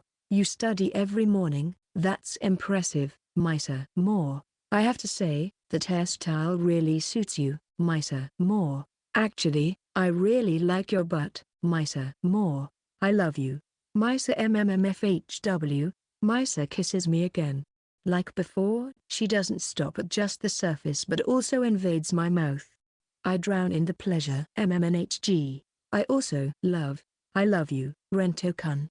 Between breaths, Misa also conveys her affection for me. Despite it being difficult to speak, she doesn't try to stop kissing me. I find her so endearing. After exchanging saliva, we part for a moment to catch our breaths. Once Misa has caught her breath, Misa looks at me sharply and asks, "Where did you go with Haru yesterday?" "What did you do?" "We went to the hotel, but we didn't do anything." "I see. I knew she would go there to compete with me, but do you think I can believe you when you say you went there and didn't do anything?" "I know, but it's true. We didn't do anything." "All right. You're not one to lie at times like this. That's why your answers are always ambiguous." "But you did something before going all the way, didn't you?" "Yeah." I resigned myself to the truth and answered honestly. Then Misa just muttered, "I see," and moved away from me. Just when I thought she was going to return to the classroom as usual, Misa turned round and leaned her weight back against me. With her weight against me, I stumble until my back hits the door, sandwiched between Misa and the door. "Don't you like my butt, Rento-kun?" She said that and pressed her butt against my waist. "It's a little too big and I've always been self-conscious about it. But Fufu, now that you say you like it, I've started to like it too." "Fufu, this is quite an indecent posture, but I wonder why. I get so excited. My heart races when I think I'm doing this with you. My body rejoices and loses control at the thought of you getting excited watching my body." Misa's breath, which had calmed down, starts to quicken again. "In this outfit, it feels like my body is being dominated by Rento-kun." "Fufu, it's funny, isn't it? Rento-kun belongs to me, not the other way around." "But," I wrap my arms around her to support her body. "No. What is this? It really feels like I belong to you, Rento-kun." I love you, Rento-kun." Rento-kun, Rento-kun, Rento-kun. Section. She turns around to look at me, her eyes brimming with tears as she glares at me. "You're so cheeky, Rento-kun." She says that with a slightly angry tone, but then her lips soften into a smile. "Fufu, but it's cute." She touches my body. I turn my face away from her in embarrassment, only to be scolded. "No. Don't do that. Look closely with your own eyes. Who is touching you right now?" "It's me, Yosaki Misa." "Your beloved Yosaki Misa, the person you have been confessing to ever since you entered this school is the one touching your body." While gazing into Misa's eyes, I wince from the stimulation. That face. It's so cute. I love it. I like you, Rento-kun. I'm doing this only for you. So you should only let me do this to you. Look closely at what I'm doing. Burn it into your eyes, your memory, your mind, so you won't even think about doing this with someone else. Look at me. Look only at me. Misa's hand starts moving. My consciousness feels like it's being drawn into her eyes. And then, Chapter 114, It seems that Misa went to the first-year class during the break before noon to ask the junior couple if they could give up that spot just for today. That's why those two weren't there today. Then, Misa started to interact with me as usual in the afternoon. My classmates seemed to think we had made up, and I could hear some of them complaining that it was boring. Since Misa and I left the classroom during the lunch break, Haru looked at me with a puzzled expression but didn't confront me about it. It seemed like Haru really was waiting for us to return, as she hadn't touched her lunch at all. So, the three of us ended up quickly having lunch together. That evening, after such a minor commotion, Haru has been working hard on her studies recently, and she contacts me with questions about problems she doesn't understand. While responding to her, I was also making progress with my own studies. Teaching others is a way to confirm my own understanding, and seeing her enthusiasm motivates me as well, so I'm actually grateful for it. Final exams are approaching, and there's a mock exam just before them. So, it could be said that now is the perfect time to study. Moreover, she needs to produce results on this mock exam that will satisfy Misa, or else she won't be able to pursue science. That's why she's working so hard, and I want to support her wherever I can. The questions have stopped, I muttered to myself while looking at my smartphone, which had been vibrating continuously until just a moment ago. Well, there are certainly questions that don't need to be asked, and the fact that the questions have stopped means that she has understood, which is a good thing. I raise both arms and stretch my body, preparing to tackle the subject I'm not good at, Japanese. As expected, it's hard to get started on subjects I'm not comfortable with, but with exams approaching, I have no choice but to do it. However, as much as I say that, it's still difficult to focus on a subject I dislike, so my concentration breaks easily. I gave up on reading the essay questions and casually shifted to reviewing grammar and vocabulary. While I continued to study with this escapist attitude, my smartphone vibrated after a long silence. Is it another question from Haru, or maybe from Misa? I thought, but it was neither. The sender of the message was Haru, but the content was completely different from what it had been before. I'm here right now. Along with that message, the photo that was sent showed the park where we used to meet up after school. The surroundings were dark, and I could tell it was taken just now. Why? I sent a reply immediately but only got a read receipt with no answer coming from the other side. Guessing her intentions, I quickly changed into some casual clothes, left the house, and headed for the park. Running through the dimly lit streets that were barely illuminated by the streetlights, I was out of breath by the time I arrived at the familiar park. Breathing heavily, I looked into the park and there she was. She was wearing the same black sweatshirt as me, which was hard to see in the darkness, so I was glad she was standing under a light. Haru. Ren. When I entered the park and called out to her, she greeted me with a beaming smile and hugged me tightly. Ren. Haru. Why are you here at this time? I was just on my way back to shop at the convenience store. There's a convenience store near Haru's house, right? You knew? Well, I went there from time to time. I remember the convenience store I often stopped by on my way back from Haru's house after school. It should have been quite close to Haru's house, so this park is a bit far for just a side trip to the convenience store. Realizing her lie was caught, Haru groans, and hugs me even tighter. I really wanted to see you, Ren. But today is a weekday, so it's Misa's day. I know I shouldn't be doing this, but I couldn't help myself. But still, it's dangerous for you to be out walking alone at this time.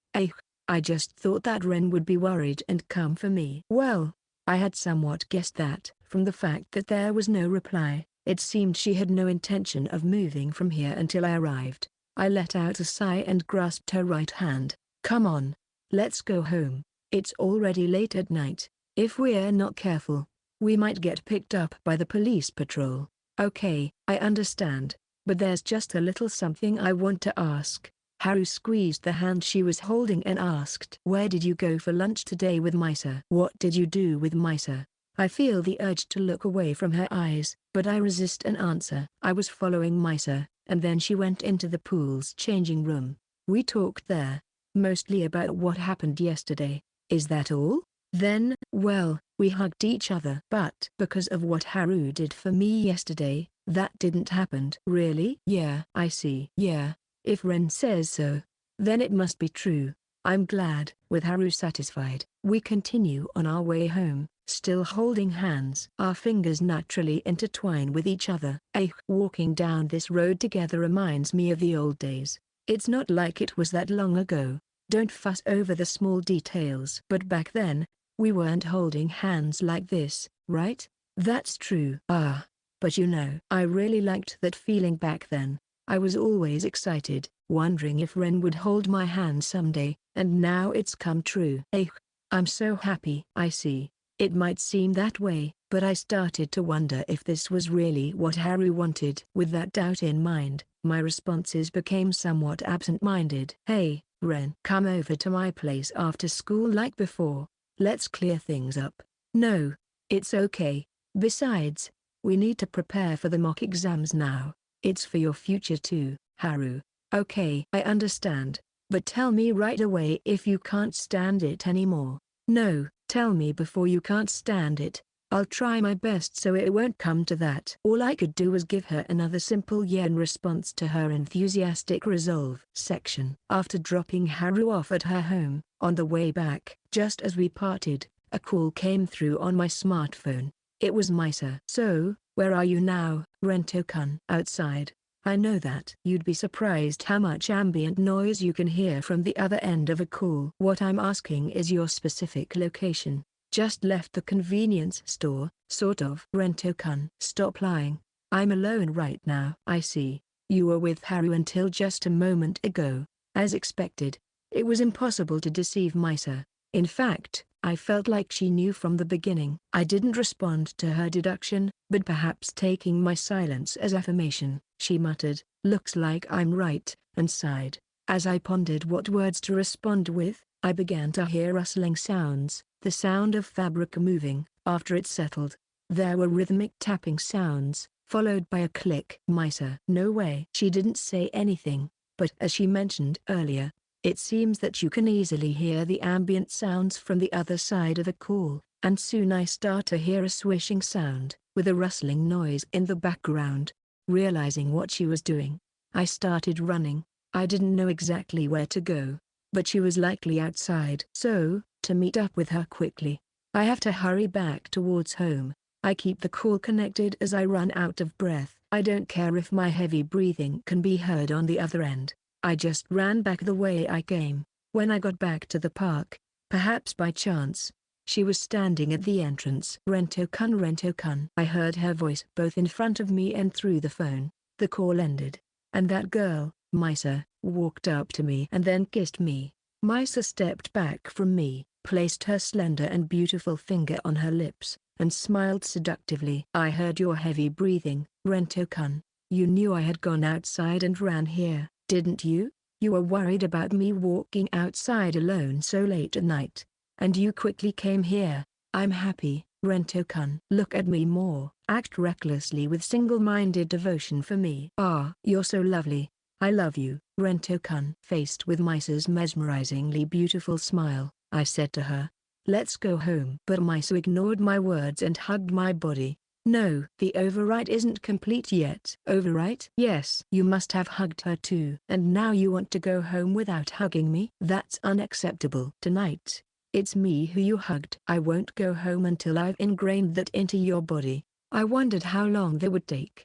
Without asking such a tactless question, all I could do was hug her slender body. When I hugged her back, she relaxed her lips and brought them close to mine. This much should be fine, right? I do not know how much the moonlight piercing through the night sky illuminates the ground. But I truly wish, that there is enough light to brighten our future. That's what I think while gazing at the half moon in the night sky. Chapter 115. I walk hand in hand with Misa along the night road lit by streetlights as the clouds hide the moon. The situation I once longed for had come true.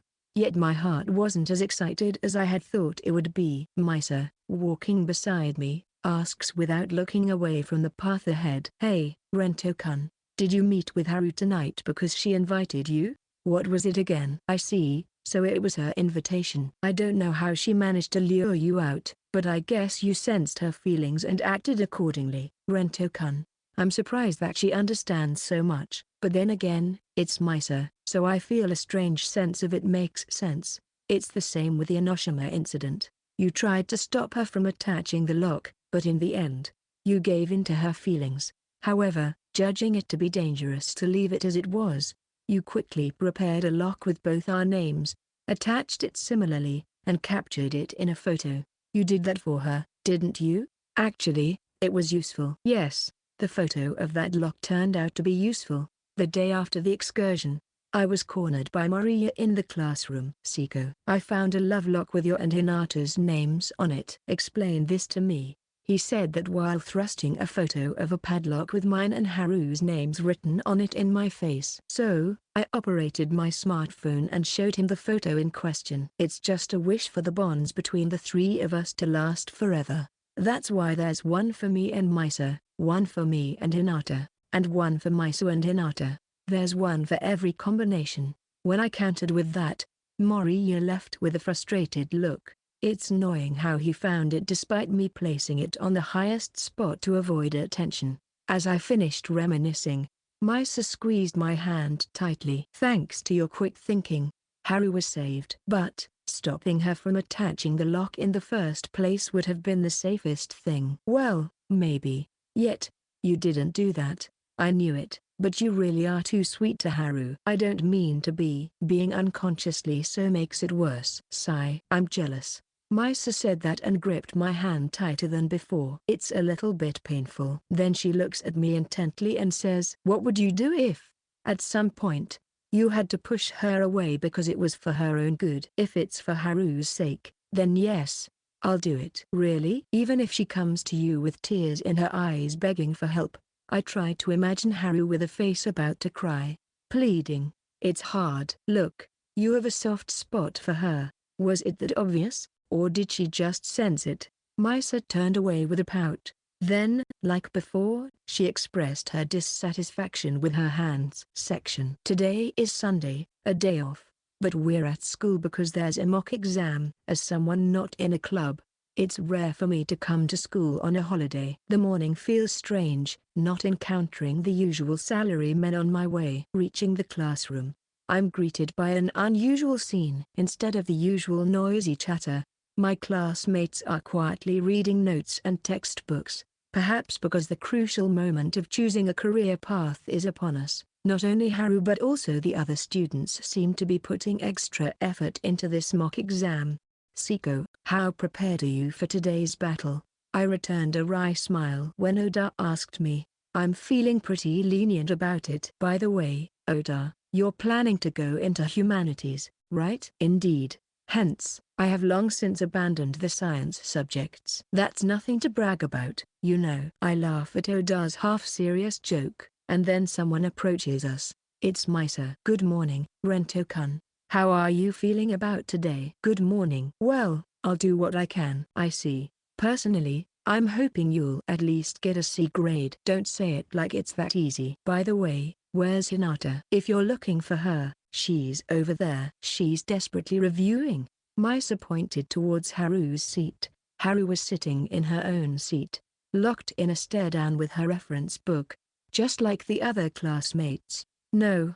Her seriousness might be unmatched by anyone. I can only hope she achieves a result that satisfies Misa. That's all I'm praying for. Section. After finishing the exams for all subjects, a collective sigh of relief echoes throughout the classroom. I stretch my body too, trying to refresh my body. Sitting at a desk all day is tough. I sneak a glance at Haru. I can't see her expression from behind, but she doesn't seem to be particularly downcast. Maybe she felt she did well. As I received the answer sheets that were passed down from the front, Matsui-sensei addressed the entire class. Okay, thank you all for your hard work on a holiday. I'm also tired. I think everyone has received the answer sheets by now, so you can go home after you've graded yourselves. Hearing this, my classmates immediately began to grade their own work. From their behavior, it was clear that they were eager to leave as soon as possible. I also wanted to get home and rest, So I opened the answer sheet and compared it to the answers I had noted down in the workbook. It's just so-so. Neither particularly good nor bad. That was my result today. Well, it was a descriptive test, so maybe I can hope for partial credit. After I finished grading all the subjects, Misa came to my desk. Good work, Rento-kun. How did it go? Misa, you too, good work. Well, I did as much as I could. I was hoping for a more positive response. Sorry. But I did well in classical literature. Maybe because you taught me the other day, Misa. Fufu, that's nice to hear. If that's the case, I'll give you a thorough lesson in another subject next time. Please go easy on me. What's that? Misa seemed exasperated by my casual attitude, but she let out a small smile the next moment. Maybe she got my joke, or perhaps she's happy that my grades have improved thanks to her. Or it could be both.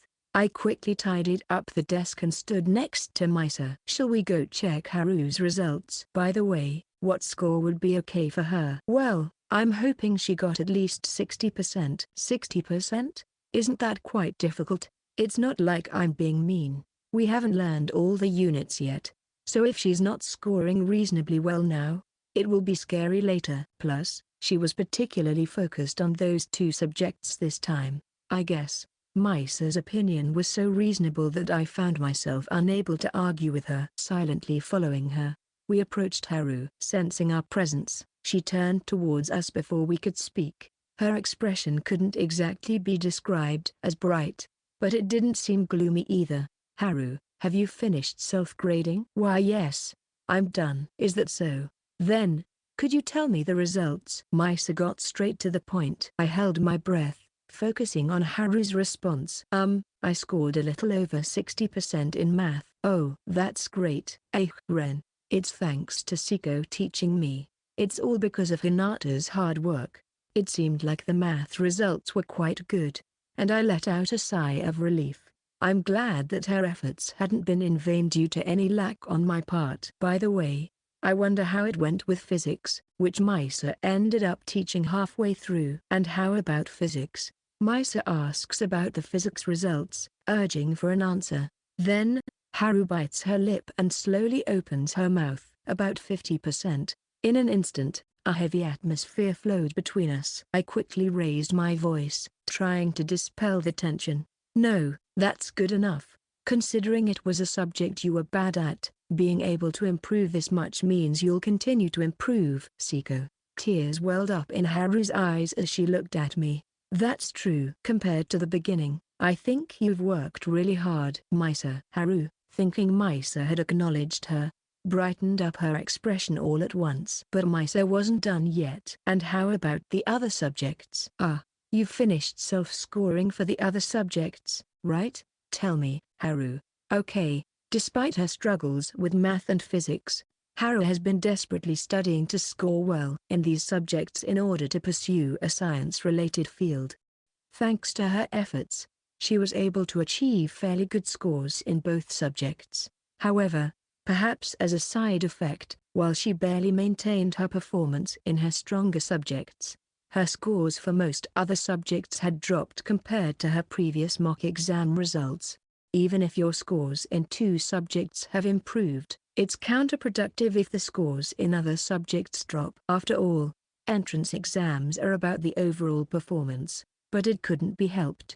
I was completely occupied with math and physics this time. Next time will be okay, but the survey for selecting a course of study has to be submitted by next week. In other words, this might have been your last chance. Remember, you only get one shot at the entrance exams. Well, it's not like this was the actual exam. It was just a mock exam. I'm sure I still have a chance. That's right. Today was just a mock test, so it's not the only opportunity. To my surprise, Haru managed to talk Misa down. I felt a stronger shock than when I heard the results of the math test earlier. Haru began to smile, thinking she had won. But Misa still had a stern expression on her face. She then said, Haru, try solving the biology questions now. What? Why biology? And why now? Not only me but Haru must have had the same doubt, but looking at Misa's face, I realized she was serious. Okay. Haru still didn't seem fully convinced, But for now, it appeared she would do as Misa said. Don't cut corners. Depending on the situation, I might show your test answers to the teacher in charge. Okay. For the next several minutes, despite the mock exam being over, Haru was the only one left in the classroom working on problems. Gradually, the remaining classmates left, leaving only us behind. When the time limit was up, Misa collected the answers and began scoring. After a while, the results were out. Around 70%. Wow, that's amazing. I couldn't help but express my honest surprise at the unexpectedly high score. However, the person in question had a complicated expression on her face. Haru, you're amazing. To get this score without specific study in biology is something else. It's because I was preparing for the final exams. Don't lie. You were focused on math and physics, weren't you? It was just by chance. The questions just happened to be on the topics I knew. Faced with Haru's stubborn refusal to acknowledge her high score in biology, Misa lets out an exaggerated sigh. Haru, you should choose biology instead of physics. I think you'll do fine in science that way. No, you've done well this time, but you're obviously better at biology. There's no reason to throw that away. No, Haru, no. Finally, Haru ejects with a shout, her eyes brimming with tears. She glared at Misa with those tearful eyes. Misa, you're just trying to separate me and Ren, aren't you? Sigh. No, I'm not. I'm thinking about your future. Lies. It's definitely that. Definitely. As I stood there confused, not understanding what Haru was saying, Misa noticed and explained it to me. There's talk of dividing the classes between those who choose physics and those who choose biology within the science stream. It's easier for the school to manage the timetable that way. I see. I would choose physics, my strong subject, but if Haru chose biology, there's a chance we'd end up in different classes even though we both advance to the science stream. While I was processing this explanation from Misa, Haru had finished packing her things and stood up with her backpack. She then grabbed my hand. Ren, let's go home. Just the two of us. But it's okay. Today's a holiday. It's my day, so let's go home together. Wait, Haru. Even if it's a holiday, we had school today, so it's not okay for you to go home together with Rento-kun. Then I'll have even fewer days. I originally only had 2 days, and if I lose today, that's just 1 day left. It can't be helped. This is a school event after all. It's not something that can be settled with. It can't be helped. Hey, Ren, let's go home together. With her eyes brimming with tears, Haru looked up at me and made this plea to me. Honestly, I wanted to go home with her, to escape from this oppressive atmosphere, to rush out of the classroom together. At that moment, Misa's words from last night echoed in my head. I think Haru should choose biology! When I said that, Haru let go of my hand. Tears started rolling down her cheeks. Why would you say that, Ren? Aren't you on my side? I am on your side, Haru. But I'm going home alone today, Haru. I tried to chase after her as she dashed out of the classroom, but Misa grabbed my arm, stopping me. Let her be alone for now. She needs some time to cool off. But you have nothing to regret, Rento-kun. In fact, I'm glad you spoke up.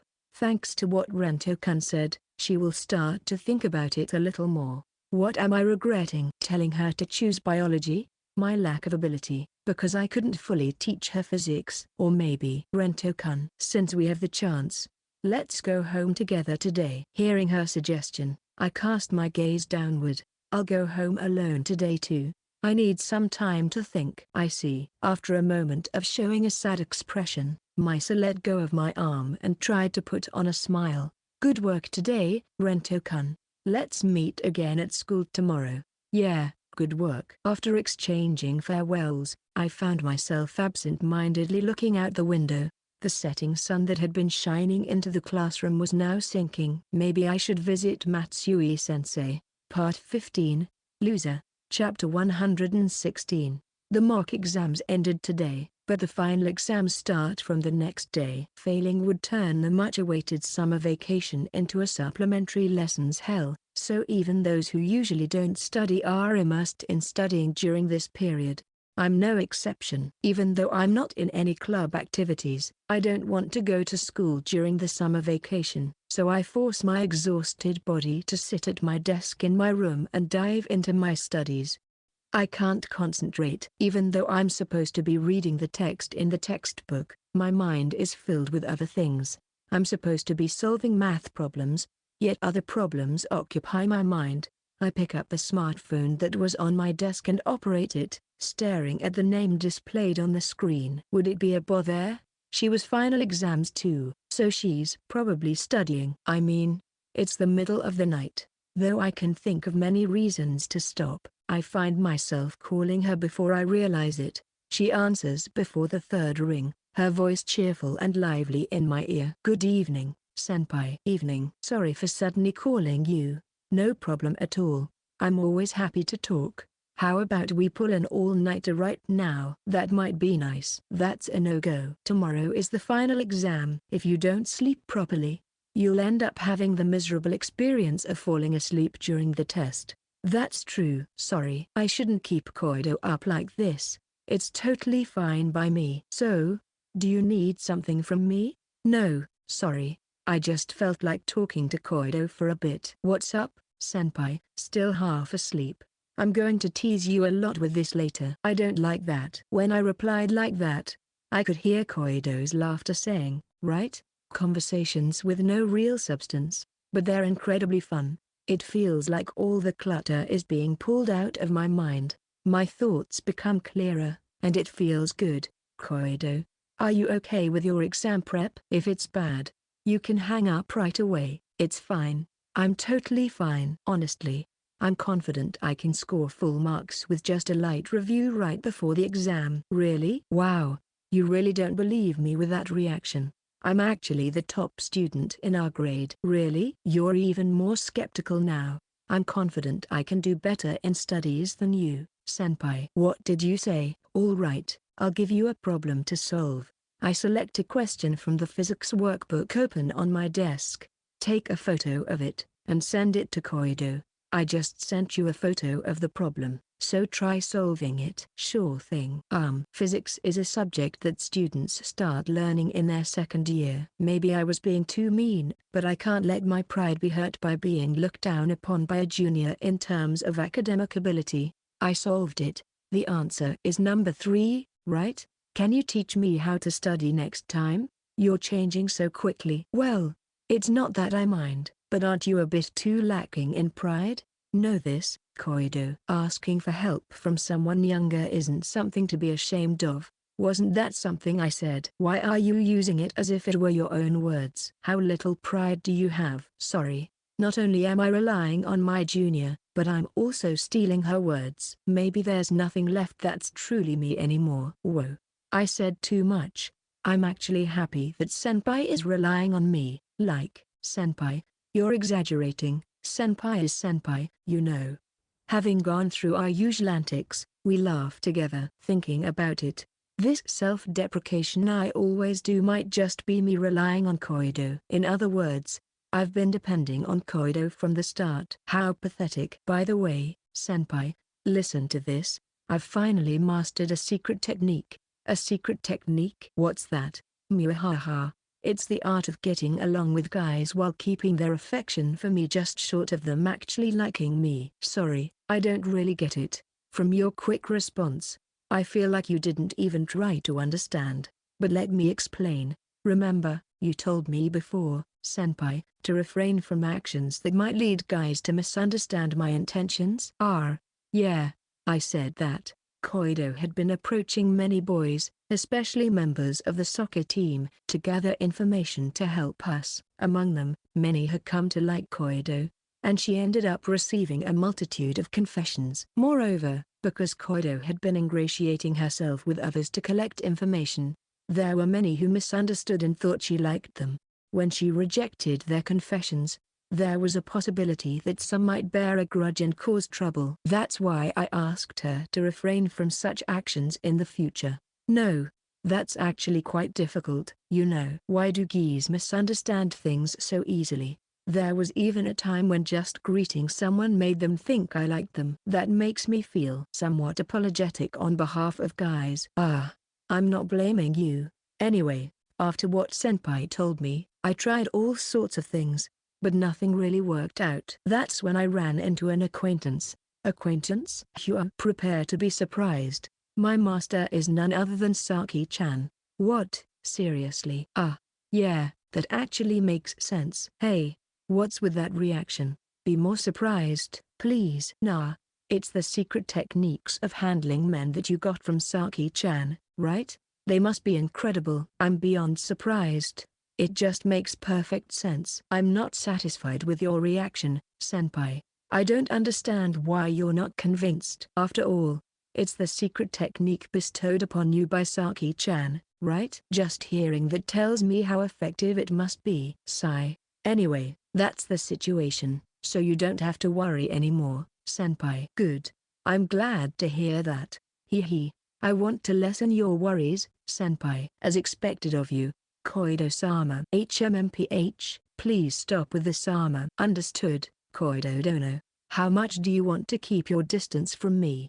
Just kidding, Koido. Hey, I know that. I can't help but smile at Koido, who gets in a better mood just by being called by name without any honorifics. By the way, senpai, speaking of techniques related to romance, do you know about the sashisu seiso of being popular with guys? Sashisu seiso? Not the cooking kind. Sa for sugar, sate, shi for salt, shio, su for vinegar, sei for soy sauce, shu, and so for miso, miso.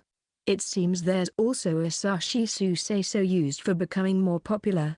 For example, sa stands for sasuga, as expected. It's like a collection of words that affirm or praise the other person. I see. So, she would be like I didn't know, Shiranakata? Exactly, senpai. I didn't know, Shiranakata, that, but you got it right away. Are you already using the technique on me? Well, next is Su. That's easy. It's Sugoi. Amazing, Sugoi, senpai. You're doing that on purpose, aren't you? Next is Sei. Sei? No, I don't know. Sananya. That's right, or something? Why do you suddenly switch to the Kansai dialect? The correct answer was Sensaru. Having sense. Sananya. That's right. No, that's not the technique, okay? It's senpai's say. What the heck is my say? Well, as such silly talk continued, it became quite late. As Koido said, I need to get enough sleep, or I might fall asleep during tomorrow's exam. It would be bad enough for me, but it would be even worse if it also affected Koido. Maybe we should call it a day. Thanks for today. Yes, I'm always at your service. But are you really okay with this? What are you talking about? Senpai, you're hopeless. In the first place, senpai is a scumbag for dating two people at the same time, so I don't think there's any need for you to feel regret or be down about it now. What kind of consolation is that? But you wanted me to say it, didn't you?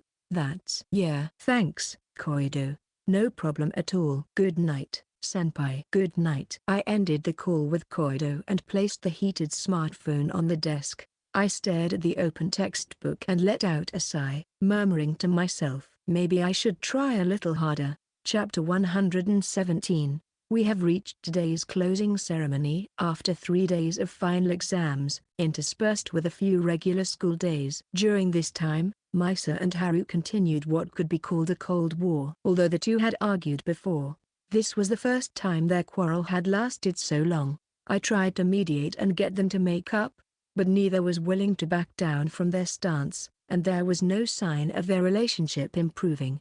In the end, it seems Haru chose the science track for her future course and submitted it, also apparently selecting physics as her elective.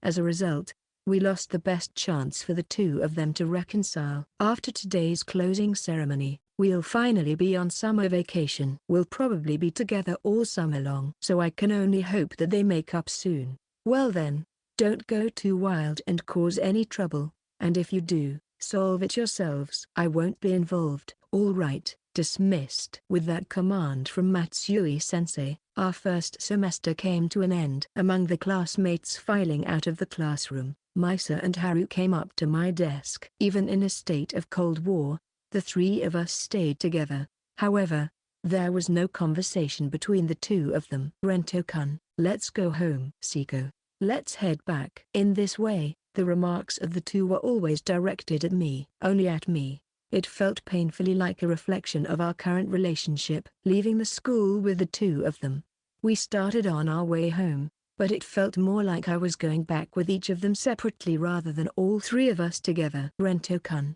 how did your final exam results turn out? I barely avoided failing. Well, I can't really say it was good though. I see. It's good that you don't have to attend supplementary lessons, but you need to make sure you can score well on regular exams too. Yeah, I know. Seko, you were called by Matsui-sensei earlier, right? What did she say? That. She basically said that out of everyone, I'm the most likely to screw something up. So I should be especially careful. I think it's my fault. I'm sorry. No, it's because of my behavior. Hinata, you don't need to worry about it. On the way home, the two of them continued to talk only to me. Then we reached the usual crossroads, where I would normally part ways with them, but today, I keep going straight without stopping. Rento-kun. Seko. They call my name with a puzzled tone. We can't continue like this. Summer vacation starts tomorrow. Things are different from before, and we can't just carry on with the current situation. That's why. Let's talk about the future. About us section. Since then, we've been coming to our usual cafe. Perhaps sensing the unusual atmosphere from us, the shopkeeper immediately made the cafe private for us. It's probably for his own enjoyment, but for once I was grateful. As I approach the table, I find myself unable to move. Rento-kun will be next to me since we had school today. Misa said that while grabbing my right arm. It's already summer break, right? That means we're on holiday. Then Ren should be sitting next to me. Haru also insisted while grabbing my left arm. Why don't you two sit next to each other today? I'll sit by myself. When I suggested that, the two of them glanced at each other for a moment. I don't like that. No way. They expressed their refusal. As a result, the three of us ended up sitting on a single sofa. In other words, the two of them were sitting on either side of me. Just like when he came with Koido. So, Rento-kun, what are we going to talk about now? You said something about the future? What do you mean? Being questioned by the two of them, I thought about what to talk about first. First of all, it's about the fight between you two. We're not fighting. It's just that Haru is being stubborn. It's not a fight, it's just Misa being mean to me. While thinking to myself that this is what people call a fight, I started to talk about what I really heard from Matsui-sensei earlier about the choice of subject. It seems that it's okay to change them right after the summer break. So, it's possible to switch to biology if you want. I won't change it. I'm sticking with physics. Haru, why would you say something like that? Ren, don't you want to be in the same class as me? Of course I want to be in the same class, but after seeing Haru's biology grades, I thought you'd be better off in that class. No, I absolutely won't change it. Even now, while at school, I always feel like Ren is far away even though you're near me all the time. I can't stand the thought of not being able to be together. With a voice that sounded as if she might start crying at any moment, Haru said this and clung tightly to my arm. I understand her feelings very well, and they resonate with me. But I can't help thinking that this isn't the right choice for her future. You don't have to decide right now. Just think of it as if the deadline for the answer has been extended, and consider it a little. I don't want to. Please, Ren. Do you like me? You're not trying to push me away or anything, are you? No, I'm not. I really do like you, Haru. Haru cheerfully rubs her cheek against my arm. Meanwhile, Misa is glaring at me with a sulky expression. Rento-kun, how cheeky of you to ignore me like this. I wasn't really ignoring you. Didn't I tell you before? Being unconsciously so makes it worse. Come on. You have something to say to me, right? I like you too, Misa. Oh, is that all? You look beautiful today. It's the same as before, but I'll forgive you. Fufu. Rento-kun, I like you very much too. Misa smiled and gently pressed her cheek against my arm. It sounded like a grudge was about to come from the other side, so I quickly brought up the next topic. What I want to talk about next is, how do you two plan to spend the summer vacation? Well, personally, I want to meet with Rento-kun every day. I'll see Ren every day. It doesn't matter where we go. I just want to be with Ren. Well, I thought it would come to this, but I decided to bring up something that had been on my mind. I think there were rules set between the two of you, but what happens during the summer vacation? Half and half should be fine, shouldn't it?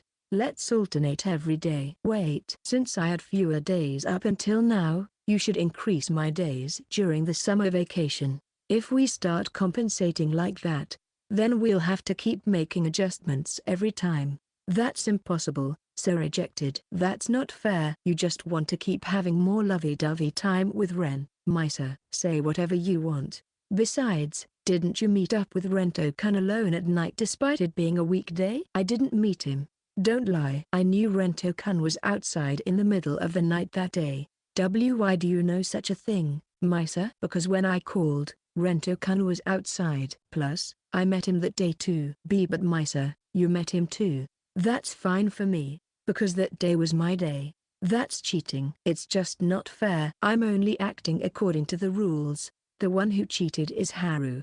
Don't say that. I know what's going on. On holidays, Misa flirts with Ren before and after meeting up with me at my station. It can't be helped. Ren and I use the same station, and Haru uses a different one. That's no excuse. In the first place, the reason I can't act spoiled around Ren at school is because Misa lied. Misa is the real cheater here. Well, yes, but now that we're actually dating, it's not strange, is it? It's strange. It's really strange. Caught between the two of them, their argument escalates, and it seems there's no sign of it calming down. Eventually, I feel like there's no right answer to this discussion. Even if we split the share 50-50, Haru would still be dissatisfied because of the previous arrangement. If we consider adjusting the schedule to compensate for that, we still face the fact that summer vacation is special and filled with events. If Haru gets priority during that period, then Misa will end up feeling dissatisfied. Then the idea of abolishing one person's day and trying to get along all three of us during the summer vacation fleetingly crossed my mind, but if that were a viable solution, we wouldn't be in this situation. Plus, it doesn't resolve Haru's dissatisfaction. Hey, Ren, what do you think? What are your thoughts, Rento-kun? Suddenly, the focus was on me, but I hadn't settled on any thoughts yet, so I just voiced what I hoped for. To begin with, isn't it okay not to meet every day? Sometimes I want to spend time with family or, other friends. Ren doesn't want to see me every day? No, that's not what I mean. I wonder if there's someone else Rento-kun wants to see more than us. With Misa's remark, the atmosphere around us completely changed. The points of contention that had been between the two of them were now directed at me. Ren, is that true? It's a misunderstanding. It's not like there's someone else I want to see. Really? Rento-kun, we won't get mad, so please speak honestly. I have nothing to hide. I've always intended to be honest. Ran. Huh? I am shocked and freeze at the mention of that name from Misa's mouth. I suddenly feel my heartbeat quicken. That reaction, it's suspicious after all. Misa, you said we shouldn't ask Ren about that. I want to clear things up now. Isn't it okay? Since Rento-kun is mine, I want to know everything about him. Why do both of you knows that name? That day, when Ren protected me from Arahira-senpai and our relationship was discovered by Misa. When Ren collapsed, you were calling out that name. Come to think of it, I remember being asked about it by Mum when I woke up in the hospital. When I said I didn't remember, she said that it was fine, and I wondered why she asked then. So that's what it was about. I see. Did I say anything else? Yeah, at that time, Rento-kun was. Just as Misa was about to answer my question, a figure emerged from the back of the cafe and started heading towards us. The person wasn't the shopkeeper of the cafe, but rather, she was clad in our high school's uniform. Then she stood next to me, showing her usual somewhat cheeky smile. Hello there, senpai. Could you step outside for a bit? We're about to have a girls' talk. Chapter 118. Koido sits down in the cafe where Rento has disappeared and is glared at by the two senpai on the other side. Please don't glare at me like that. I came here to talk with you two. I don't have anything to say to you. Don't say that, just hear me out. Hey, Koido-chan, why did you send Ren away? That's because you two started talking about Ran-san. Koido's remark made Misa and Haru frown. Koido-san, you know about Ran? Yes, actually.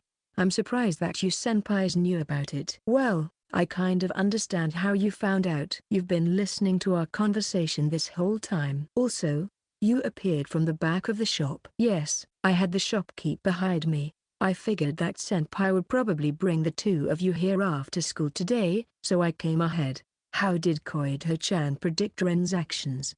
I can only say it's intuition. Well, I can see right through everything about senpai. Saying this would make you give me that look. Haha, I'm not trying to provoke you. Really? Yes. With a wry smile on her face, Koido is met with sharp glances from the two. As Koido reflects on his slight blunder, Misa asks a question. So, how do you know about Ran?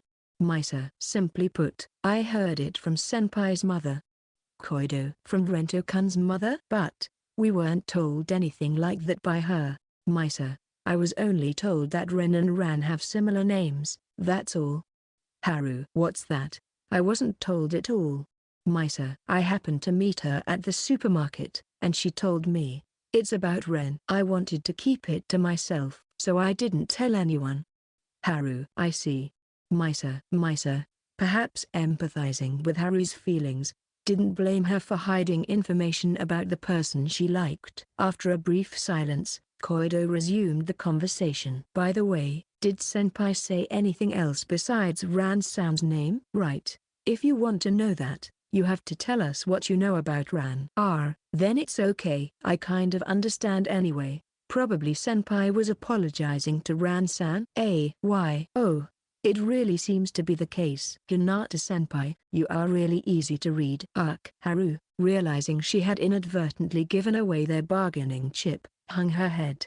Misa sighed as she looked at her, but there was no sign of blame in her eyes. Observing the two, Koido hummed, crossed her arms, and pondered for a moment. Then, she made a suggestion. Well, I'm fine with a different condition. A different condition? Like what? Firstly, please don't tell anyone about Ran-san. Of course this includes not telling senpai. Also, listen to what I'm going to say later on, from start to finish. Please give it serious thought. Don't abandon your reasoning. If you can promise me that, I will provide you with all the information I know about Ran-san. That's all you want? Okay, I understand. Me too. I also want to know anything related to Ren. Both of them immediately agreed to Koido's suggestion. Acknowledging this, Koido slowly nodded. Then, with a serious expression on her face, she slowly began to speak. First, let me tell you about Ran-san. Well, to put it simply, Ran-san is senpai's younger sister. Haru's eyes widened in shock, frozen by the revelation. On the other hand, Misa showed a moment of surprise but quickly shifted gears to express her own thoughts. Sister? Wait a moment, Koido-san. Rento-kun is supposed to be an only child. Are you sure you're not making things up? Or are you suggesting that Rento-kun has been lying? That's right. We even went to Ren's house, and we saw his old photo albums. But there was no one like Ren's sister anywhere. Ren doesn't have a sister. Saying that he has one might give the wrong impression. It's like he has one, but he doesn't, if you know what I mean. Upon hearing Koido's words, Haru tilts her head in confusion while Misa assumes a thoughtful pose, resting her chin on her hand. He has one, but he doesn't, and then there were Rento-kun's words at that time. I see, that's what it was. Misa, you understand? Rento-kun's sister, that girl Ran, she has already passed away. Hasn't she? That's correct. Ran-san has already passed away. But, even if she has passed away, shouldn't there at least be one photograph left? That's what I was wondering too. But maybe that this child passed away before she was even born into this world. Is that the case, Koido-san? To Misa's question, Koido silently nods in response. Hearing the conversation between the two, Haru is confused. But after taking a deep breath to calm down, she finally comes to understand. At that moment, she covers her mouth with his hand. So, you mean Ran-chan died inside Ren's mom's belly? Yes, as far as I know, that is the case. How terrible. Haru imagines it. As a woman, the joy of having a precious life grew inside her. The time spent with a heart swelling in anticipation of meeting that child, and then the despair of that being shattered. Then, there is the fact that Ren's mother wanted her to be her daughter. Thinking about the meaning behind it made her heart ache. He once said, "I might have had a younger sister." I thought he meant that it was just a possibility since he had mentioned that his mother wanted a daughter, but it turns out that's what he really meant. Senpai was really looking forward to Ran-san's birth. Senpai's mother told him, "You're going to be a Nana-chan soon," and it seems he was reading books and studying to become a good brother. That thing he talked about when we played the other day with Momo-chan. That's what it was about. As the two recalled Rento's past remarks, the credibility of Koido's story about Ran became more plausible to them. This was when Senpai was attending kindergarten. So, Senpai's oddly caring personality was formed during this time. I see. That makes sense. Hey, Koido-chan, we were going to talk to Ren about Ran-chan, but you stopped us. I wonder if we brought back unpleasant memories just by mentioning the name? I can't say it was completely fine, but I don't think it's that damaging. I don't think that's what Senpai's mother meant when she told Senpai not to talk about Ran. What does that mean, Koido-san? Now that we've come this far, I want you to tell me everything. Please, Koido-chan. Upon receiving their pleas, Koido answered with downcast eyes, "The cause of Ran-san's death lies with Senpai." Ren? Is that true? Whether it's true or not isn't the point here. For example, I think Senpai's mother would deny it. The problem is that Senpai believes it's his own fault. I see. So, the reason you don't want to talk to Rento-kun about Ran-san is because it would torment him with guilt. That's half right and half wrong. Actually, Senpai doesn't remember what happened at that time. Huh, he doesn't remember? But you just said that Ren thinks it's his fault. Yes, he doesn't remember, but the memory exists. It's sealed deep, deep, deep within Senpai's mind. Senpai was taken to the hospital when Ran-san passed away, just like the other day when we had that argument by the riverbank about Rento-kun. Yes. Suffering from excessive stress, Senpai collapsed and was taken to the hospital, and when he woke up, he couldn't remember what had happened. It's probably some kind of defense mechanism of the brain. Since that day, Senpai has occasionally suffered from severe headaches. I think it happens when the effort to recall a similar past memory and the effort to seal clash due to excessive stress. Upon learning the background of Rento's constitution, Misa and Haru felt a pang in their hearts. Thinking about his feelings, Koido, as if to signal that he had finished his story, let out a sigh and said, "Now," indicating a change in the topic, "I've told you everything I know about Ran-san. Now, it's time for you to listen to what I have to say." "Yes, of course, it's a promise." After all, looking straight into the eyes of the two who were ready to listen again, Koido spoke. "The current Yosaki senpai and Hinata senpai are not suitable to be senpai's lovers. From now on, I will be by senpai's side, so please distance yourselves from senpai." Chapter 119. The current Yosaki senpai and Hinata senpai are not suitable to be senpai's lovers. From now on, I will be by senpai's side, so please distance yourselves from senpai. Unable to comprehend the meaning of Koido's words, Misa and Haru freeze for a moment. However, the next instant, they glare at her and become furious. "What is that supposed to mean? You want us to break up with Ren? I see. You were after Rento-kun as well. You've been planning to get rid of us from the start and become his only lover, haven't you?" Despite being showered with their angry voices, Koido does not flinch. Instead, she sighs with a look of exasperation. "As I said before, I'm not trying to become senpai's girlfriend or anything like that. To begin with, I don't really understand romantic feelings. I don't think someone who doesn't understand love has the right to interfere with our relationship. It's because I don't understand that I've been analyzing romance from a third-party perspective. So I think I have an unbiased view of love." "Well, I haven't reached the point of having such feelings myself, though. Biased. I don't really get it. But why do we have to be told such things by Koido-chan? Why, you ask? It's because senpai is suffering. Hearing that Rento is suffering, the two stop their counterattack. They open and close their mouths, unable to find the words, as if something has dawned on them. Seeing this, Koido sighs once more and continues. The reason I spoke about Senpai's constitution earlier is because of this. Senpai is currently under a lot of stress, and that stress is due to his relationship with the two of you. Wait a minute. Rento-kun is dating two girls he likes. Why would he feel stressed? It's because Senpai doesn't want this relationship. The current relationship was forced by Yosaki Senpai and Hinata Senpai, right? Did Senpai ever wish for this? But when we suggested this relationship, Ren also nodded in agreement. Senpai tends to be a bit easily swayed. Maybe he just got carried away by your momentum and nodded. Plus, maybe he thought it could be like before, where the three of you could get along well. In other words, if you two had been able to share Senpai nicely, I wouldn't have had to butt into your relationship like this. Well, I personally thought that would be unlikely. Do you two know that Senpai has been going to the hospital recently? What? No way. Haru and Misa show a stunned reaction. It's not that they hadn't been concerned about Rento's health at all. It was because Rento had been acting in a way that they wouldn't notice. However, only Saki had been able to sense his ill health after that particular incident of being late the other day. It couldn't be said that Haru and Misa were always considering his condition.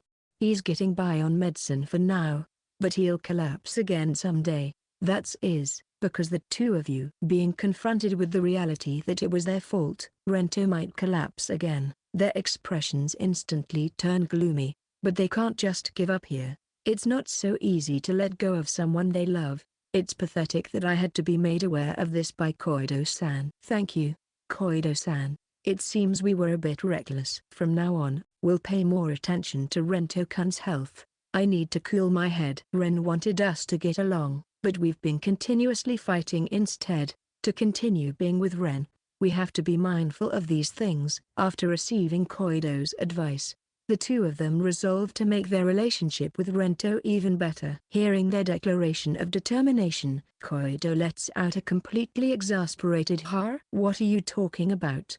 I said earlier that you two can't continue dating Senpai." Yes, that's why Haru and I, are reflecting and trying to change our approach. It's not something that can be changed just like that. To begin with, that's not the only issue.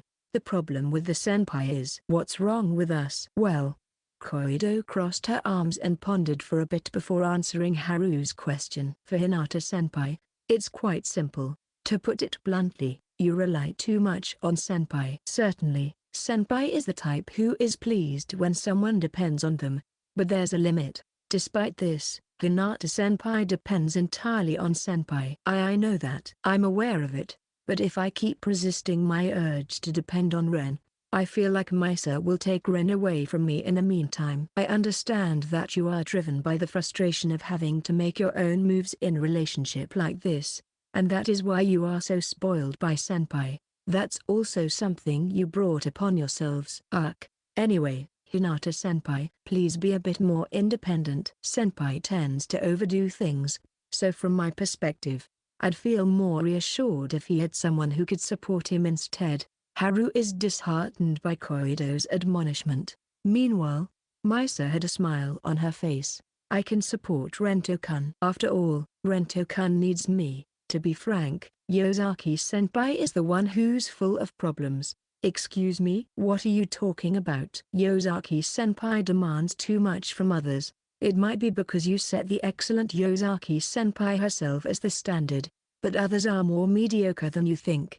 The basics of communication involve empathizing with such people. Yosaki senpai, you're failing at this, which is why you don't have close friends other than senpai and Hinata senpai. Why you've been talking nonsense since a while ago. I'm saying it because it seems you wouldn't understand otherwise. Also, Yosaki senpai, you're bad at being pampered. Honestly, considering this, I feel like Yosaki senpai and senpai are a particularly bad match. What? It's true that I'm not good at relying on others, but I've been trying to let myself be pampered by him lately. He spoils Haru unconditionally. Every time he does, he shows a lovely smile. So, I thought I had to be pampered too. Being pampered isn't something you force. It's something that should come naturally, like leaning on someone. If you can't do that, it ultimately means you don't trust others' capability. Yosaki-senpai, you can't truly believe from the bottom of your heart that they will support you without faltering, that they can firmly hold you up. That's why you end up being awkward at being pampered. For example, you might create a situation where the other person has to support you by hurting yourself, but you're not the only one who gets hurt by doing that. Misa, having been thoroughly presented with sound arguments by Koido, bit her lip, unable to find any words to counter. After finishing her remarks to the two, Koido let out a sigh and settled back deeply into the sofa. I've been observing the two of you from a distance since you started dating, and I couldn't help but feel sorry for you. You wanted a senpai who was floating on the water's surface by scooping the water in front of you. By doing so, you create ripples, and without realizing it, senpai drifts further away. Koido uses such a sarcastic tone to convey that no one has really caught Rento, but I also do feel sympathy for you. After all, everyone, including senpai, is immature. Maybe that's what love is, but pushing your egos on each other is too much. Senpai was saying it's for the two of you, but actually he was acting for himself. Don't talk about Ren like that. I will say it, because that's the truth. If he truly cared about you two, he would never have accepted such a relationship. He wouldn't build a deep relationship with two people at the same time. No, I hate that. I hate it when people speak ill of Ren, but I hate it even more when Koido-chan acts like she knows everything about Ren. I actually do know him. I know about senpai, and saying no, I hate that won't change anything. If you hate it that much, then please make an effort to know more about senpai than I do. Do you two know? Senpai gets confessed to quite a lot. Chapter 120. Do you two know? Senpai gets confessed to quite a lot. Misa and Haru's eyes widen at the truth revealed by Koido. Rento-kun. There was no sign of that at all.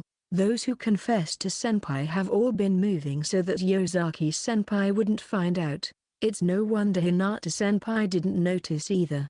Besides, senpai probably thought it was not something to tell the two of you. He rejected all the confessions on the spot, but around May this year, right after Golden Week, it seemed like he was intentionally hiding it. That recently? Yes. By the time the rumors started spreading that Yosaki-senpai started dating him, there were classmates in despair, thinking, it's over. And when the rumors spread that he was two-timing with Hinata-senpai, there were those who became frantic, thinking, I still have a chance. I had no idea. You two might not realize it, but senpai is usually quite cold to others, especially to those who get carried away.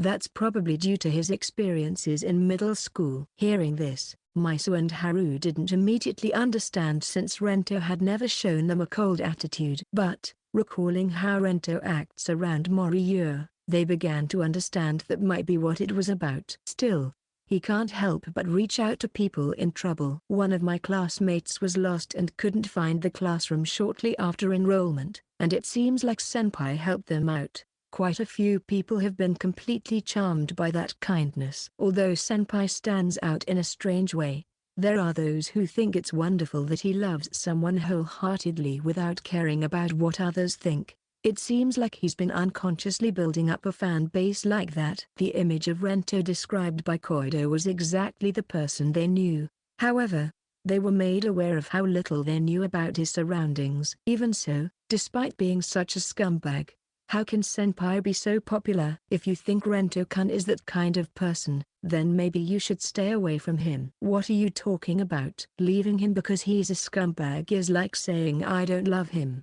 If senpai said he wanted to commit suicide, would I happily do it with him? Of course not. I'd listen to senpai, discuss, and convey my own requests. I'd do everything to stop him. If senpai were to stray from the path, it's obvious I would correct it. Why, you just said you love Ren. After all, Koido-chan have feelings for Ren. That's not it. My love for senpai is not like that. If I had to say, it's more like familial love. No, never mind. Anyway, senpai will eventually collapse if you two stay with him as you are now. So, please don't get close to senpai. Alright? Koido said this to them firmly and stood up from her seat. Then she thanked the shopkeeper and tried to leave the shop. The two of them did not stop her. No, they couldn't stop her. After being thoroughly pointed out their inadequacies by Koido, realizing that they themselves were continuing to cause suffering to their beloved Rento, and sensing they couldn't match Koido's immense love for Rento, they were disheartened. In her despair, Misa gathered her last bit of strength to ask her a question. Koido-san, why do you know so much about Rento-kun? How can you be so serious about him? What do you want to be to Rento-kun? I'm just senpai's junior, nothing more, nothing less. That's all. Koido turned around, lowering the eyebrows that had been raised all day, and said with a downcast gaze, a girl who once wanted to be senpai's little sister. Section. It must have been at least 30 minutes since Koido had kicked me out of the cafe. At first, I wondered why I had to leave my seat, but Koido's eyes weren't those that intended to harm me. Rather, they were eyes that seemed to be protecting me. That's why I obeyed her and left the cafe, leaving the two behind. Koido had mentioned it was a girl talk, but I could hardly believe they were engaging in such a light-hearted conversation. The topic is somewhat predictable. Koido knows that I've been going to the hospital to get medication. I've asked her to keep it a secret from the two of them, but she mentioned she would tell them if she ever felt I was at my limit. And then, I ended up calling her the other day. Maybe she took that as an SOS from me. No, she wasn't entirely wrong. At that time, I definitely sought her help, just like when she comforted me after Golden Week when I struggled to interact with the two of them. It's rather pathetic. I've been relying on her too much, yet here I am, trying to make amends with strawberry milk. Drops of water clinging to the paper carton dripped down to my feet. Has it already gotten warm? I wonder if I should buy a new one. Just as I was about to stand up from the bench, Senpai, the girl standing before me, Koido, was looking at me with her usual smile. What's up with that strawberry milk? Are you giving it to me? Yeah, but it got warm, so I was thinking of buying a new one. Oh, don't worry about that. I've been talking a lot and my throat's dry, so this is really helpful. I'll gladly take it. Koido took the strawberry milk from me, skillfully inserted the straw, and began to drink eagerly. Phew, senpai's strawberry milk is exceptional. I shouldn't have said this, but how did you know I'd be here? I can predict senpai's actions. After leaving the cafe, senpai wouldn't go far, so I figured you'd choose the nearest bench to sit on.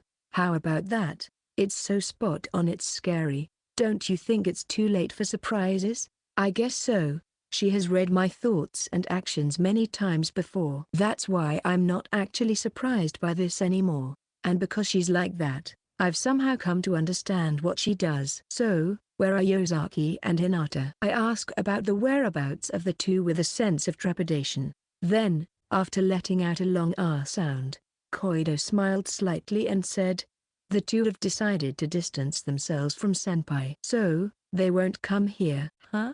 Koido took my confused hand and said with a blissful expression, senpai, you've become free, but don't worry, you still have me. So, senpai, let's spend a lot of time together this summer vacation. Author's note, I apologize for the inconvenience.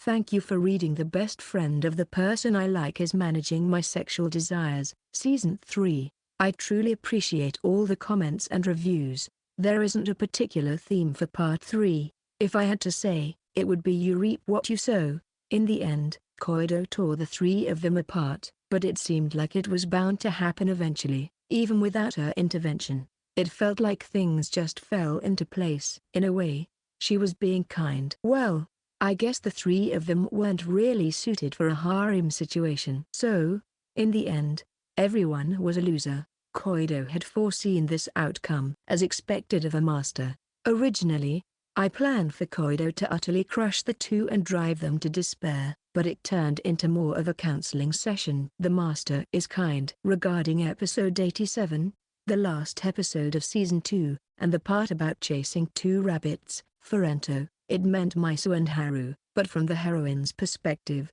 It meant Rento and a best friend. Master Koido was saying that this love can only exist if one gives up on Rento or cuts off the best friend. A bit of an afterthought, Rento's name could mean a series of rabbits and might or might not imply chasing two rabbits. The characters' names were given with meaning. Yosaki has a cool vibe, and Hinata has a bright feel. Coincidentally, I like that their names contrast like day and night. It eventually became a first-name basis. Oda-kun is like the two. He's been called Ota-kun since Haru. That's how it is. Keita and Moriya are just random names, though. Speaking of Rento being quite popular, the actual number isn't that high, excluding Misa and Haru. About enough to count on one hand. I mean that he is quite popular in the sense that he is unexpectedly popular. Oh, Ran's true identity has been revealed. I was impressed by some of the comments that had been guessing. Ran was a key person in the formation of Rento's personality. When she passed away, Rento was just a kindergartner. The argument between Rento and Matsui-sensei in Chapter 73 seems like a foreshadowing, but it's not. Also, it seems Koido might have a significant past. I'm already laying the groundwork for that.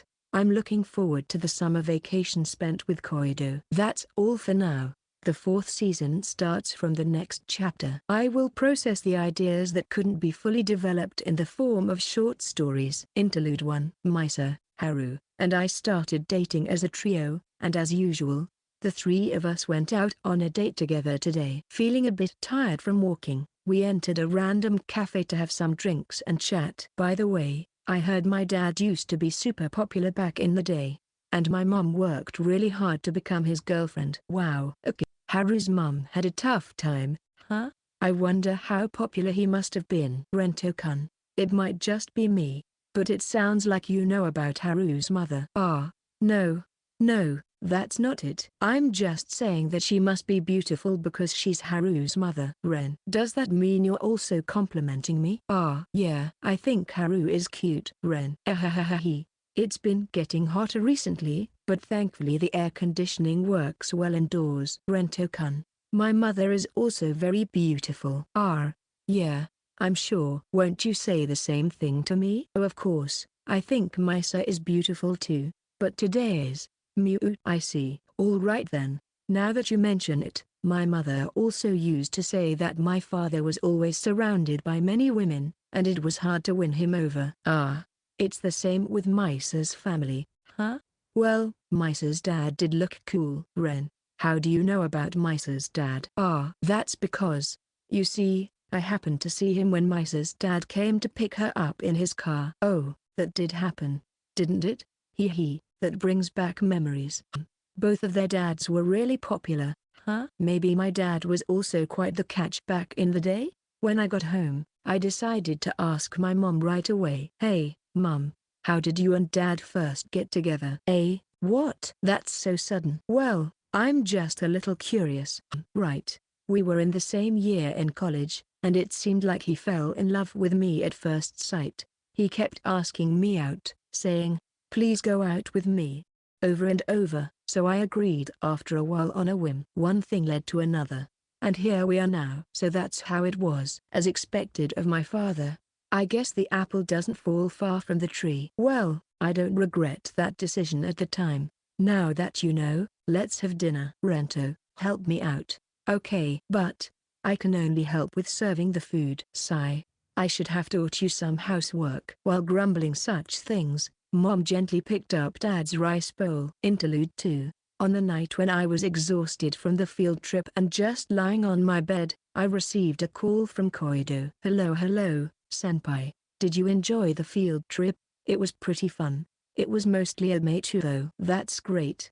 A mate tour is great. By the way, I was like that. Oh, really? You went to Kamabura after hiking, right? Yeah, that's right. Whoa, Kamabura really gives off a Japanese vibe. Just walking down the street got me excited. Koido likes Japanese style, huh? It's not that I particularly like it, but isn't anything Japanese just naturally nice? Honestly, I get it. It's like memories that shouldn't exist come to mind and you feel nostalgic somehow. Exactly. What's up with that feeling? By the way, Koido, Did you try various foods while walking around? What did you eat? I ate a lot of different things. Among them, the sausage was really delicious. That's German. Where did the Japanese vibe go? No. No, but like, there were so many other shops there, and it was super delicious. Huh, it makes me a bit curious if you say it like that. I'll try it out if I get the chance. Please do. What did you eat? Senpai, Taco senpai, raw shirasu bowl, parfait, ice cream. Monica, you really ate a lot. It's the result of going around as Hinata requested. Now for the so-called fufu manchu. Ah, I see. Well, I guess you walked off what you ate since you explored Enoshima a lot, right? That's right. I still got quite tired even though we took the escalator and should have had it easier. Enoshima is mostly uphill and downhill. After all, it's an island, so it can't be helped. I guess so. I wasn't really expecting something like that myself since it's a tourist spot, so I was surprised. It was like hiking. Oh, that reminds me. I remembered a field trip from when I was in 6th grade this morning. That year, my grade went hiking. Oh, really? Did you manage to climb all the way up? Somehow, actually, the grade below us suddenly joined us. At that time, I ended up hiking with a kid I had little interaction with during a cross-grade event. I remember trying hard not to lose to that kid. Ah, I'm starting to remember things from back then, little by little. Did you also remember that kid's name? I think it was Iwafusu if I'm not mistaken. I only know the last name, not the first name. Come to think of it, that kid wore glasses just like Oda's girlfriend. Wait, senpai, are you saying you're going to make a move on Oda senpai's girlfriend? Stop with the weird misunderstandings. And that sounded exaggerated. I see now. Are you saying you have a thing for girls with glasses? Senpai, there's nothing conclusive there. Your deduction is completely empty. Hee, I'm just talking nonsense. Oh, by the way, senpai, I got consulted by Kizukabe-san about Oda senpai. Let's hear the details. I have a pretty good guess already though. It seems like she's going through a tough time over there. So, thus, my phone call with Koido continued for a long time, and by the time we finished, 3 hours had passed. End of Volume 3.